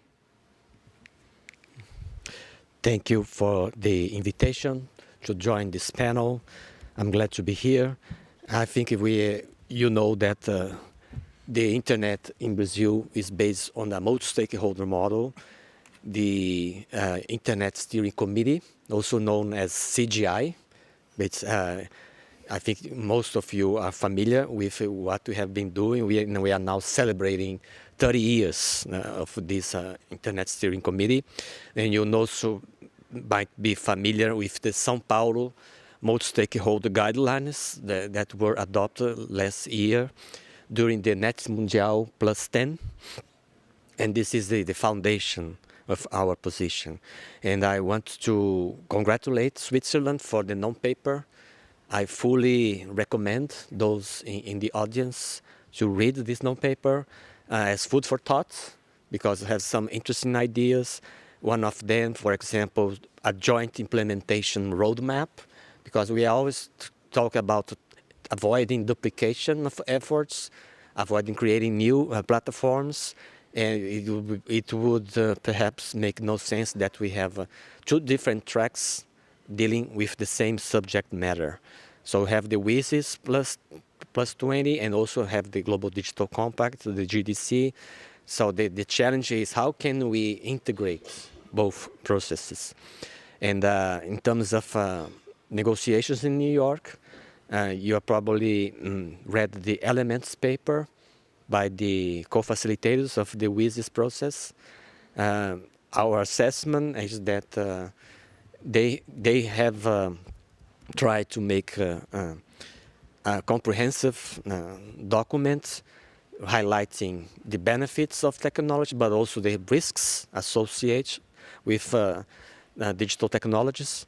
But in terms of proposals, actually, the co-facilitators were very cautious. They are promising for the zero draft coming by August, possibly, to come up with some concrete ideas in terms of how we can go forward for this process, which has a timeline for December in New York. But also, this have ongoing negotiations on the GDC, especially the AI track. I think some of you may have read there is the third draft, which are the terms of reference and modalities for the AI scientific panel, the International Independent Scientific Panel on AI, but also the AI Global Dialogue. That is both are coming from the GDC, and this draft was circulated to UN member states, and the deadline is tomorrow. So there is a silence procedure, and we don't know exactly if delegations would break the silence. We have some major players, but also the G77 representing developing countries. I think they are having a meeting, a coordinated meeting today to decide what to do. So all of this is happening at the same time.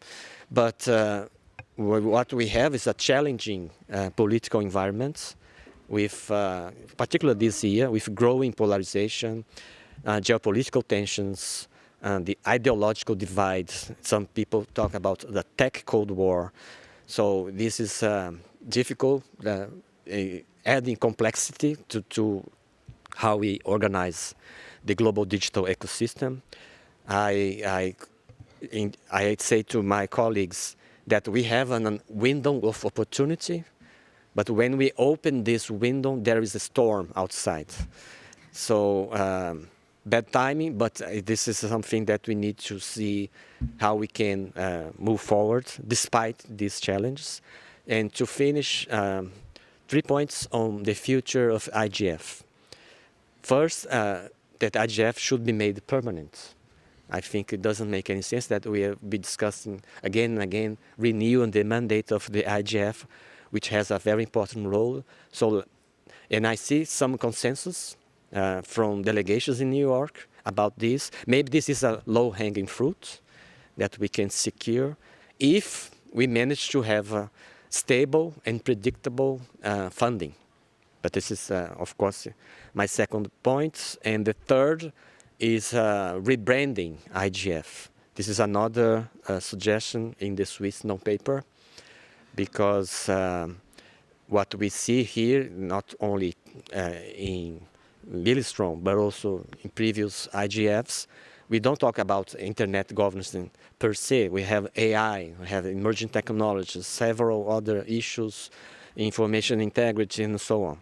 So this would acknowledge a reality that it's, of course, we need to discuss if this is also feasible.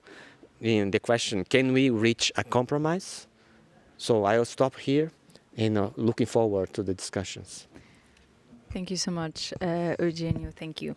And thank you all for your very interesting and important thoughts. We have about half an hour for questions and comments from maybe the audience. I have a few questions if no one has something to say. I'm looking at you, dear listeners. Anyone want to ask something? Otherwise, I have a sort of overarching question that I think we can think about, and maybe if someone wants to come up and ask something, yes, please. The mics are on the side. In the meantime, whilst you walk over to the mic, I think I would like for us to think a bit on our perspective as different stakeholder groups, and maybe think about the main challenges, concerns that we want to get out or that we think we could solve with the WSIS Plus 20 review this year and the outcome. Please, Jacques, I see that you are first on the mic. Go ahead, ask your question or say your comments. Well, first of all, thank you all the panel for wonderful contributions. And my name is Jacques Becklinger. I am here speaking as a board member of the European IGF Eurodig, and also a president of the Swiss IGF Supporting Association. And with pleasure I read in the very good non-paper that also the role of the NRIs are addressed as the ground operation. So in business we know all business is local, and the IGF is not just happening somewhere in New York or somewhere in cyberspace, but it's actually happening on the ground. So I would just remind that, and in a maybe future version 3 would be great to have even expanded a little bit on the role of what's happening on the ground in the, I think, 140 or something local IGFs. Thank you so much, Jacques. Bertrand, I will immediately take your question or comment. Anyway, my name is Bertrand de la Chapelle. I'm the Executive Director of the Internet and Jurisdiction Policy Network. I want to focus on one thing. The question of the renewal of the mandate of the IGF has been mentioned. I, of course, like many people, wholeheartedly support the extension and even making it permanent. However, it's not enough. 20 years in, it's time to take stock. I do not expect the WSIS Plus 20 process by December to make decisions on how to improve the IGF further, how to revise its mandate, how to more formally institutionalize it, which I think is the right time 20 years in. However, I take the example of what was achieved with the Working Group on Internet Governance in 2004 and 2005, which was one of the rare, truly multi-stakeholder groupings that initiated not only the definition of Internet governance, but also the concept of a forum that gave birth to the IGF. I strongly believe that 2026, with an impetus coming from the WSIS Plus 20 review, should be about what is and should be the evolution and the revision of the mandate of the IGF to make it formally what it is supposed to be, an issue framing exercise and an agenda setting, as Juan said. And second, how to institutionalize it more coherently in a charter of sorts that establishes the different powers and capacities of the existing building blocks that we have. So I think there is an articulation that we should take into account during the WSIS Plus 20 review to think about how to organize the discussion that has to take place in 2026. Thank you. Thank you so much. Maybe we can continue. I see there's two more people. Anna, please. Thank you so much for this conversation. My name is Anna Osterling, and I'm from Article 19, an international human rights organization focusing on free speech. I really would like to thank Switzerland for this non-paper. It's really much appreciated. I speak on behalf of Article 19. We're also a member of the Global Digital Rights Coalition for WSIS, by the way. 2 points I wanted to amplify in this paper and one question I wanted to put to you. The first point is really, and I've said this in so many sessions already, so I feel like a broken record, but I do think it's important. We need to strengthen the human rights language across the whole WSIS agenda, vision, architecture. This is absolutely crucial. The impacts on the enjoyment of human rights, and I mean all human rights. So I'm talking about freedom of expression, of course, but equally labor, social, economic, etc. rights. The second point I want to make is about inclusion, and this is extremely important. At the moment, in the elements paper, that element is a little bit missing, and we would love to see this a little bit stronger. Also in this non-paper, it could be a little bit stronger. And when I talk about inclusion, I mean this in the broadest sense of the word. It's really important to include all underserved communities across the globe. Obviously within the global majority, but also across the globe, that are communities that are not fully represented right now in the WSIS architecture and vision. And then thirdly, I fully agree with what you're saying in terms of trying to integrate. There are so many processes going on, whether it's on data governance, AI governance, etc. There's a GDC. It's becoming very confusing. So I really like your proposal for a joint implementation roadmap. So my question is, could you perhaps elaborate that a little bit more on how you see that in practice? Because we fully support the principle of it, the idea of it, but perhaps it's good to hear your thinking a little bit about how you see that in practice. Thank you so much. Thank you so much, Anna, and I think we can get the last question. I'm sorry, sir, I don't know your name, but please introduce yourself. My name is Kosi Amesino and come from Benin. I'm from Ministry of Economy and Finance. I'm also chair of one NGO called Women Be Free. We all are agree that IGF play a good role today. But when we look at the agenda, we are talking about many things. It's not only internet. We are not talking about only internet here. I don't know if it makes sense to see if it's possible today to change the name and look at something very different and who permit us to talk about all the things concerning digital space globally. Thank you. Thank you so much. Please, sir. My name is Octavian Shofransky. I'm with the Council of Europe in Strasbourg. I have in my hand the declaration of the Committee of Ministers of the Council of Europe on the World Summit on the Information Society plus 20 review and the extension of its mandate, which certainly you maybe heard about. It supports this extension with many different recommendations.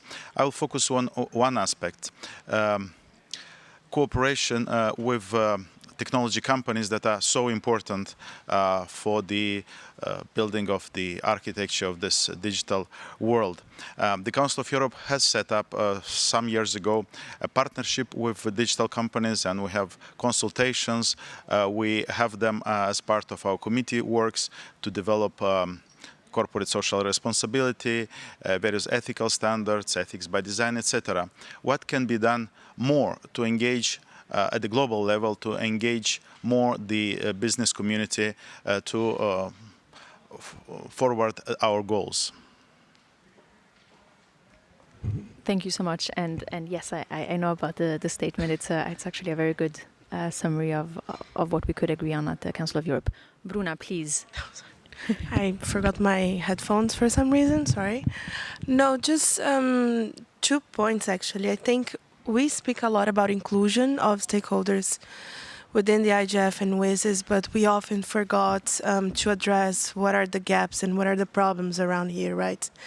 And as much as many of us, I'm part of a civil society organization as part of civil society stakeholder within the IGF, but it seems that it's growing, that we're forgetting to address all of the gaps, we're forgetting to address the differences in levels of participation, and that's, to me, one of the main points we need to tackle within this review and within the next steps, and looking forward to what could be the next 20 years of the IGF.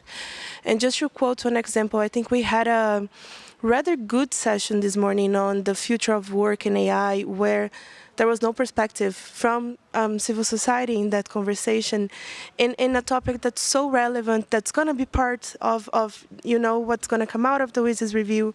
And it's really relevant that we, again, keep addressing those points and so on. And just jumping briefly into the AI conversation, it's really relevant that we don't just allow for the global north perspective to not to win, but to be the dominant one within this conversation, right? We do have gaps, we do have problems, many countries in the world that are trying to tackle these questions through different lenses. And it's really important that when addressing the inclusion of AI within the WSIS framework, we do there is some sort of evaluation or how we can acknowledge the differences, the perspectives, and not just that the AI Act or, the new vision around this topic that the US government is pushing forward will be the relevant ones. It's really good that we achieve some level of compromise or balance within that. Just that. Thanks. Thank you so much, Bruna. And I truly agree with the point of working on how we can be more inclusive, on working to always better the multi-stakeholder element of every session we have at IGF, of every part of the system, and to think about it. And on that note, I, of course, would like to highlight the Sao Paulo Multi-Stakeholder Guidelines, which are a very good resource on how we can be and think deeply about multi-stakeholderism and how we can include it in every aspect of our work. Maybe I will open up to my panel around here. Is there anyone who wants to comment or say something on the different points that were raised from the floor? We had a lot of thoughts and ideas on the IGF specifically, but also on some of the priority themes that we have to include now this year in the review on human rights, on inclusivity. I'm looking around at all of you. Anyone who wants to take the floor? I'm sorry. Juan, you want, please go ahead. Yeah, just only briefly to comment in the proposal that has been made several times of the change of name of internet to digital. Earlier this morning, there was the launch of the new edition of the book of our colleague Jovan Kurbahila, and that that's an essential book, and he address that problem in depth, and think he is already distributing some notes. I think that in the note he explained, he even has a graphic with a pyramid of concepts. And I of course, what's in a name? We could name it the way we want, if we have the definition of what that means, a name. But he argues, and I agree with him, that the definition of internet as a concept, it encompasses many of the things that is happening today. Because what's digital without internet nowadays? What is artificial intelligence without internet or networks based on the internet protocol? So, of course, there can be arguments in pro and in con, but it's not necessary to change name if that's the name that is already engraved in the minds of many people outside of this room and on these themes, because that's important. Sometimes we think that we are the only one around working on this, but it's not the case. There are many people taking decisions that influence this that are not technical savvy or something like that, and it's better to keep the things that works and not change it very much. That's the same with name. Of course, if there's a majority that changing name is okay, it will be okay. But that's the way I think that we should study what Jovan said. Thank you. Thank you so much, Juan, for both the book recommendation and your thoughts on the name change. I think, Eugenio, you wanted to share your thoughts as well. Please go ahead. Sure. Thank you. Yes, on the IGF, I think becoming more institutionalized or expanding the mandates that I think the discussion here is if the IGF can become policy relevant, because right now we see as all these panels, they are great to have multi-stakeholder engagement, but we are not really negotiating any outcome. And I think when we think about New York and the UN, some member states are clearly opposing any. We had the discussion on AI governance, the global dialogue that is being now considered, and some delegations are against any negotiated outcome. So this is a challenge that we need to face. But I want to go back to one of the questions on inclusion and diversity. Because of course we need to ensure that the inclusion of women and girls, children and youth, older persons, persons with disabilities, migrants, refugees, internally displaced persons, indigenous peoples and groups in vulnerable situations. Because I think you know that Brazil will be hosting the COP30 next November in Belém on climate change. And it's the first ever COP in the Amazon rainforest.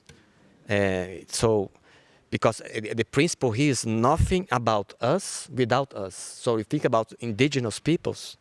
So please come to Belém and see how reality is in the Amazon, to meet people, engage with them. And we think that digital technologies can be a plus in terms of facilitating more engagement from these groups. So we are preparing like a metaverse. It's for people to engage remotely, because of course nobody can guarantee that we have all these groups represented physically in Belém, but we need to provide solutions, and I think online meetings and online environments would help us to do this. Thank you. Thank you so much, Eugenio. And I know that Anita, you also wanted to say something, and I have Min online, and then Olaf. Anita, go ahead. Thank you. I think I have an overall reflection about the non-paper and, of course, the comments.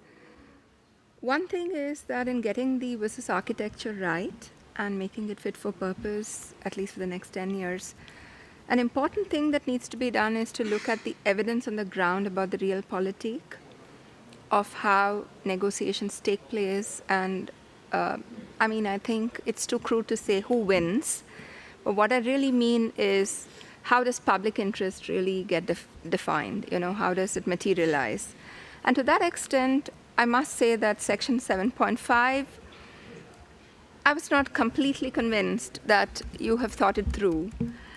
And I really like the approach that the Australian non-paper takes to, to frame the issues, which it says is, what is the evidence?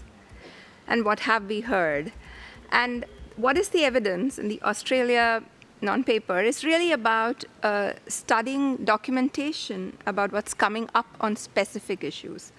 To that extent, I'd really like to think about the CSTD's role a little bit more carefully, because if we really want to bolster enhanced cooperation and also promote multi-stakeholder cooperation, I think it's important to think about whether a CSTD that's offering guidance, to governments, or the way in which governments bring their thoughts to define issues in the digital arena, will be benefited from private interests also defining the agenda.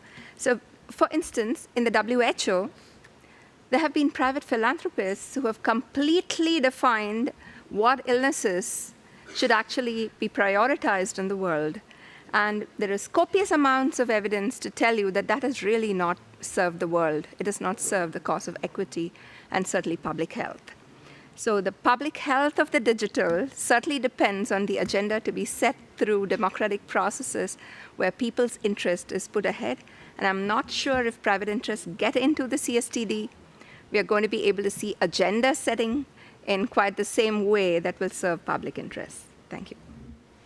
Thank you so much, Anita. And maybe before I give the floor to the next comments, and we only have 15 minutes, so I'm trying to be mindful of the time. I think the point we are trying to raise in the paper, just so that it's clear, is not private interest coming into the spaces, but truly a multi-stakeholder element. So I just wanted to point that out. But we can discuss it further. Please, Olaf, I know that you wanted to say something, and then we have Min online. I have not forgotten you. It's a bit of the name change that I wanted to get into. When I describe the architecture, I consciously use the word internet infrastructure coordination. I do think that all these pieces, data governance, AI, need to be compacted in one forum, and the name Internet Governance Forum is a nice one. I have no objections keeping them. But I want to tie it back a little bit to the Elements paper. Because if you read the Elements paper, the only place where multi-stakeholderism is being mentioned is in the Internet Governance section. While the other sections, the data governance sections and the AI sections, have a much more multilateral tone. So I do think that we need to keep that, at least that's the way that I read it, and I do think that that is something we need to keep in the back of our minds if we talk about name changes or perhaps even entity changes, that we take care that also those other topics would have global spanning effects, where that flywheel of global IGF, regional IGF, national IGF, and back and forth is actually relevant, stays in place as well. Thank you so much for your thoughts. Min, online, I know you've been waiting for a bit, and then we have Flavio and maybe also Maria Fernanda. Thank you. As emphasized already by other speakers on the panel and audience participants, WSIS 20+20, IGF and GDC and many other digital governance processes would have to address the present challenge of AI and the role of the Global South in policymaking processes. AI is currently a central galvanizing issue that intersects with many other issues that you flagged in the non-paper, including data governance, environmental impact, digital divide, information integrity, human rights not only in normative terms, but also in social economic terms, and digital public infrastructure. And why don't we talk about a global public option to AI? So the other piece is the participation of the Global South, and I deem it really critical. This is an old issue that can go back to the New World Information Communication Order, New WICO debate in the 1970s to address the power imbalances between the Global North and Global South. So there's a historical legacy there, but more specifically at the time in the 1970s between the United States and the rest of the world, in a way, sort of the history really rhymes. At the current moment, the US administration is trying to stop individual states from regulating AI in the next decade. So given the limited number of countries, particularly US and China, are really ahead of the rest in AI development, it is really critically important to be globally inclusive in our policymaking processes. Thank you. Thank you so much, Min, and I agree on the essentialness of being inclusive. Flavio, I know you wanted to share your thoughts as well. Yeah, thank you, Isabel. I would like to make a comment which is somewhat related to the issue raised by Bertrand and also addressed by Olaf, namely how the IGF should evolve in the future, and also to the question of the gaps on the WSIS architecture. We need, of course, a much better integration between the IGF and the WSIS forum. And I think this is almost a low-hanging fruit for the WSIS +20 review process. One possible way to achieve this is through some concrete institutionalized multi-stakeholder coordination mechanism, and this is addressed in the Swiss non-paper. Yeah? This may help fill gaps, avoid duplications, and create an effective exchange of outcomes in both directions between the IGF and the WSIS forum. And this would also help achieve one of the major improvements that is required for the IGF, and this has been said for many years, namely that its multiple outcomes, and for instance from its many intersectional work streams, are conveyed to decision makers in a more effective way. And as Juan very well stated and others, the IGF has a role for agenda setting and bring emerging issues, possible solutions, and even already reactions from the various stakeholder groups to those issues and solutions. And this is a powerful input to other processes or forums involving decision makers. And there we have the WSIS Forum. While the IGF shall continue as a dialogue space, convening all the multi-stakeholder, all the stakeholder groups, the WSIS Forum has a tradition of attracting more the representatives from governments and from UN agencies. Yeah, they discuss the advancements along the WSIS action lines. So the inputs from the IGF should become a concrete and important contribution to the WSIS forums and to the assessment of the action lines. Thank you so much, Flavio. Maria Fernanda, I will give you the floor now. Thank you very much. Going back to my early comments on the need to ensure meaningful, regular avenues for stakeholders to deliberate digital policy, the International Chamber of Commerce stands ready to serve as a bridge between businesses around the world and UN efforts to implement and strengthen the WSIS architecture. We can channel the voices of companies, large and small, from every region, ensuring their experiences and concerns are heard. And through ICC Business Action to Support Information Society, we are engaging with the existing multi-stakeholder efforts to coordinate input into the WSIS Plus 20 review, and we are committed to continue our contributions to those to ensure that the input of the next phase of deliberations is truly representative and truly operational.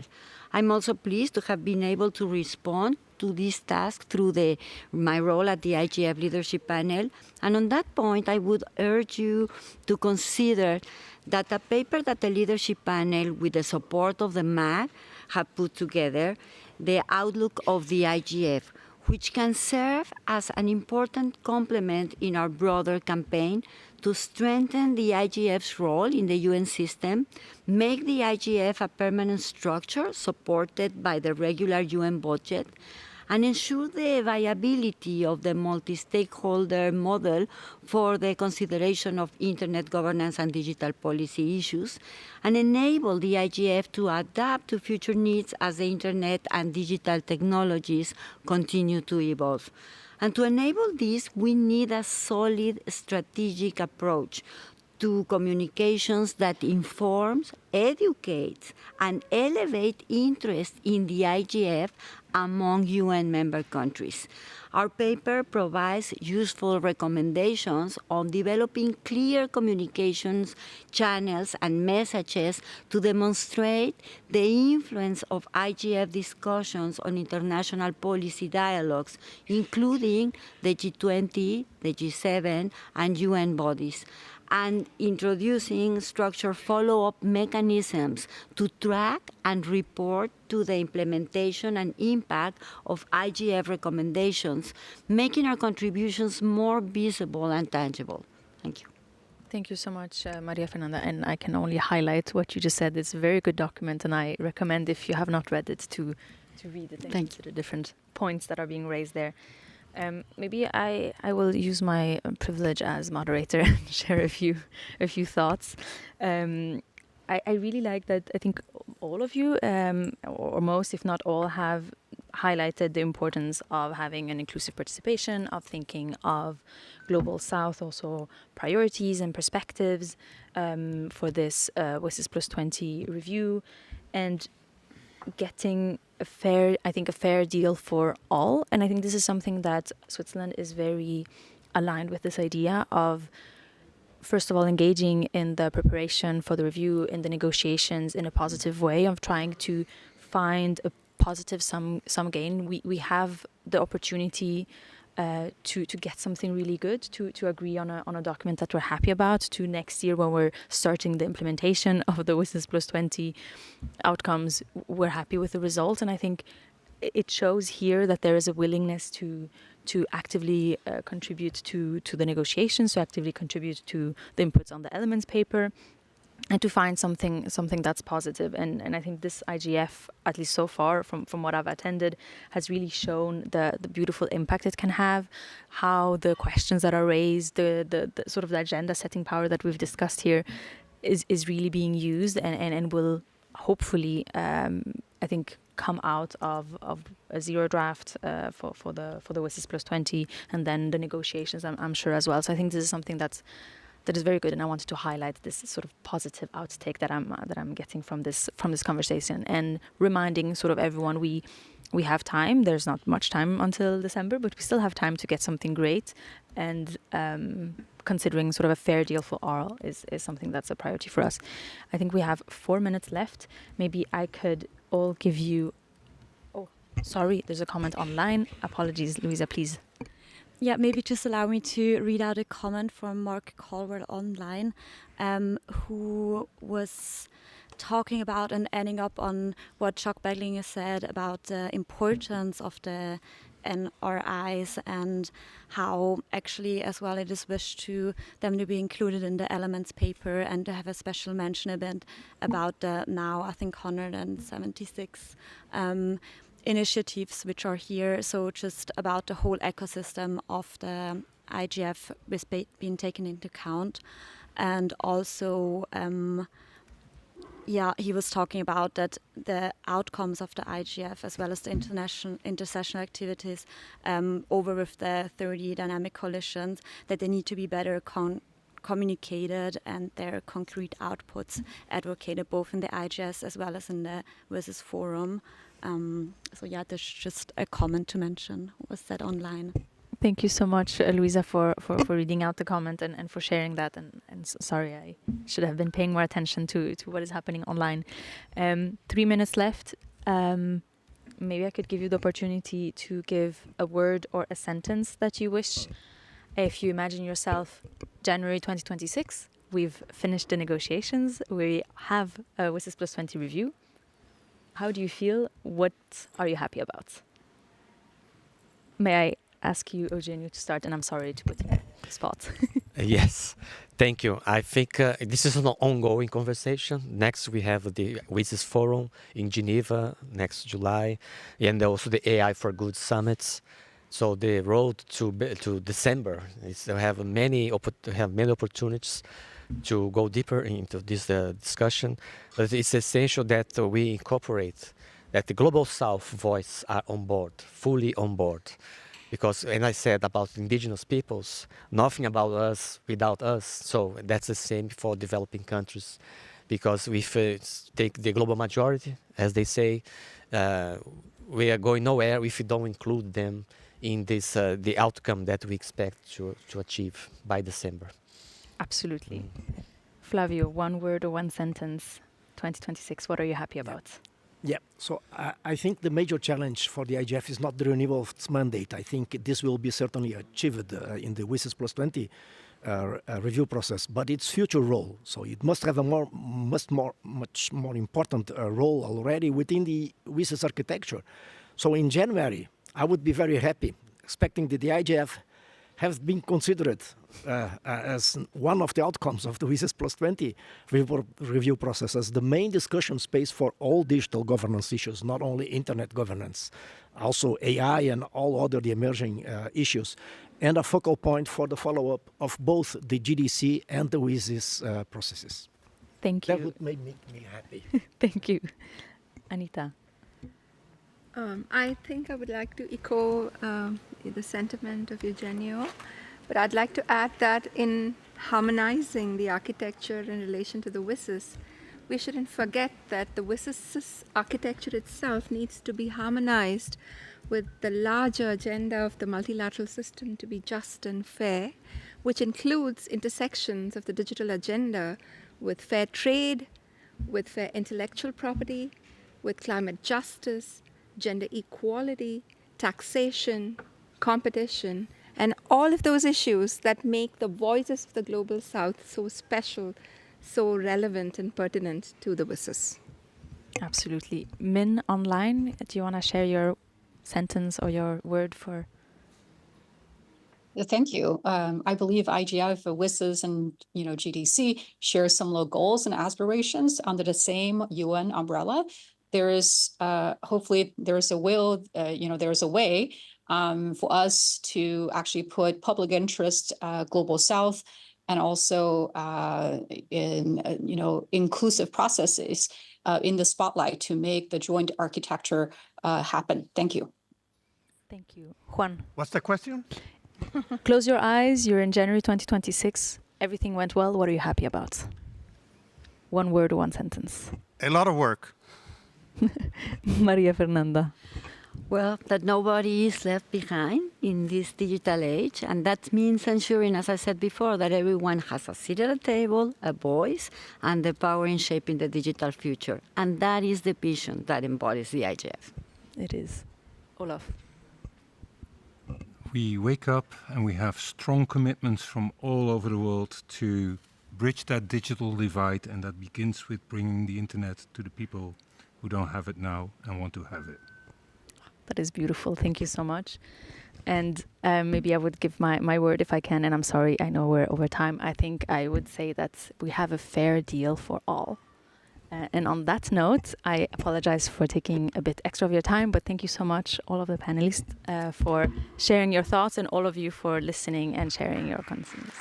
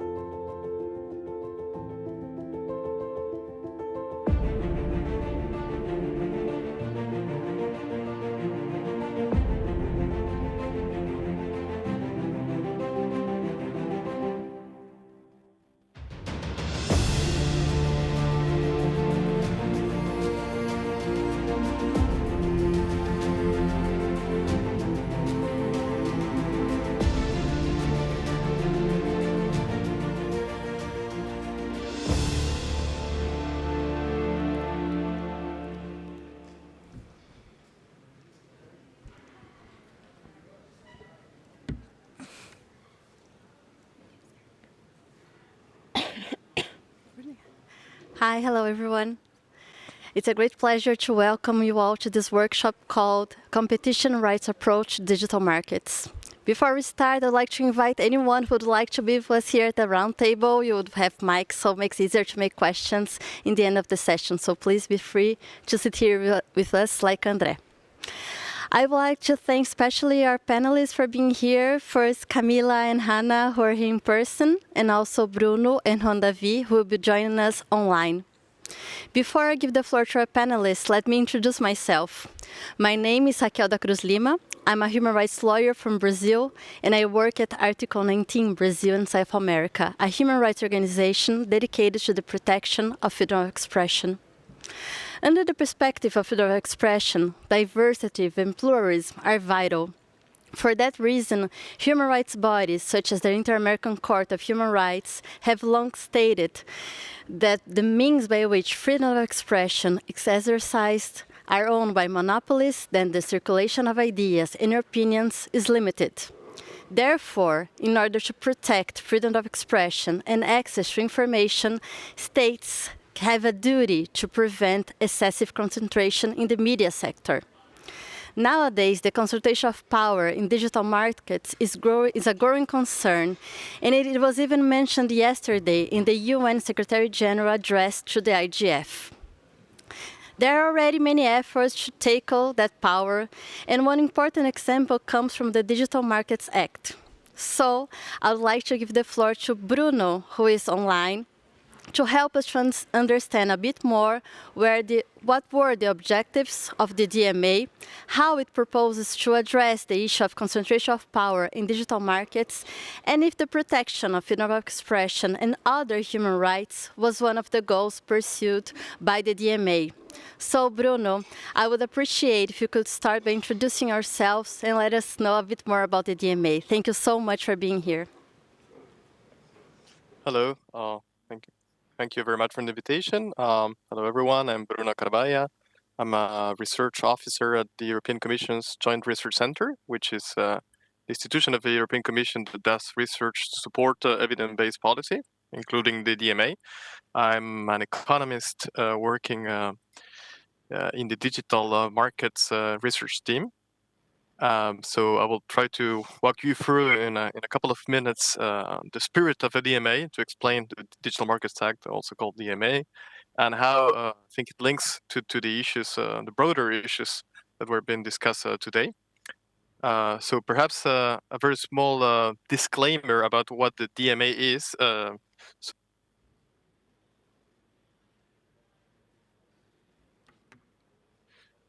Oh, can you hear me? Yeah, you're back. Okay, sorry. So saying that perhaps as a first clarification on the Digital Markets Act, or DMA, is a regulation that has, say, a pure economic objective, which is precisely to reduce the market power of these so-called gatekeepers. I will come in a second to which are these platforms that are called gatekeepers. But this obviously has indirectly an effect, obviously, on the capacity of these platforms to abuse their power in non-economic ways. This is more of the goal of discussion of this forum, such as all sorts of human rights violations. And that said, obviously, there are other regulations that have a specifically target that are non-economic and have more to do with human rights. So I'm thinking specifically of the DSA, Digital Services Act, which is a kind of a companion sister regulation that aims to curb issues such as disinformation or discrimination and so on. So that said, so I'm going to try to walk you through what is the spirit of the DMA, how does it work, and what are the expected effects of this new regulation. So first thing, in terms of timeline, it's quite a recent regulation for the legal time of application. It entered into force in November 2022, and it became really applicable in terms of their articles in May 2023. So we're talking about 2 years now of a DMA, which, given the length of this type of cases, is quite young. We're starting to see, I will talk about this in a couple of minutes, the first decisions on how companies are or are not following the rules of the DMA. So the idea of the DMA, as I said before, is to curb the power of the so-called gatekeeper platforms. So for that, first, it defines what the gatekeeper platforms are. So through different criteria, and there are both quantitative and qualitative. So the first one is it has to be big platforms. So it is not to regulate every single platform on the internet, which would be practically impossible, but those that do have a much stronger impact. So in that sense, the first criterion is that these platforms have to have at least 7.5 billion in the last 3 years of revenues or market cap. So that to show they have a big economic power in terms of size. They have to be part of one of the so-called core platform services. So these are services that are deemed to be particularly important in the digital space. So online intermediation could be any sort of marketplace, search engines, social networks, video sharing platforms like YouTube, number-independent communication services are basically messaging apps, virtual assistants, web browsers, operating systems, cloud computing, and online advertising. And this is the first list, but it's going to be revised. And one of the discussions, for example, that is going on right now is, should we include generative AI under a new category, ChatGPT and so on, or does it actually fit to be into one of the categories, which is search engines?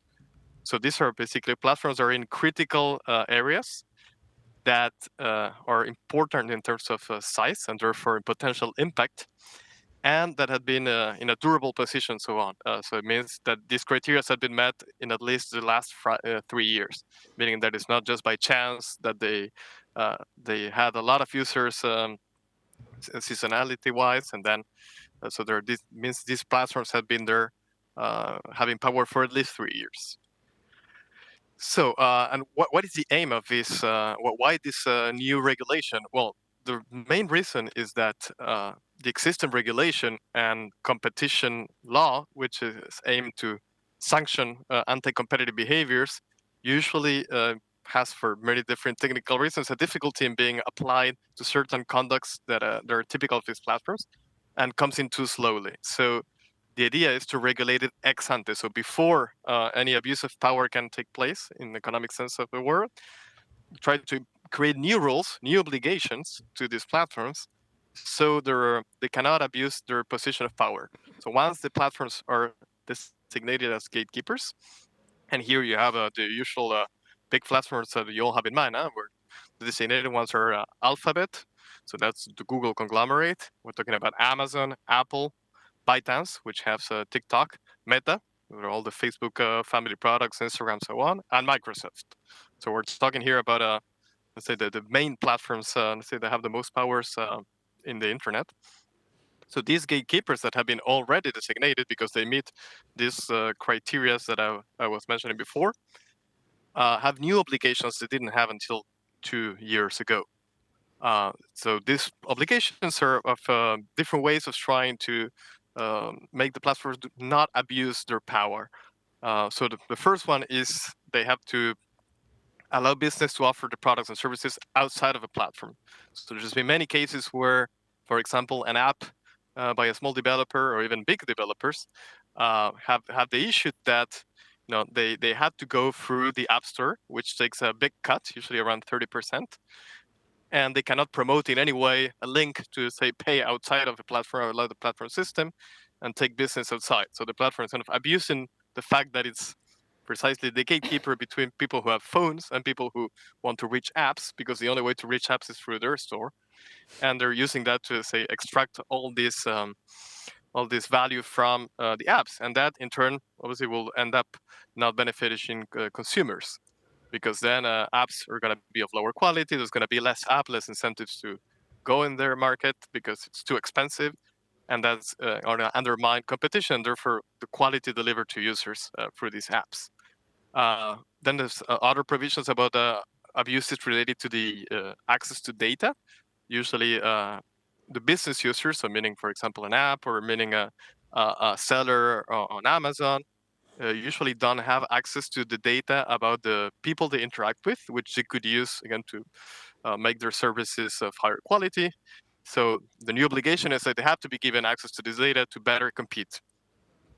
Another third obligation is to allow users to uninstall pre-installed apps. So you see many platforms abuse the fact that they run also the operative system of a phone, for example, to pre-install apps you cannot uninstall. So Safari in Apple is a classic example. So you end up using their browser because they put it there and you cannot take it out. So now they're obliged to allow you to take it out. So again, there could be more competition and new browsers can come in. And if you want, for example, a privacy-preserving browser like DuckDuckGo, you can download it and even uninstall the other one, which should not be predetermined to take you always to remain within the ecosystem of the dominant platform. Another obligation is about refraining from combining personal data from different platforms. So for example, Google obviously has a lot of different platforms about the same users, so they know where you go looking for food in maps, and they know what you look for in a search service, and they can combine that personal data. So if you don't consent to that, they should not be able to do that. Again, not to use the power of merging data from many markets, so nobody can challenge them in any market. Because obviously it's very difficult to replicate the fact that few gatekeepers have access to multiple sides of our lives as users, or think of this even for business users, for people who use a Microsoft suite, who have like the cloud and the operative system, so they collect all the data, and it's very difficult for someone from non-gatekeeping platform to replicate that. And in the same spirit, another important obligation is that of ensuring interoperability for third-party software. So that's a classical problem that a lot of complementers in the ecosystems are facing, is that because they're not interoperable, they cannot add services on their own. Finally, about the advertising market, same about having more transparency about the data and the pricing of advertising, because those markets are very concentrated into basically Google and Facebook, so Alphabet and Meta, that they control pretty much all the value chain of online advertising. So again, it's very difficult to compete with that, which in turn leads to higher prices for advertising and eventually to higher prices for we consumers of anything that uses advertising online.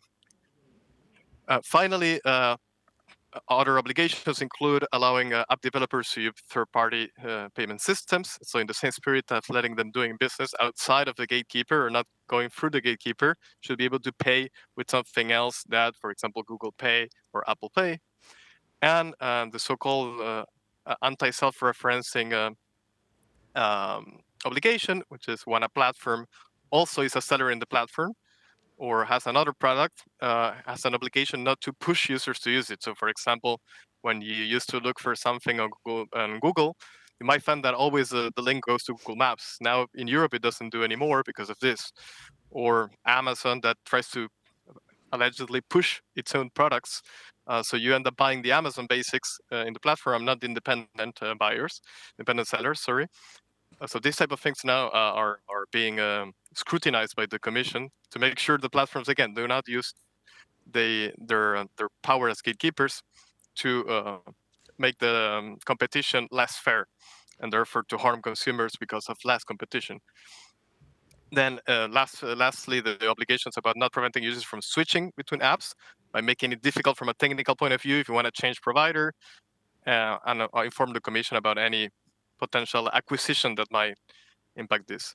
So these are the obligations. As you see, they're all aimed at, again, regulating platforms that are big, that have a lot of impact in specific markets are critical, and trying to make them new rules. Obligations are like asymmetric in the sense that only these big platforms have these obligations and not the small ones, so as they cannot abuse their power and harm the competitors and the consumers. And where are we with this now? Again, this is young. It's only 2 years. But in these 2 years, we already have 4 cases open, 3 against Apple and 1 against Meta. So basically, against Apple, we have 1 against this anti-steering or anti-self-preferencing, this idea that the platform might benefit its own products using its power as a gatekeeper. And so far, Apple has been hit a fine of 500 million so far. So this is all public information. You can check the decisions and the whole process. Also, Apple has been given opened a case in terms of the issue of non-compliance with the choice screen. So the idea that to give users other options, you should give a choice screen. For example, when you want to open a link, do you want to use Apple's browser, or do you want to use also other browsers? And the Commission found not being compliant with the way they're implementing this, because they might be trying to say to trick users into still using their own browser despite the fact of a choice screen. Another case that's being open against Apple, again, the third one, is about the specification decisions on connected app. This is a more technical one, but it's about basically how Apple is implementing the interoperability. So, and the case is about the Commission saying you're not really making this interoperable as it should be, to make it easier for any other third party who wants to add products to your ecosystem. And finally, the last case ongoing is one against Meta. It is basically challenging this consent or pay model. So the idea that you cannot use the product unless you consent to what are deemed abusive terms in terms of access to your data and use of personal data.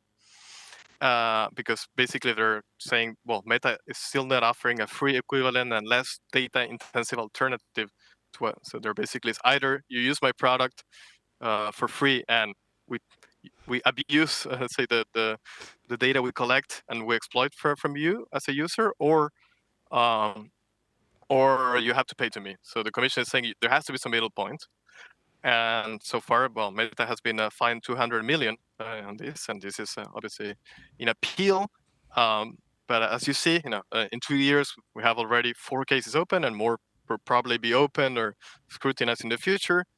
And well, hopefully, if the application of the DMA is effective, we should be seeing digital markets in which the dominant platforms should have less capacity to abuse their gatekeeping power, which should, again, benefit consumers and, in turn, give them less power to abuse consumers or users in other non-economic ways.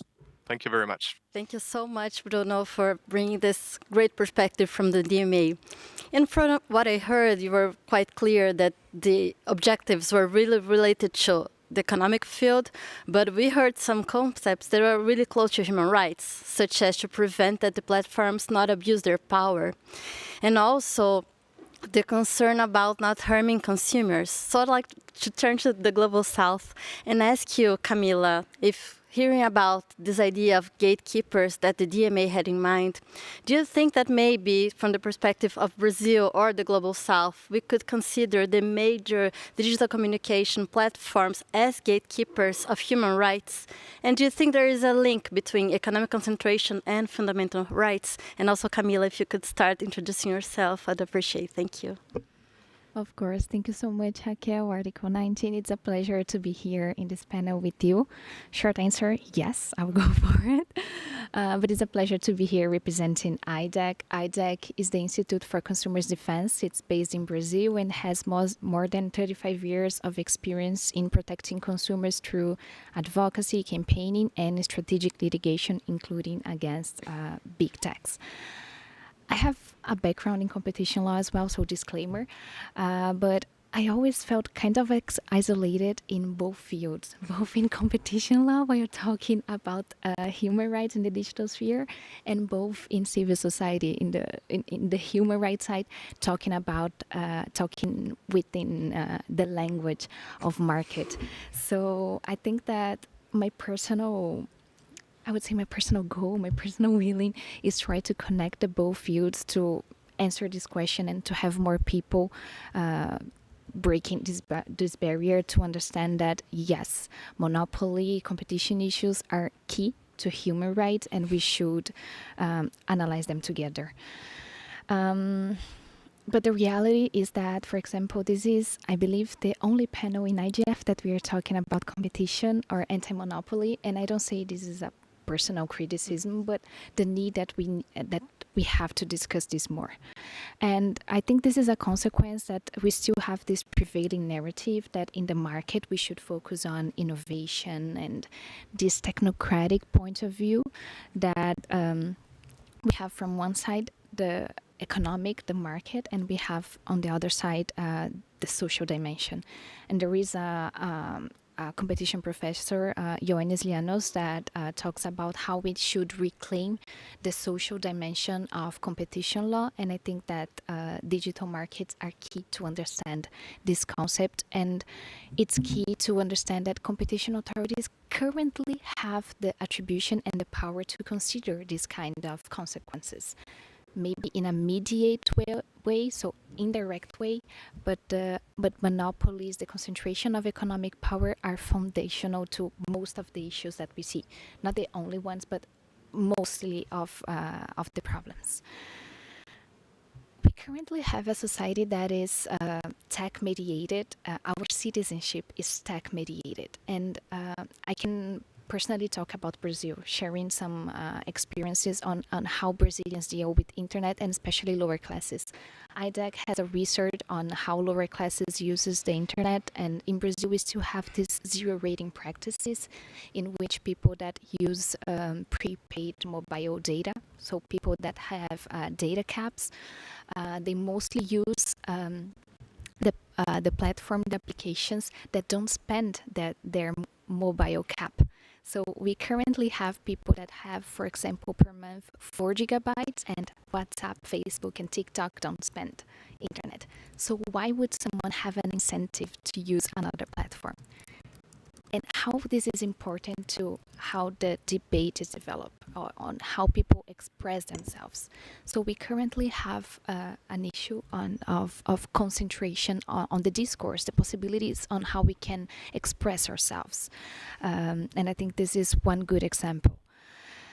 The second thing is that the platforms, the way that we use platforms, it's beyond not being a choice that we currently have. The platforms are profiting for, sorry, I forgot the word in English, but for political disputes, extremism, and this kind of discourse, unfortunately, is how affects freedom of expression. But meanwhile, platforms are profiting from that. So this is very concerning. And the third point that for me it's an example on how the economic power also translates into other kinds of power and indirectly or directly affect human rights is how they interfere also in the political dimension, on the political discourse. And for that, I would like to bring a concrete example on how one specific big tech influenced the public discourse in Brazil. But first, let me get back to what Bruno said about the DMA. In Brazil, we are currently discussing not a DMA, but a possibility of developing a new regulation, not a regulation, but a way to improve the attribution of the competition authority to deal with digital markets. And although human rights is not embedded in there, some examples on how the DMA could be interpreted as having a good consequence in human rights could be also imported in Brazil and adapted to Brazil. The limitations on data sharing and the prohibition on the payer consent, so the prohibition on people having to decide whether they have their rights respected or would they have to pay for it, it's a good example. The second thing is that creating possibilities for users to choose the platforms that they use could also mean having platforms that have moderation rules that are less restrictive in freedom of expression and could also promote other rights and, for example, limit misogynistic speech. And the third example, and that's why that is when I will enter in the concrete example in Brazil, is about limitations on self-preferencing. So Bruno mentioned the example that Google cannot, when you search for a place, cannot in Europe move directly to Google Maps because this is a way of self-preferencing another Google service. And in Brazil, we had an interesting case that was presented before the competition authority, CADE, that was about maybe a political self-preferencing. So during the week of the votation of the Brazilian DSA, the Brazilian Digital Services Act, which was called publicly the fake news bill, Google put in the main website, so below the search, they put, how can the bill, the fake news bill, can worsen your internet? The fake news bill can increase the confusion on what is true and a lie in Brazil. And this phrase directed to a blog post saying that this bill can worsen the internet, as you know, and could change the internet for worse. And when would you search for a fake news bill, the first link that would appear would be a sponsored link by Google saying, "No, the censorship bill." So how can we have a free space of debating when I wouldn't say the only search platform, but basically the only search platform that people use in practice put this and change the whole debate? Is this a free way to interact in platforms? So trying to move more on what we can do about that. We have this, I believe that we have a common sense that this power is exercised in different ways, and economic power can be translated into political power, and this has consequences on human rights. What we can do, maybe as civil society, empower ourselves to also talk about this market language. We need not to have maybe a prejudice on market language. It's not a private sector thing. The private sector discussions also impact on our rights, and we should be entitled and empowered to have this kind of discussions. So I think that both IDEC and Article 19 are really happy to engage with other civil society organizations with this openness, and this from the civil society side. From the competition side, from the authority side, they have to empower themselves to understand that this translation, that the economic power is not as isolated in the market. They have direct or indirect consequences in other rights. And for example, in Brazil, we have a sole constitution that protects different rights. And although CADE has attribution to apply competition law, it should also respect other dispositions on the Constitution, including human rights. And lastly, I think we can be more concrete, and the concreteness, one concrete proposal of this, and I praise Articles 19 work, is the unbundling of content curation and hosting services, the unbundling proposal that Article 19 has related to taming the text. So happy to continue talking. Thank you so much. Thanks, Camila. This was so great and spoke so close to my heart because I'm only a human rights lawyer. That's my only background. And for me, everything is new now, discussing competition law and antitrust. And I think what is really powerful of being here at the IGF is exactly that idea of bringing people together from different sectors, the opportunity to talk to business and state, civil society and academia. This is exactly what we need. And I don't think that we need to go back and forget our backgrounds, but exactly put them together and make it more powerful. And I think that something you said was quite important, the idea that business and also other authorities, they are all obliged by the Constitution. And in the human rights field, especially in the inter-American system, we have long discussed the duty of a control or conventionality by every member of the state. So whatever their conduct is, they have the duty to take into the consideration the international treaties that were ratified by the states. So why human rights not taken into consideration when competition is discussed and also when other actors are, especially in this field, as you said, when tech is mediating the access to every kind of right. We need human rights to be taken into consideration, and we, from human rights backgrounds, also need to learn more from business, from competition law, and so on. So with that, I'd like to turn to you, Hannah. And because, as Camila said, that there are discussions in the private sector that have impact on our rights. And I think you have now a great experience to share with us with what we can expect in an environment with more competition, as Bruno brought. What kind of business opportunities are there that can emerge, and how those opportunities may take us to business that are more aligned to human rights goals and standards. And also, please, if you can introduce yourself as you begin. Thank you so much. Thank you. Thank you very much for having me here. So I'm leading business development for Speedio, which is now part of Mediagenics, a company that is specialized in the commercialization of recommendation algorithm that we want ethical, controllable, and accessible. We are specializing in the entertainment sector, working with players like Claro in Brazil, Sky, DirecTV, Latam, Canal+, Globo, TV5, And I have a background also in consultancy for the public institutions on how to implement more ethical algorithm globally. So as you were saying, indeed, private companies, whether solution providers like we are, but also traditional media outlets, or even social media platform, while pursuing, of course, profit and protecting their own interest, also bears the responsibility not only to respect the law, but also setting the standards for ethical and transparent AI, especially in media and entertainment. Our influence, shall I say goes beyond business operations. They help shape the very technologies through which millions of people engage with culture and information every day. So the way those companies, including us, we are doing business directly affect our rights, but I mean our rights as civil society to information, free speech, media freedom and privacy, which are, I think, the human rights we are discussing today. So one trait we can observe is a rise of distribution of the information without anchors. So it means that it brings media fragmentations and the decline of editorial authorities.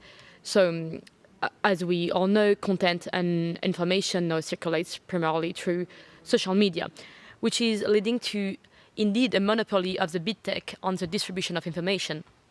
So the presentation of this content is governed by algorithms that remain opaque and inaccessible to most users. And how personalization is done in that case, as you know, largely by collecting like private data with no or little regard for actual transparency or contextual understanding. So this lack of contextual framing, it contributes to the spread of misinformations. It weakens the audience's ability to detect bias and undermines the visibility of sources. So, you know, as earlier generation were encountering information with very well-defined context in environments such as newspapers, like reading the New York Times or watching the BBC, it implies, you know, assumptions about style, tone, political orientation, which in other words we can call context. But today, many young users, the only information they encounter comes through feeds where logic is invisible and untraceable. Media has become more ambient and anonymous. The user is exposed, but not oriented by an editorial line. So, you know, like, I think here we are all familiar with the theory of the filter bubble and how, you know, the impact on democracy is not to prove for the past 10 years. So it affects public discourse and political life and access to shared truth. So, and from another angle, traditional media organizations are increasingly burned by economic pressures and difficulty to achieve profitability. So it undermines their position and their capacity to provide quality information. And, you know, many of the traditional media outlets that we are navigating towards are today financed by either wealthy owners or public funding. So even like media platforms that in the past were a thrive on the attention economy, relying on advertising, are today facing financial difficulties because everyone and the advertisers' budget are going towards individuals, and by individuals, I mean influencers. And the creator economy has become a dominant force. The data are here, and at the same time, the branded content over the past decade have blurred the line between advertising and journalism. So I think these shifts raise important concern about access on reliable information, and especially in the monopoly of social media have today. So despite, of course, introduction of various international regulations that are designed to address this issue. So the question that we might raise today is this an opportunity to rethink the business models in support of human rights? The individuals are gaining traction over institutions as established media outlets face mounting difficulties in reinventing themselves and preserving their relevance. Of course, even if this transformation is not necessarily negative, because social networks have all allowed like new voices to emerge that are less dominant, and it has given visibilities over to creators who produce originals and sometimes very relevant work. However, with lower entry barriers, the distinction between influence and expertise become blurred. And in many cases, creators with little journalistic background, like, command more attention, both economically and in terms of audience, than professionals that are trained to verify and contextualize information. I'm not even mentioning the rise of Gen AI that will, of course, add more and more, non-verified content to the already massive ocean of content that we have today. So to summarize, facing this abundance of content, it becomes essential to imagine new economic models that are ethical, content-centric, and less dependent on advertising revenue, and designed to restore clarity and control to both user and producers. But there is some promising direction, of course. First, for like the traditional media outlets, calling that in opposition to social media. When it comes to that, what shall be suggested, we believe, is that we should push valorary proprietary platform and sovereign algorithm.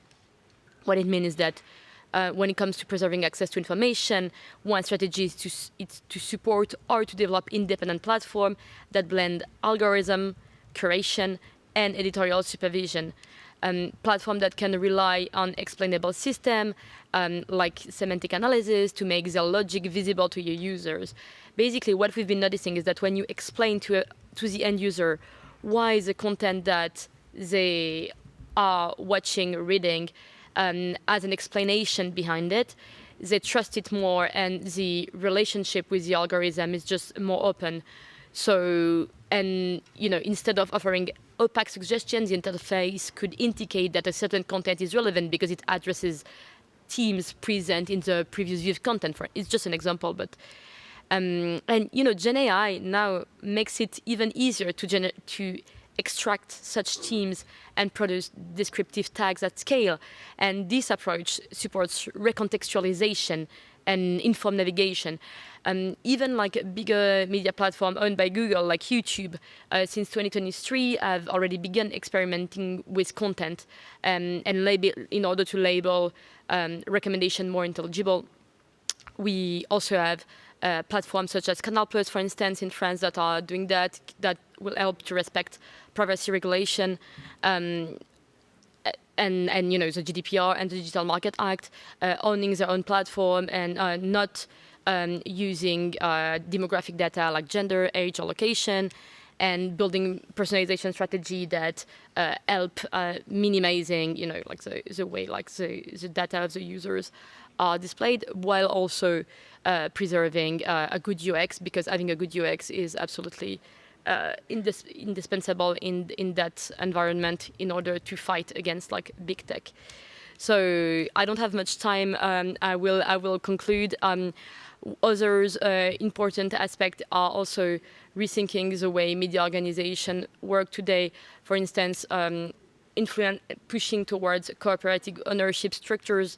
This is the way the only profitable medias are working today, such as The Guardian, IOC, Mediapart, El Diario. So those are the kind of thing I think big media outlets should going forward. And of course, for a company like us, Speedos and other parties, there is more and more opportunities that are open to enhance algorithm pluralism by the development of SaaS platform.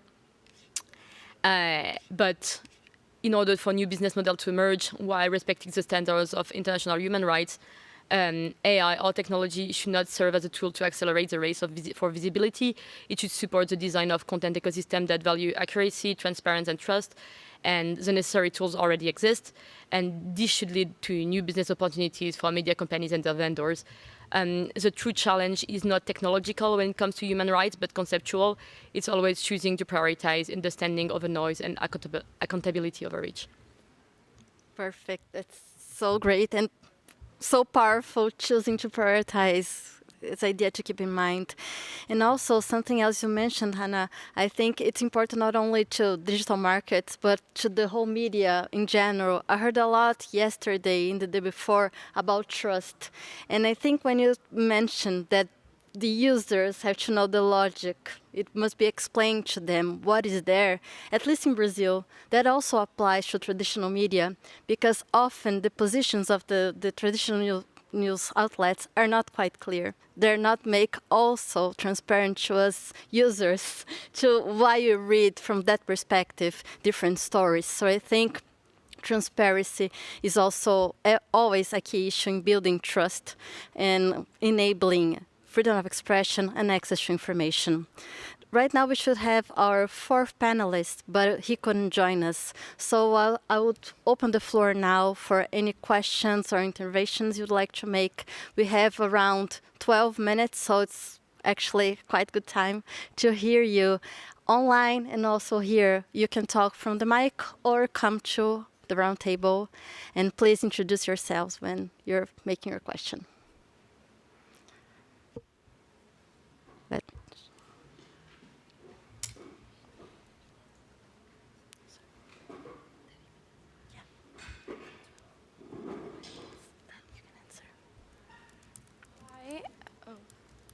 It's working? Yes. Can you? Oh, it's the silent section. We can hear you. I'm Laura. I'm in the youth program. I'm from Brazil too, and I loved what we discussed here. Your panel was amazing, but I wanted to know, in a competition scenario, how the Global South could increase the protagonism when we don't have the infrastructure to have our own means. Like, you have a monopolization from Google, from Meta, and we can start our own social media, our own platforms. We can have it, but as you said, Google is the main used. How do we get some protagonism in this? Thank you. You can go. Thank you for this workshop. It was really interesting. I'm João. I'm from Brazil too. I'm in the youth delegation. I would like to ask, especially thinking on the DMA in the European Union, we see some changes, for example, in the App Store, in the iOS in general, like there's alternative marketplaces.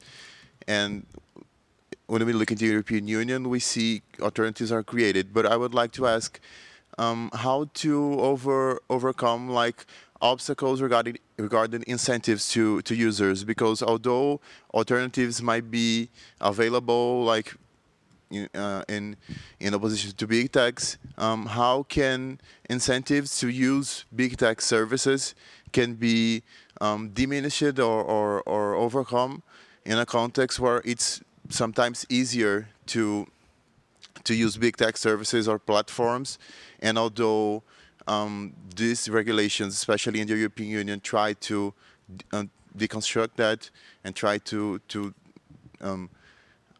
change the institutional arrangement, but how can in practice people feel incentivized to not use big tech platforms and services? Thank you. Thank you. You can go. My name is Jacques Beglinger. I'm a bit louder, please. My name is. Thank you. Good. You can go. No? Yes, you can go, please. My name is Jacques Beglinger. I am I'm from business side, but I'm also teaching digital regulation at the Dutch University. So my question is primarily to the first speaker who very good elaborated about the Digital Market Act from the EU. But there what we see is, of course, in Europe is these very fragmented local markets. The DMA basically addresses European-wide big platforms, but what about the local champions? And there the question then, how is Brazil handling local champions, and are there just really nationwide platforms? Thank you. Thank you.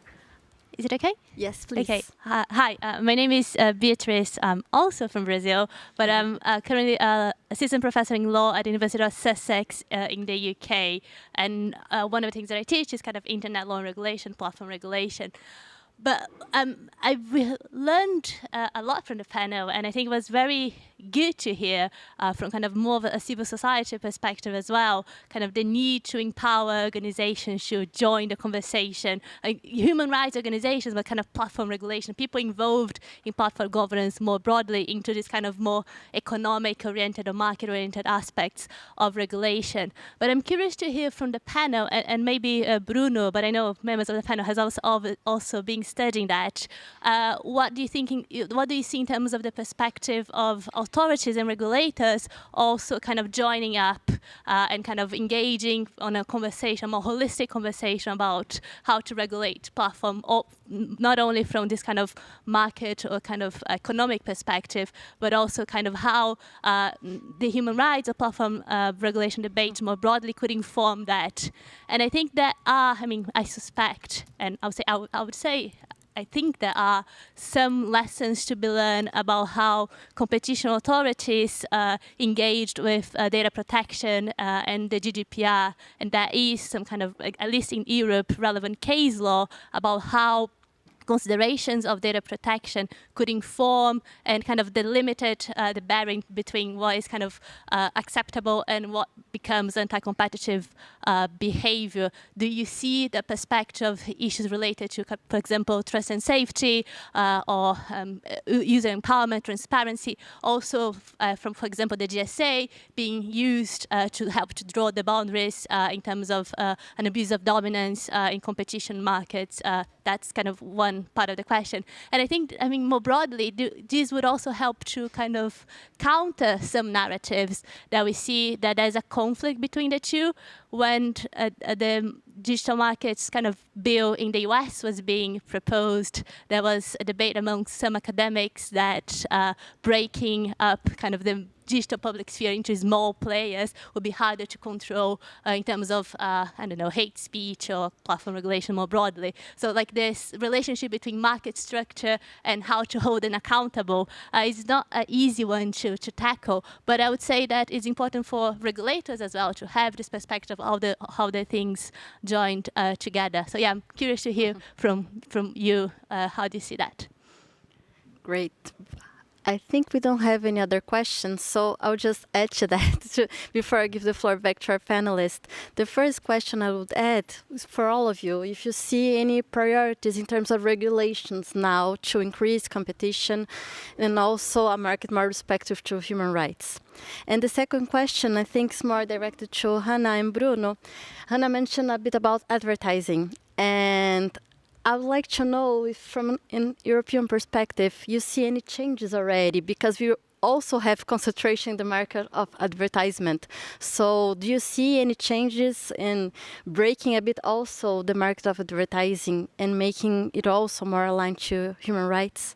So I think we start with Bruno. We have around 7 minutes for each of you to answer the questions and also make your closing remarks. So Bruno, you can start, please. Thank you very much. Well, lots of good questions, and I'm going to try to squeeze in answers to in a short time. Again, this will be pretty much my own personal opinion, not in a commission official one. So perhaps with the first question about alternatives, my personal view is that there's no magic one-size-fits-all solution to this. And especially, let's say for countries like Brazil, I am myself Argentinian as well, so I understand, let's say, where you're coming from. So I think different ingredients can be added to alternatives. One is for certain more infrastructure-like parts of the digital world, some public alternatives, like I think Brazil, is quite exemplary with PIX in this case, can counterbalance market power in a very strong way. But of course, these have to come with a proper regulation that makes them a real alternative, like it happened in the case of PIX. Actually, we're discussing that last time in a workshop in Rio with people from CAGI and Ministry of Finance. And when I asked them, why do you think it was a success, this public alternative? And they told me, well, basically because we forced all the companies, digital and digitals, to be interoperable with PIX. Obviously, the technical solution had to be good, useful, practical, and I think the big tech are really very good doing this, and the public sector could replicate it from a technical point of view. But it came up also with a good regulation that made it a real competitive constraint on any other service, so people can use whatever service they want. But the fact that this one exists and is interoperable with all of them gives much less power to any platform that could have been imposed as, let's say, the gatekeeper of digital payments. So that's, let's say, one part of the solution I see. In some areas, not in all. I don't think you can do this for social media in a very effective way. For example, certain public infrastructure layers. So we can think of the same in terms of cloud, in terms certain parts of a digital chain. Then, let's say, as the government itself, at least for critical things, I think open source alternatives are to be promoted. For instance, to me, it should be clear that government offices should be using open source by default, and this could be transmitted to public procurement, for example, requirements. And then for those things that I think, from an economic point of view, don't make much sense to be let's say, publicly owned or co-owned, good regulation. I think that's what we're experimenting with. I mean, DMA perhaps was the first one, but I see Brazil is making nice advances in that respect, and regulation of all sorts. I'm talking not only about economic one. And here, I think it's a trial and error that is going on throughout the world. Perhaps the European Union was the first one, but we're seeing, the UK, very similar legislation was already put in place, and Australia is discussing the same, and many other countries are following. So I think here we'll have a nice laboratory of what works and what doesn't. And in that way, perhaps being second movers, it's an advantage for countries like Brazil, because they can already learn from let's say, the mistakes we will make for sure in the European Union.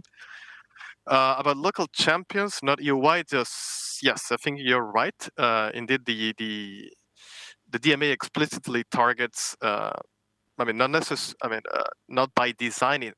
Contrary to the DSA, Digital Services Act, doesn't require that the platforms are active in many local markets, in many countries, to be more specific. But obviously, given the thresholds of size, it ends up always being, and given the particularities of digital markets, it ends up being usually European-wide type of platforms, or even international ones.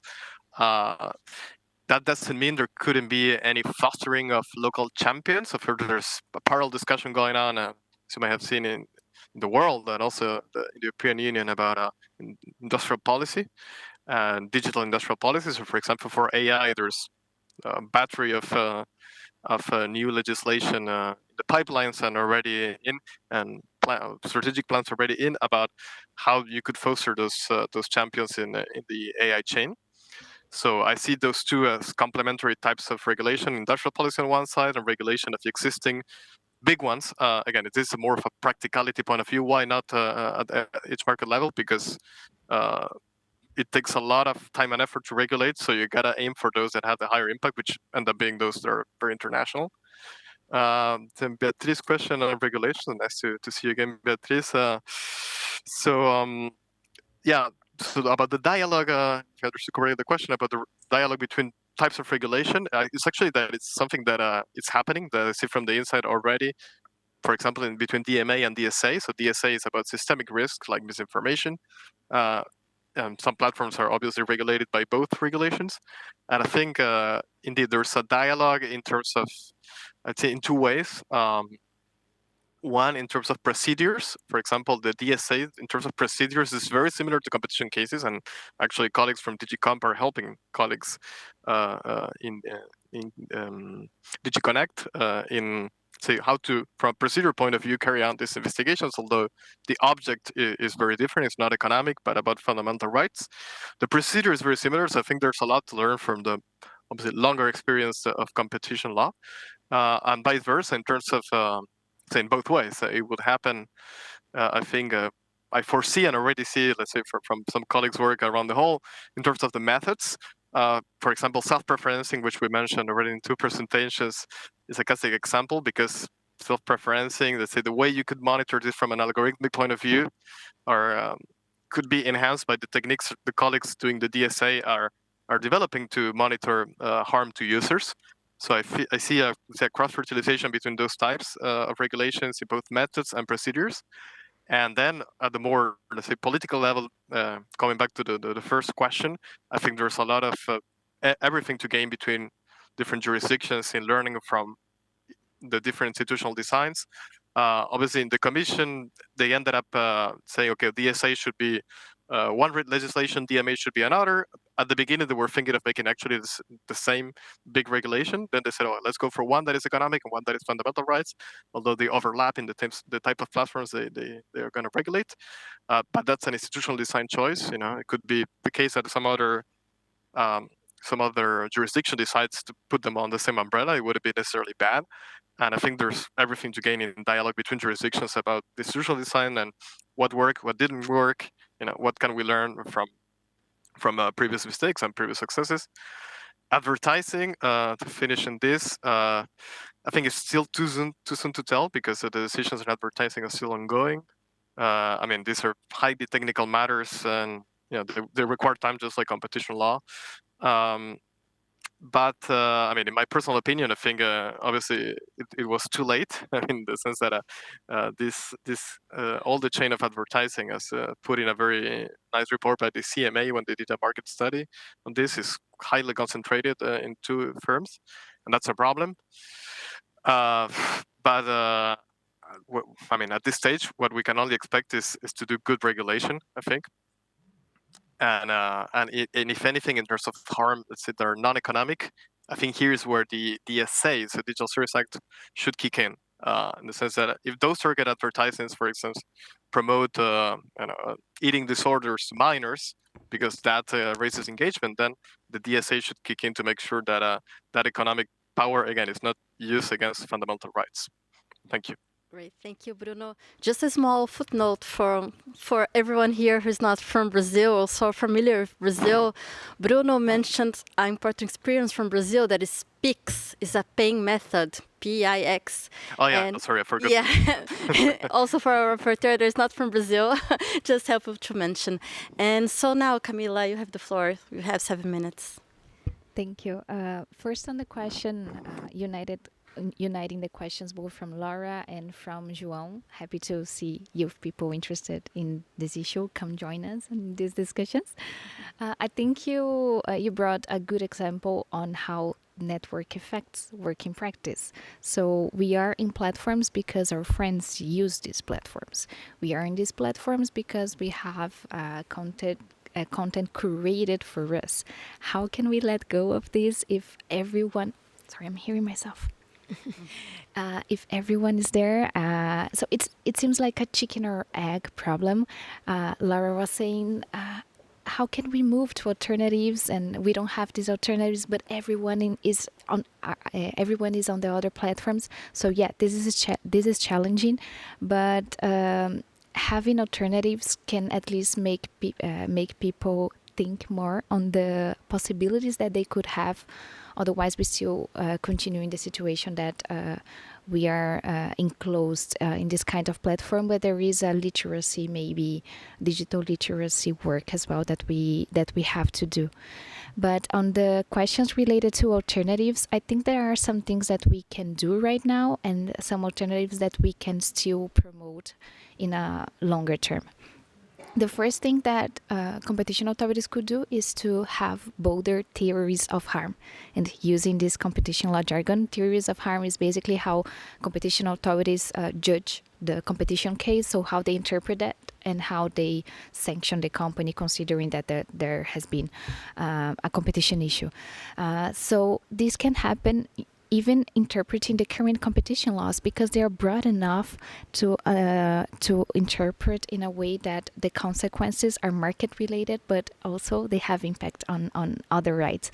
And one interesting thing that Bruno mentioned was the delay. Oh, we are too late to interfere in some markets, and maybe this is a good incentive for authorities to use more interim measures. So the measures that before a procedure ends, that they could use that. So this is normally these two things we normally suggest when we are talking about competition intervention in digital markets, but this could also relate to human rights.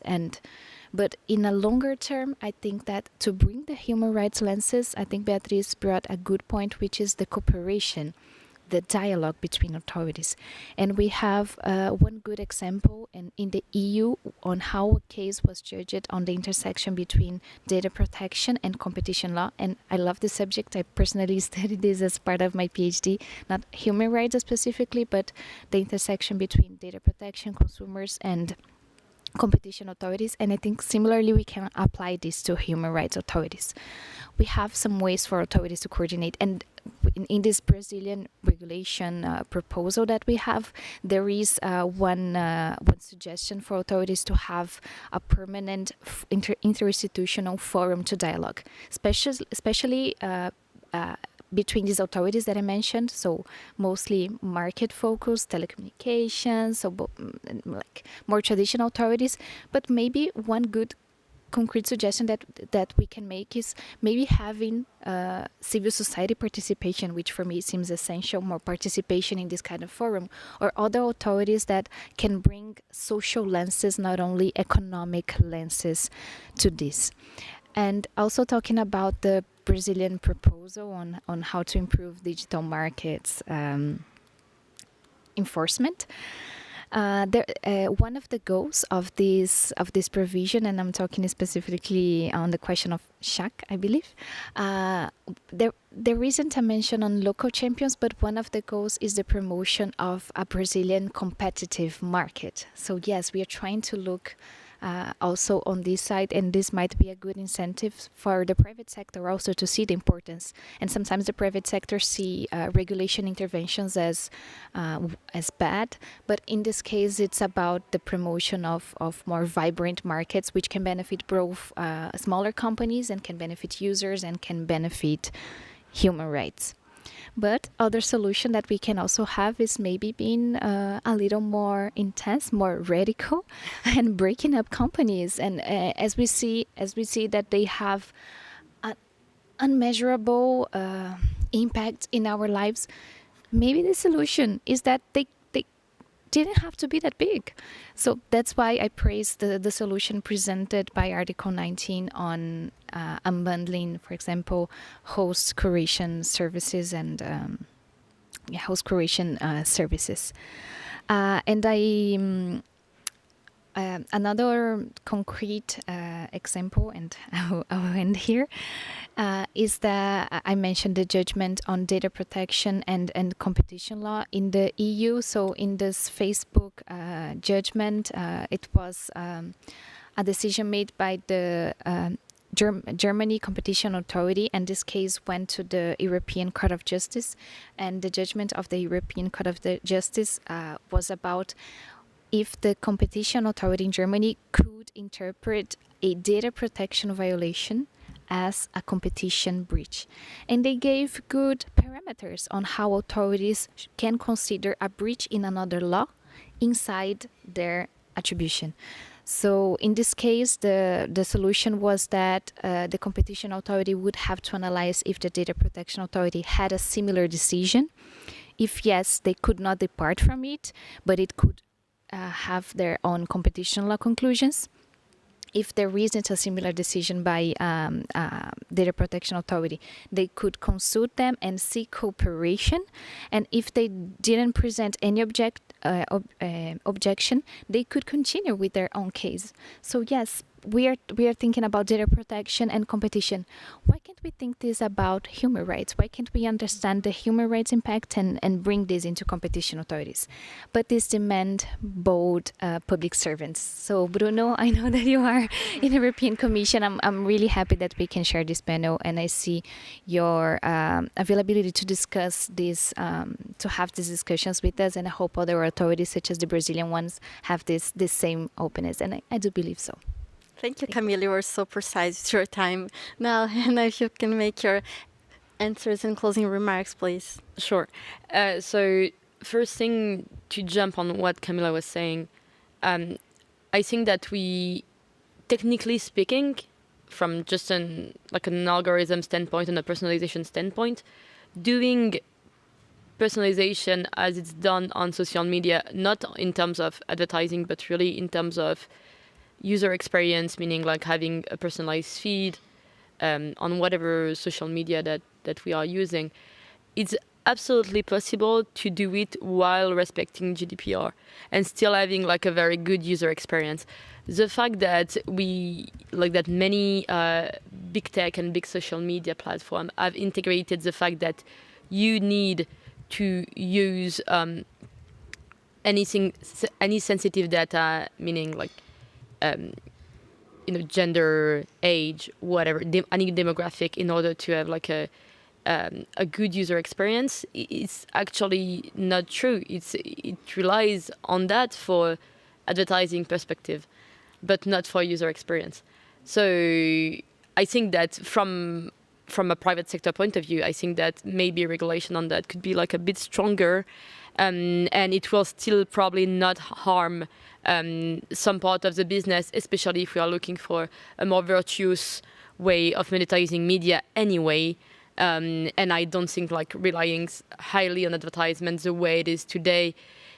Of course, it brings other problems like such as the openness of the platform, because let's be realistic, the fact that most of those platforms are free is because they're relying on advertising. So not that subscription or shared participants is an ideal solution, but it's just that it's a piece for reflection for sure. Then the question, I think, is also, what are we looking for?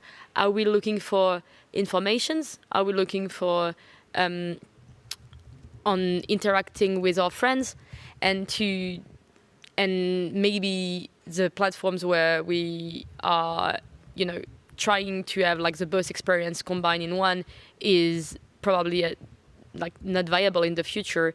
So, for instance, when talking about like Brazil not having like its own infrastructure, I think there is also layers between choosing AWS or Google for big media companies. Like I'm talking about Globo, for instance, like, which is, I'll say, a local champion, right? In the way Globo decides to push their information to their users on Globo Play, they could rely on the Google algorithm, or they could rely on the proprietary algorithm, which is brought either by small vendors like us, but also an algorithm that they will develop themselves. But for that, of course, you need subvention either for small, more ethical tech vendors, and also for the company itself, the media outlet itself. I think that there is also a room to incentive private companies to do more open source, because today, honestly, this is not something it's very complicated to be able to create innovative open source solution that scales for smaller vendors and vendors that care about ethics, I'll say. So to do that, like, either I think there should be like an incentive in terms of regulation or in terms of subvention. Like, I don't have the answers. I'm not a regulator myself, but for now, it's actually just a matter of willing, and I think it's not enough to encourage that. And this is, I think, what could be interesting for innovation at scale. And then in terms of advertising, of course, the market consolidates, and I think we are still watching the decline of cookies, and like still looking forward a new way of doing contextual advertising, like meaning having also like a proper way of and technology will help that to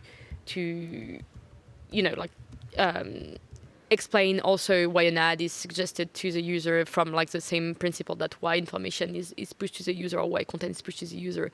But still, like, I think today it's not enough, and and as long as the model will be relying on advertising, it will be very complicated to fight against like that kind of lobbying from the advertiser to and without like killing like the market and the media market.